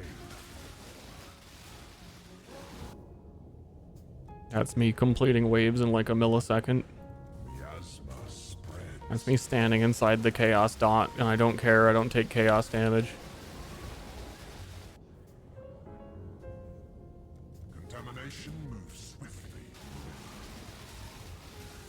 It's me standing still in the middle of the tiny ultimatum. Potential remains unrealized. Oh, we failed because I forgot that I had the, when the thing applies 7 ruin to you, you just lose, and I took it.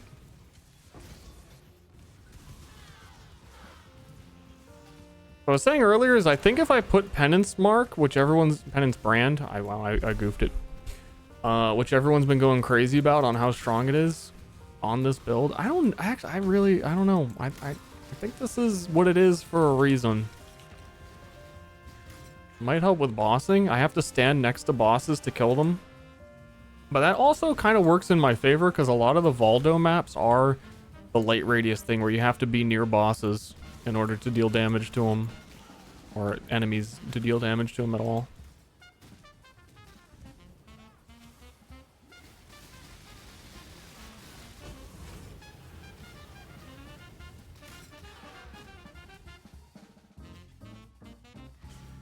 Minotaur.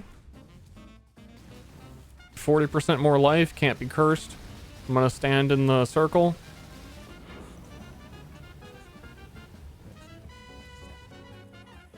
I felt threatened briefly. There was a slight... My energy shield moved briefly.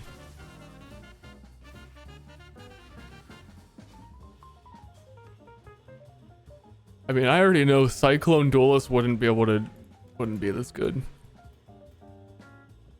And this build did wave 29 Simulacrum. It could probably do wave 30 if wave 30 had decent mods.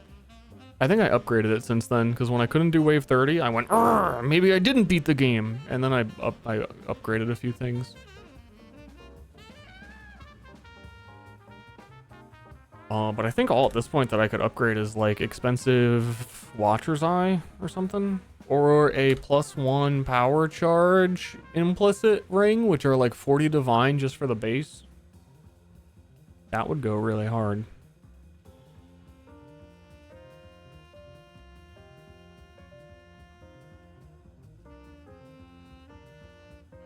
I think I have the full Maven Witness. I just haven't been dropping.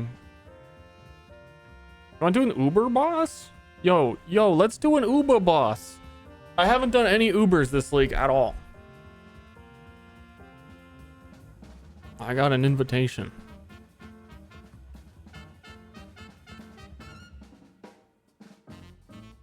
Isn't Simulacrum past wave 20 all the same difficulty? I don't think that that's true at all.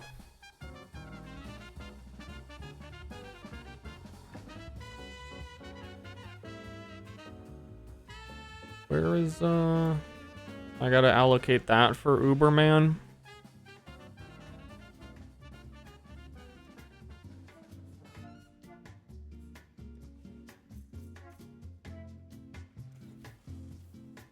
This build does Ubers. This build literally is doing an Uber.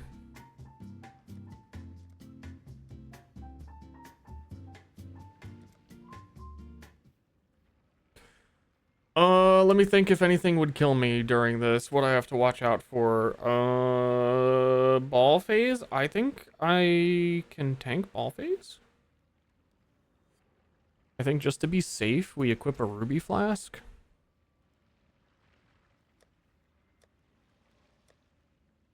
I know that I had a Giga Ruby Flask.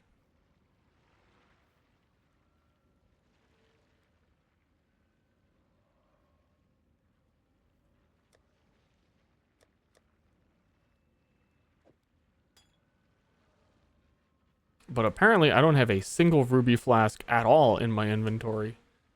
There it is. I kind of don't want it to be reused at the end of the effect because it's going to run out. But okay, Uber Exarch.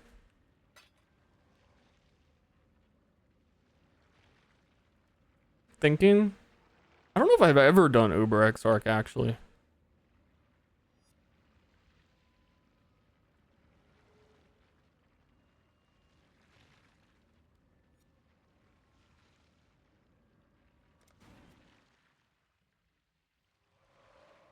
Wait, no, yeah, I have. I forget what build that was. Your absurd defiance ends here, hatchling. The appointed time is here. Victory will be ours. Yeah, I forgot this build actually needs to use mana flask. Annihilation.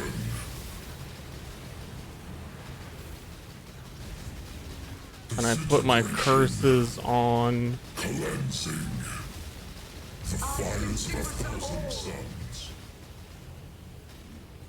You do not have the strength, hatchling.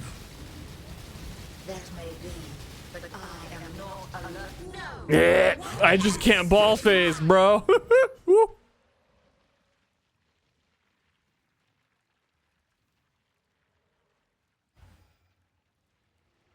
I hate the ball phase.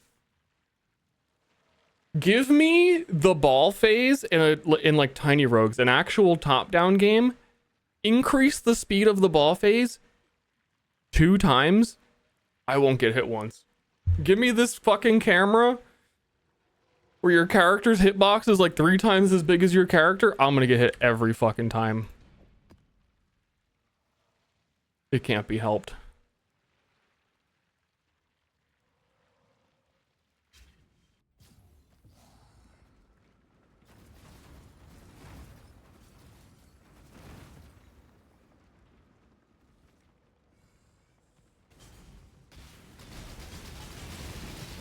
Annihilation. Incineration. I think I was tanking his beams. Disintegration. Cleansing. The fires of 1,000 suns.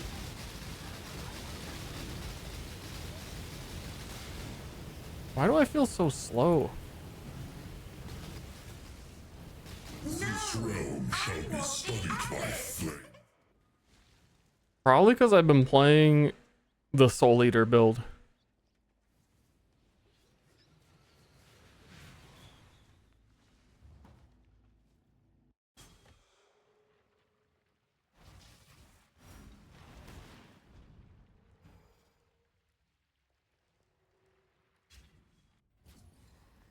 So I think I can tank the boss, and the boss is easy. I'm just fucking trash at ball phase. Incineration.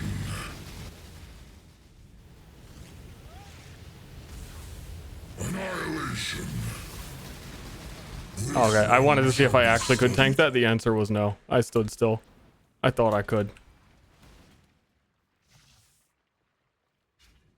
Okay, we're getting to the point where I've actually lost enough portals that I might not be accomplishing this.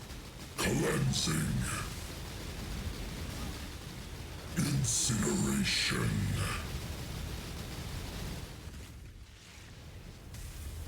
The fires of 1,000 suns.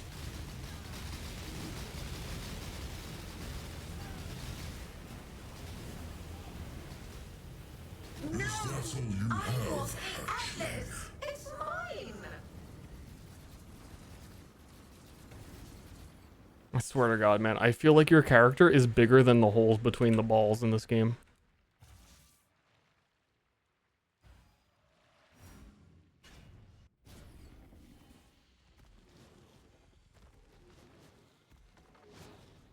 Disintegration. Cleansing. Annihilation. Incineration.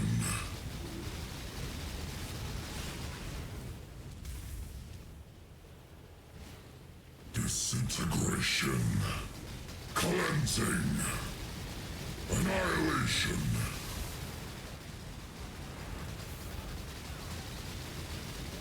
Do I not have culling? Until the others arrive to challenge me for this realm. Stanky.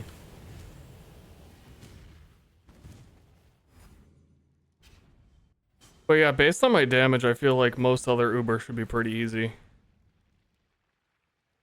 Other than Cirrus, who's just not fun.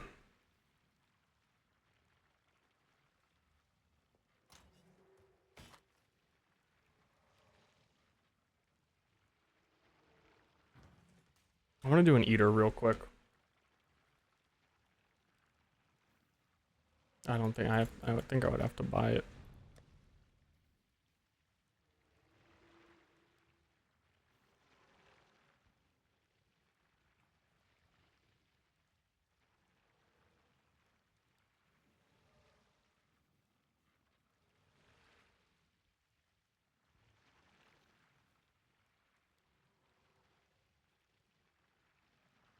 Primal ascendancy makes your character 5% bigger. True. I've always felt that way, even in like past leagues and normal X-Arc. I really started thinking that after I played Tiny Rogues for a while, where I like even Nuclear Throne. I feel like I'm pretty good at bullet hell games, and then like that fight, the slow moving balls, where you can teleport through them, and have all the time in the world to plan out where you're gonna go. I get hit on by like every single phase.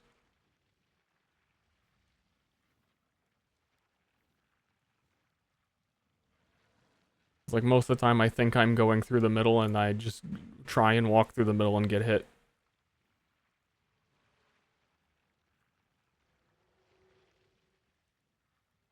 Choice paralysis? That's not what I'm describing.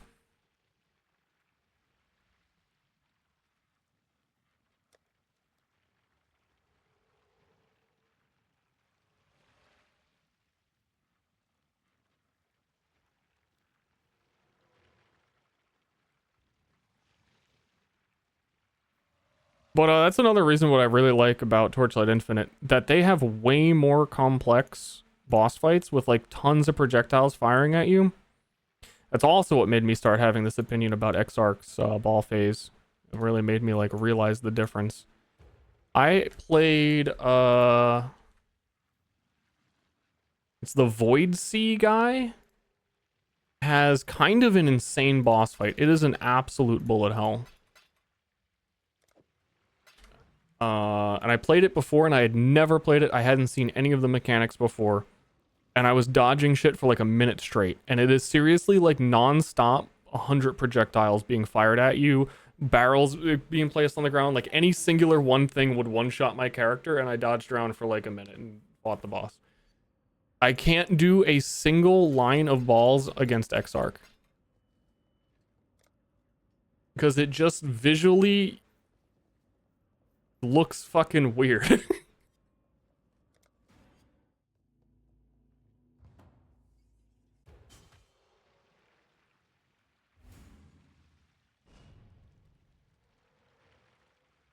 Torchlight just has way better visual clarity, and it tilts the camera in a more helpful angle, and it's way more responsive feeling.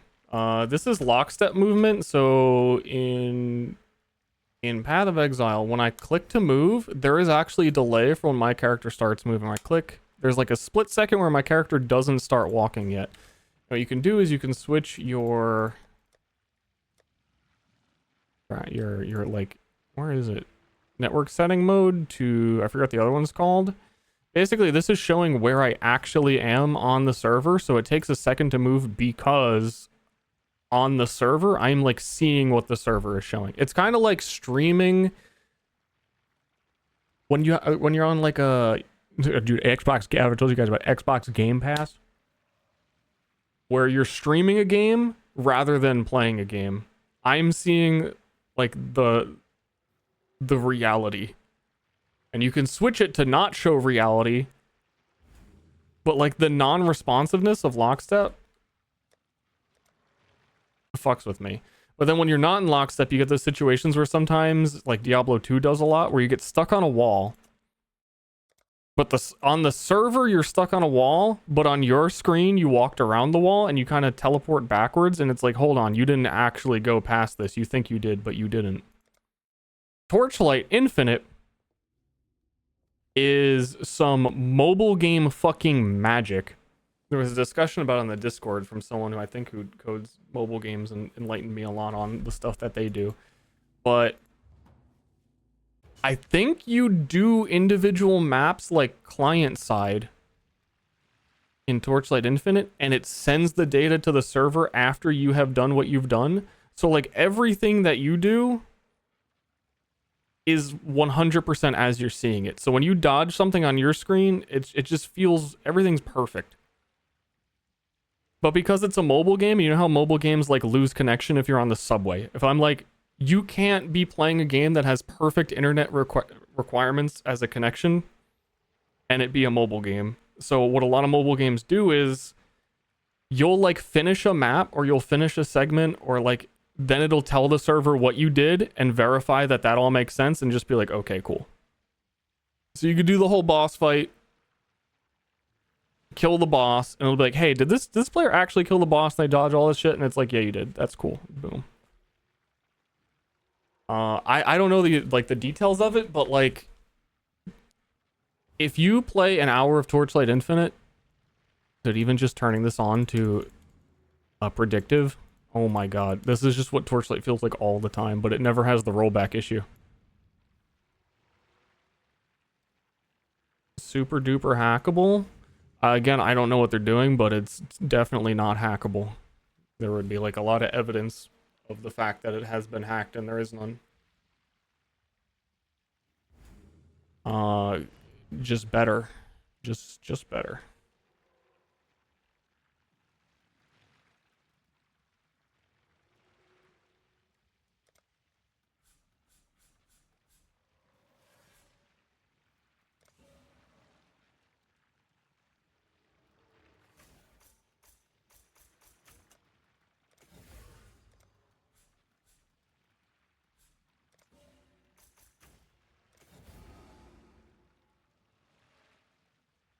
I want to do Exarch again with predictive on and see how different it feels, because I'm remembering that kind of is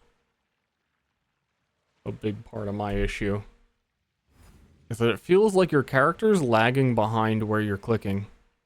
And that very slight offset of like, I clicked to move, but I didn't start moving yet. Of trying to precisely move through the hole. I hit the side of the hole and I fucking explode on every single one.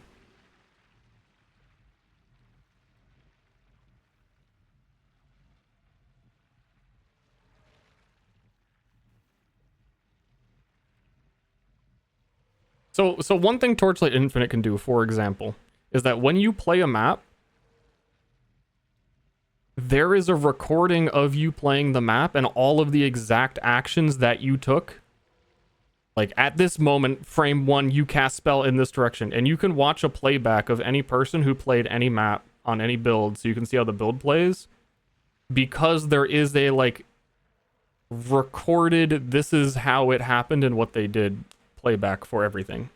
So I think that is what gets validated and updated to the server, that is all legit after you've done things.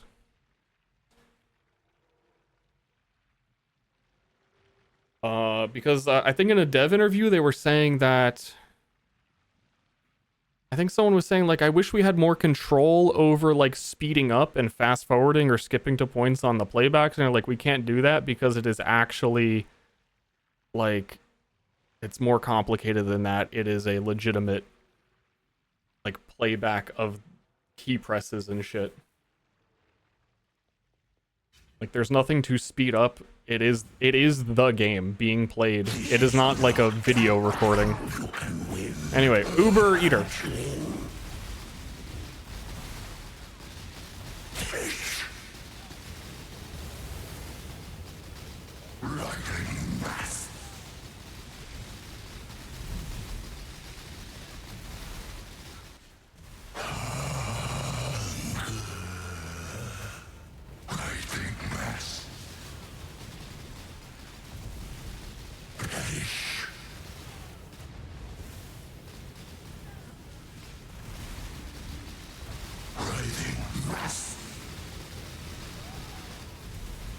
I think I'm gonna fail just because this build legitimately needs mana potions.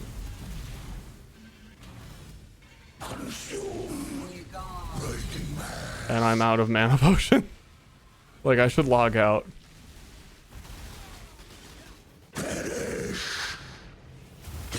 I was debating I had my finger off the keyboard over my logout. Something about logging out just feels so fucking cheesy. Even if it's like, man, I don't have enough mana right now, sir.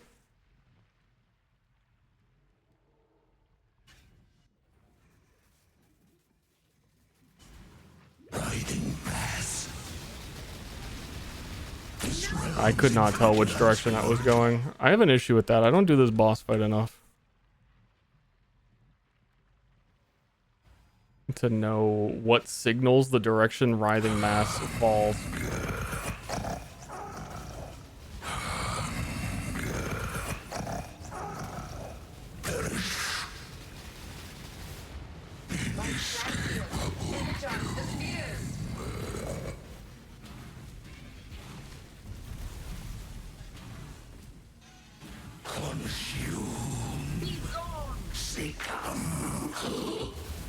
Writing mass. Perish. Writing mass. Succumb.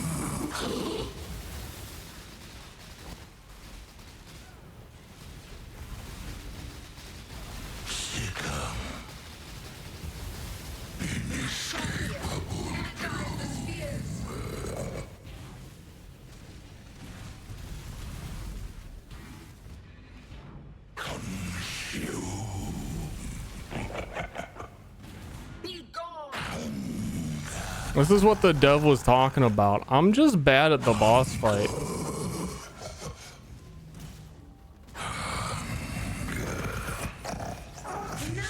Okay. I did in fact think that would hit me, actually. I knew that. Even though he wasn't on my screen. It's that big. I was being greedy. Writing mass.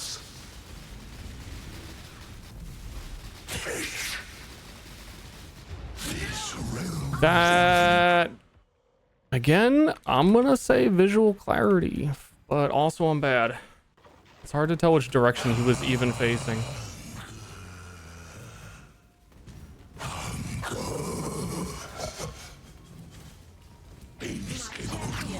Oh, fuck you. What? I thought this would be simple.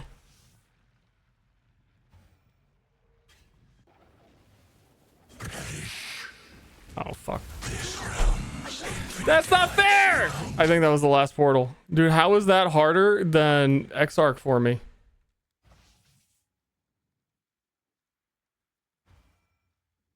Yeesh.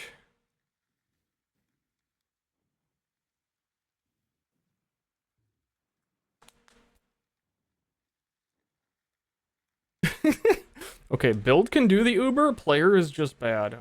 Do we go again? Or I kind of want to do...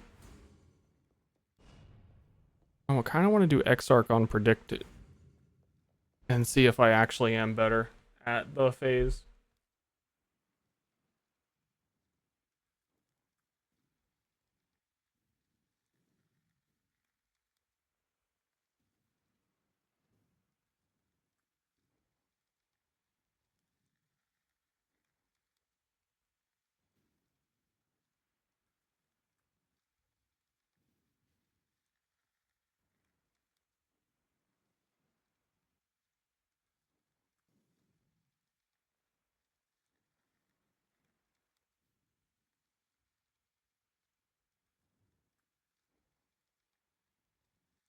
I really would have thought this character's damage was actually significantly less than what I'm doing, because I hadn't done an Uber on it.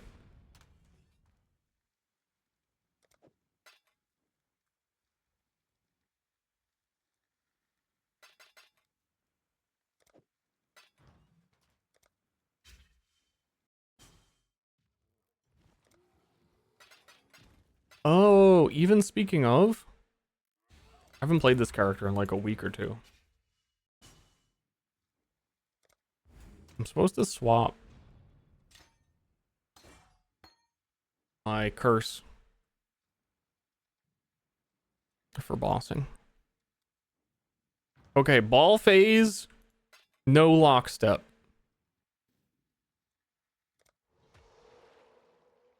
Does he dodge the ball phase? Your absurd defiance ends here, hatchling. The appointed time is here. Victory will be ours. Annihilation. Disintegration. Cleansing. Annihilation. The fires of 1,000 suns. You do not have the strength, hatchling. That may be, but I am not alone. How pathetic. Lockstep. I can fit through the holes. I can fit through the holes. Holy shit. I can fit through the holes. That's how Torchlight always feels. That's how Torchlight always feels. Incineration.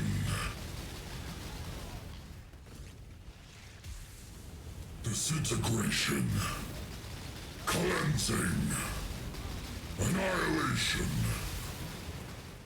I'm coming up on Mana Flask issue. Fires of 1,000 suns.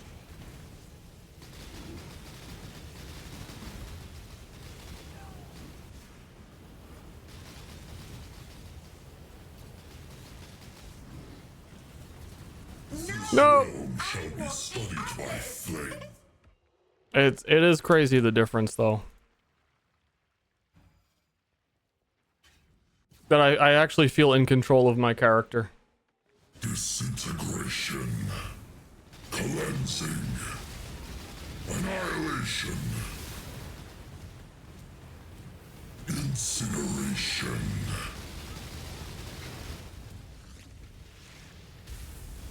Disintegration. Cleansing. Annihilation. The fires of 1,000 suns. Is that all you have? I think I got stunned. I think he slammed and it stunned me and I didn't teleport.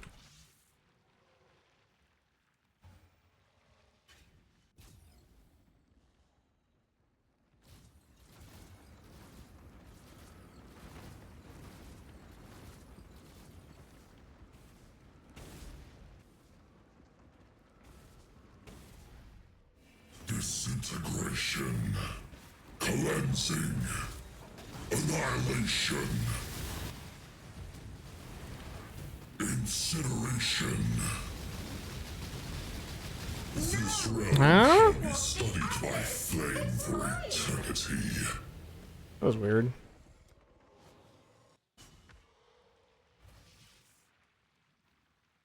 I think what happened there is the downside of predictive mode. So I had dashed away. I had like dashed up to here, and then suddenly I got clapped when the monster slammed over here. You know what I mean? It's like he slams here, I was dashed.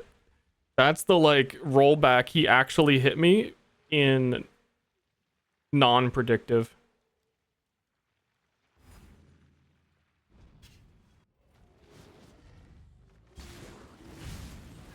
Annihilation. Disintegration. Cleansing.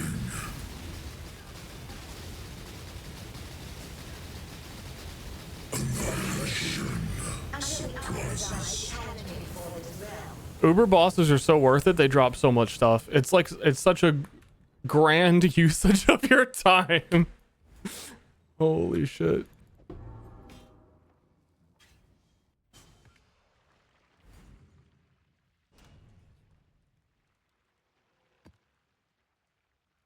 Well,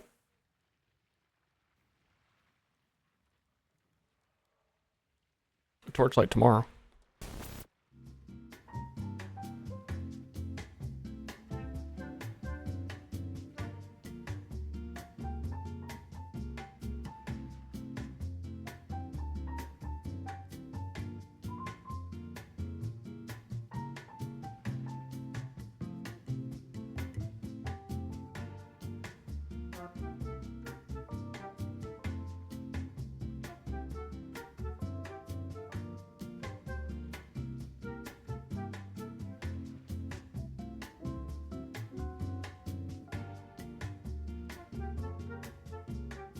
I wonder what the build would be. You know what, actually?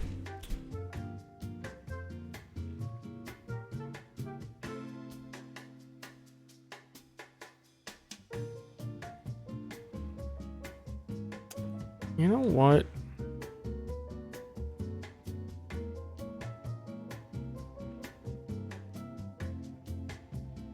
Nah, I should end stream. I was gonna look through... because they updated, Max Roll has a Torchlight Infinite, like, skill tree, and they update it for the new stuff.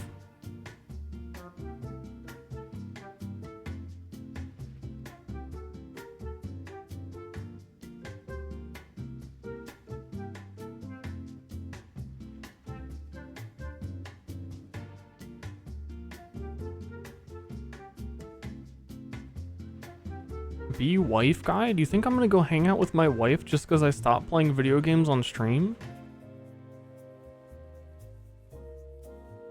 I start Torchlight Rabbit Hole now? I mean, I have to know what I'm playing tomorrow. I legitimately have no idea. I would like to figure it out at some point.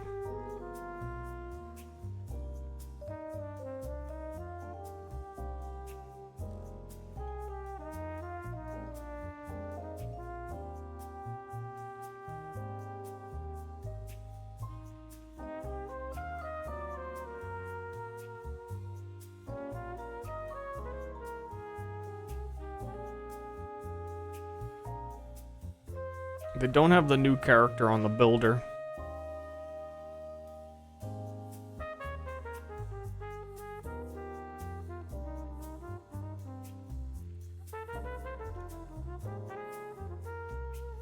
They do have the reworked Frost Gemma on it, though.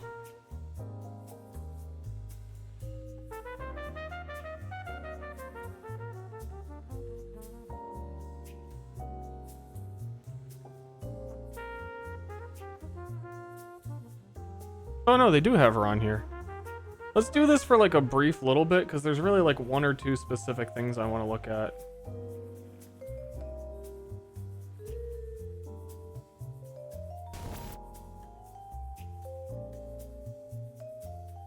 I'm not going to be here that long.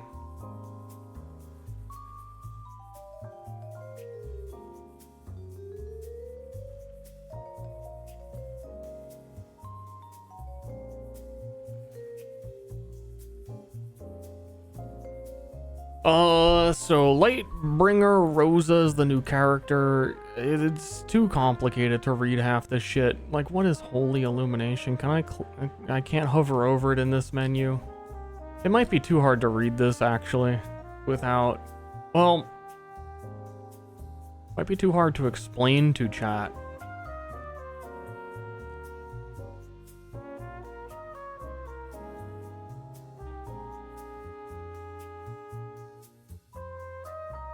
Chat, stream's over. You know what? I'm gonna be playing it tomorrow. I can explain it tomorrow when I know what the fuck I'm doing. It's over, for real.